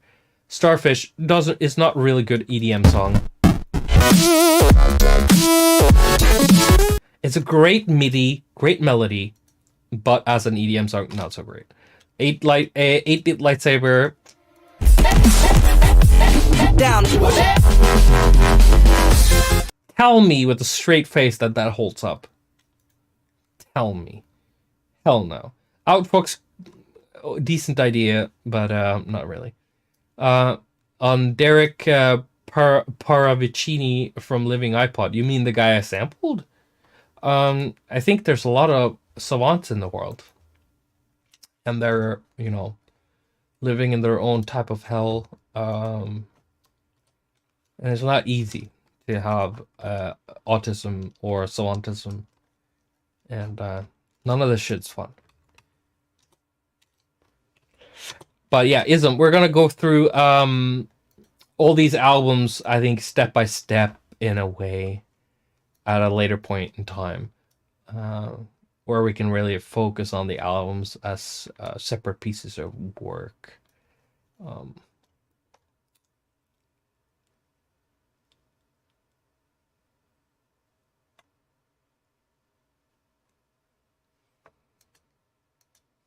So we'll just have to see where it kind of fits in with do you still have songs from when the UKF went visiting? I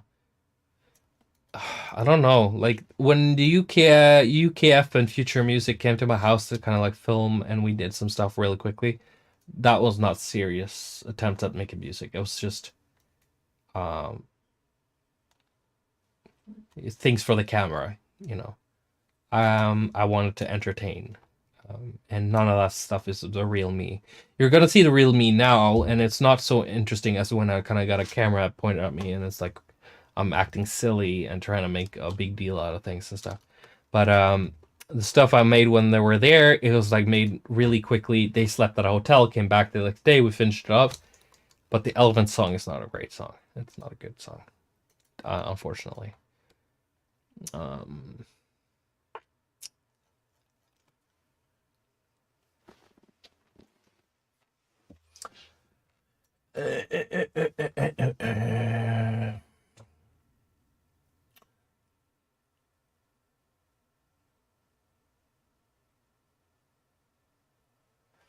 Starfish VIP? You VIP? You mean the Blanco thing? Like it is finished. I don't understand what you're trying to say.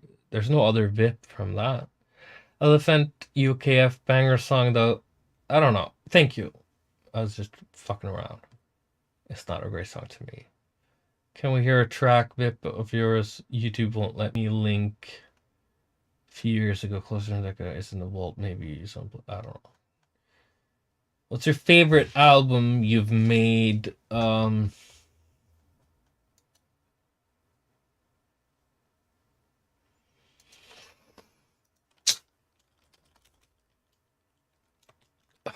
What is the favorite album I've made? Let's see.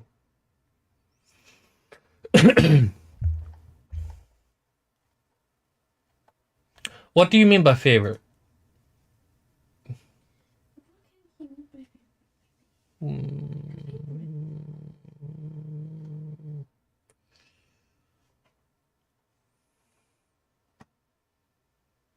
Snake from Boy DLC. Was it on Boy DLC? I think. Snake. Yeah, it's fun. Snake. Memory is from Venture in Hall, which is all my voice. There's no flutes. No, I will never finish that one. It's never gonna happen. It's just me doing a cappella stuff. Memory Elephant Stop Indeed.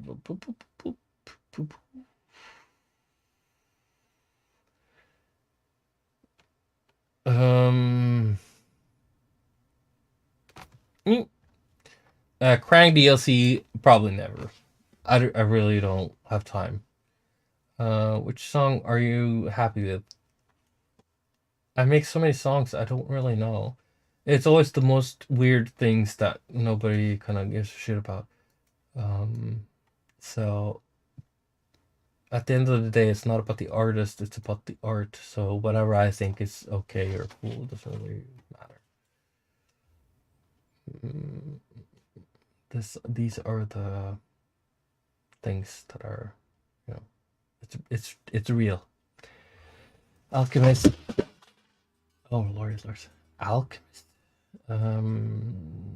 Buy with currently. I don't buy with anything I make currently. I don't listen to my own music.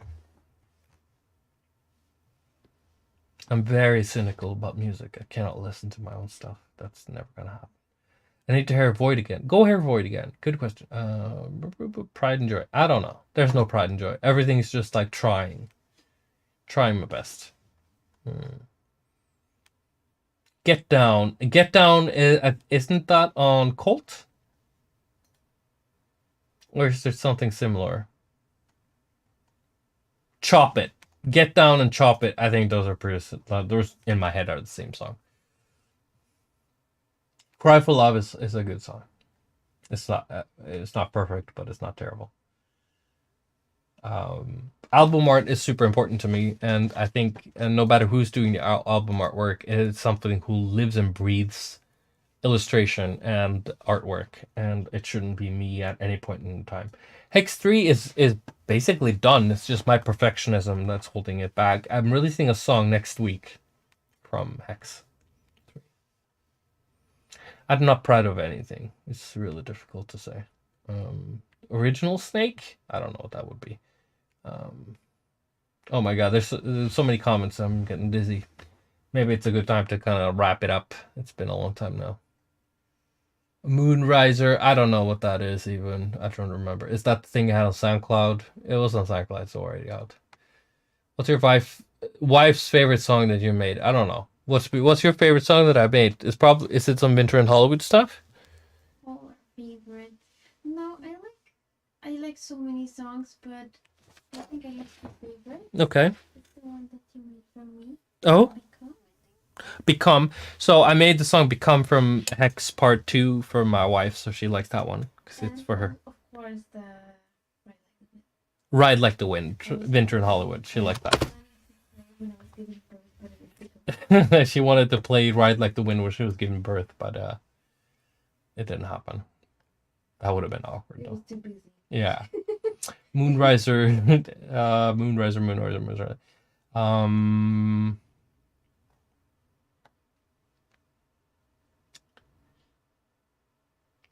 So much deep stuff here, like robot. Like, listen, I'm not even thinking about those things anymore. I hate those things. Ride Like the Wind. Yeah.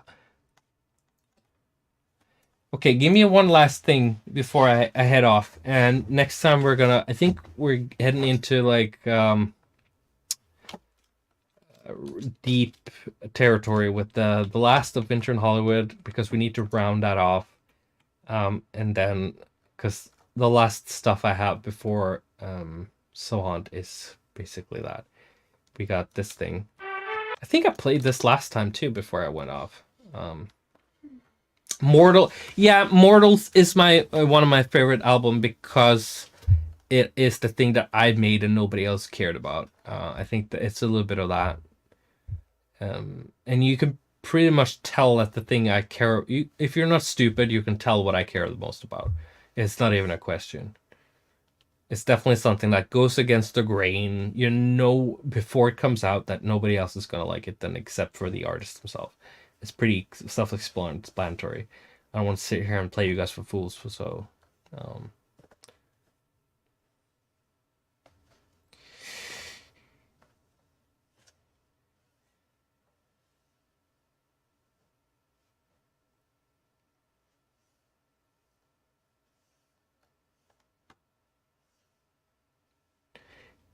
yeah.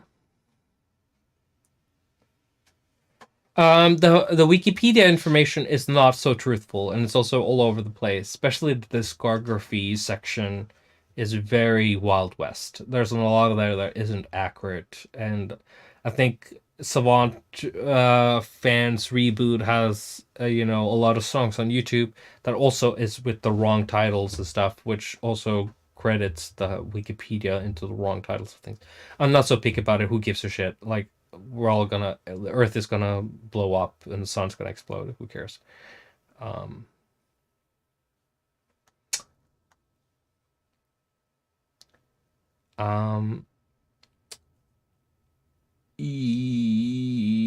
just gonna play off this song. If you guys have one last fun question, then we're gonna pop that up, or else I'm just gonna play this song on loop until I fall asleep in the chair. There's some hip hop here, you see? Like, oh, this is one of my favorite beats. And then we have Dr. No, which is so cool. Of course, very 60s Dr. No, James Bond influence. But got any? It's not about the world. It's just like the universe existing as in general.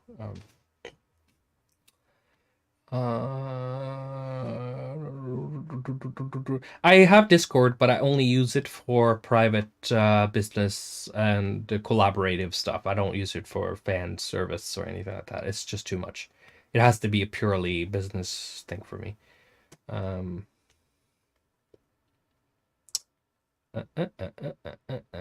Oh, by the way, Nate, if you're thinking of updating things based on what you're seeing here, I've also renamed a bunch of these tracks to. Oh, I'm sorry to fuck with you, but a lot. This is not called 2010 Permission to Funk, for instance. It is called,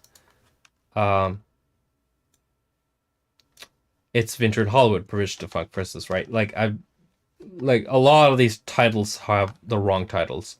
Even the early ones we listened to in the first few sessions, so you can't really go off of that. I'm really sorry. I've deleted the artist names and all kinds of stuff, so it's all over the place. I'm so sorry. Where are we? We are at Ride Like the Wind, great song. You can just listen to it on YouTube. It's on YouTube.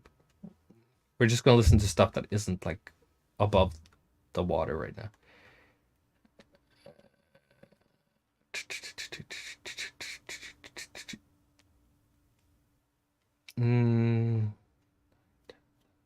We've been on stream for 4.5 hours. So, huh? Look here. Oh yeah, we're getting there.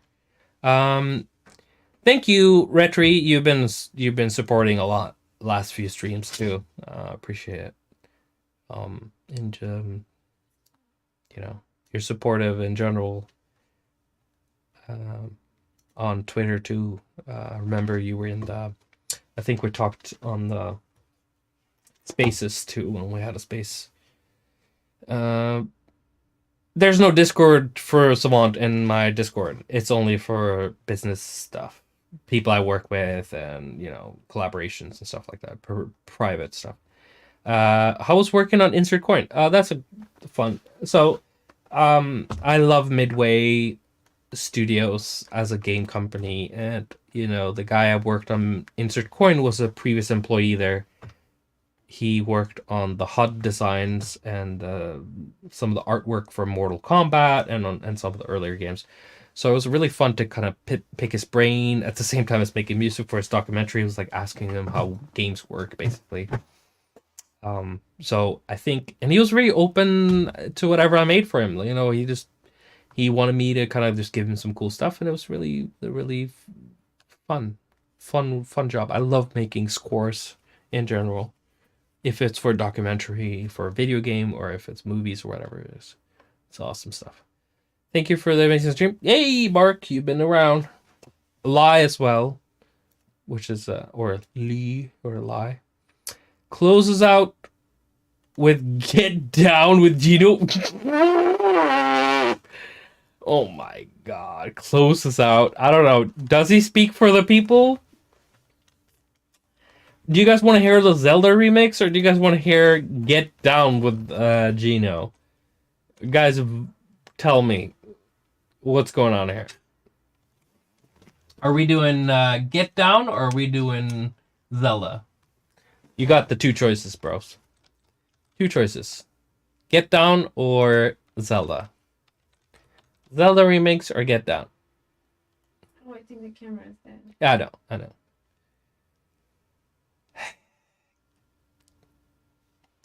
Man, you guys don't want Zelda? You want the Get Down? Get Down's trash, dude, compared to Zelda, dude. How much?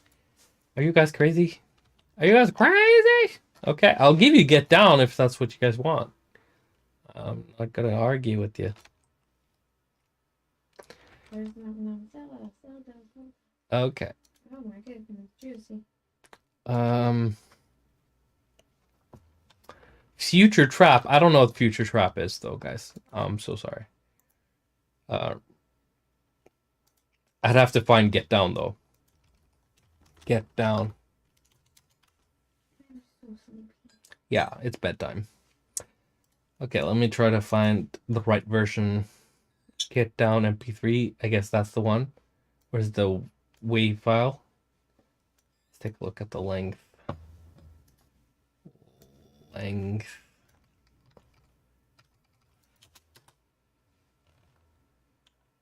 Okay, so it's the same song, but WAV. Goddamn Philistines. Goddamn Philistines.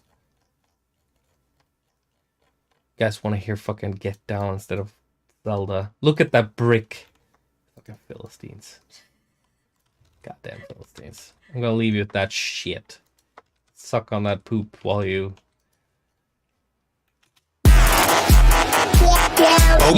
You want to hear that instead of Zelda? You guys are fucking crazy. Ugh. Okie doke, she wanna ride it. Okie doke, she wanna ride it. Okie doke, she wanna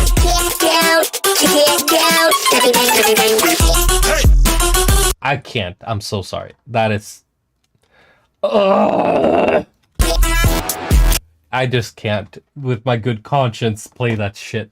So sorry. Like, that's not happening. I don't care. You could give me $100. I would be like, you can hear a snippet. It's on the fucking YouTube or whatever. Who gives a shit? Let's play the good song.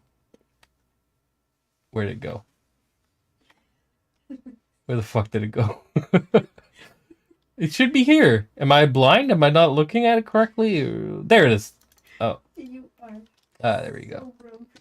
I'm so grumpy. Listen, it's like fucking 12:30. I'm a fucking old man. I'm getting grumpy. I'm tired. I didn't sleep last night and fucking Okay. Okay, so I'm gonna play you Zelda and then we're gonna say goodnight and then we're gonna take it easy, okay? I'll play you the Zelda remix and then we're gonna say goodnight. I'm so tired. I'm so sorry. Pump up the volume. Okay, enjoy this one. Whew. No, the melatonin levels are not what they fucking used to, okay? I need my sleep now. Oh Lord.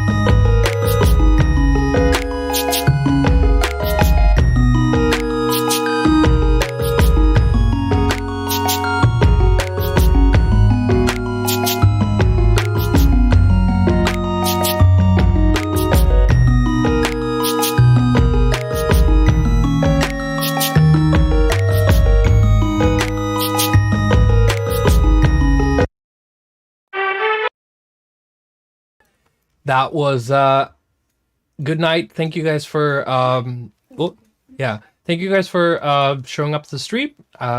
This was it for today. I have another Zelda remix, which is pretty cool. I don't know where it is. It's should be around here somewhere. It's a Winter in Hollywood remix, actually. It's the dungeon should be here. Winter in Hollywood. Cynthia's Love. If I can't find it, I'm just gonna find it for you. This is gonna be the last one. It's called Dungeon. Oh no, not in here. Dungeon.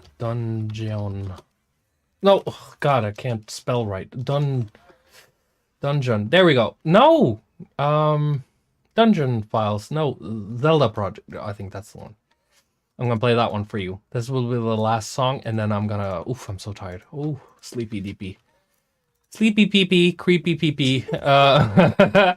Okay, so spooky dookie, sleepy pee. This is one of my, because it was such a harsh song from Link to the Past. But it's such a great song to remix in a way. So I'm gonna leave you with my other Zelda remix, which is a little bit tighter than the other one I showed you. Sorry, I'm so many windows up here. Okay, take care.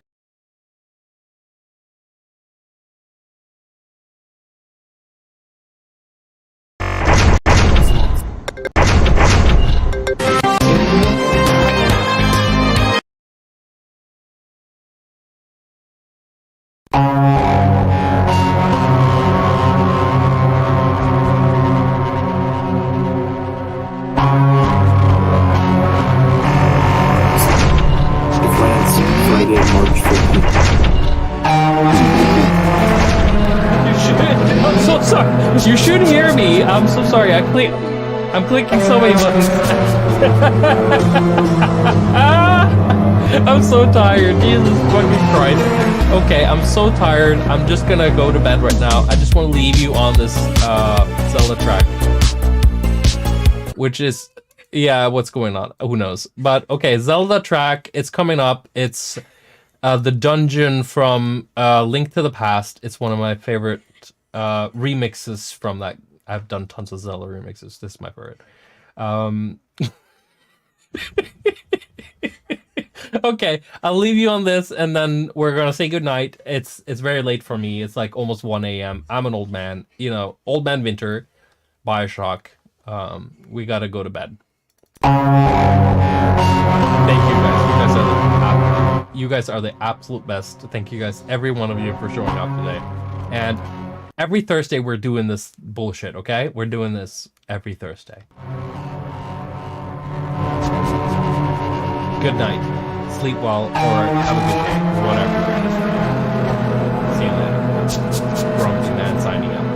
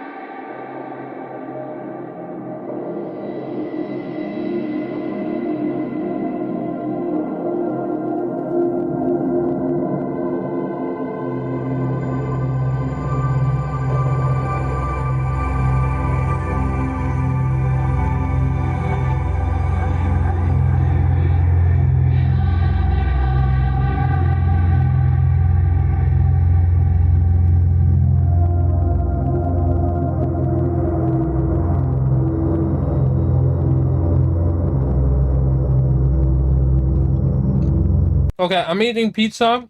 I'm gonna go to bed. Okay, everybody. See you next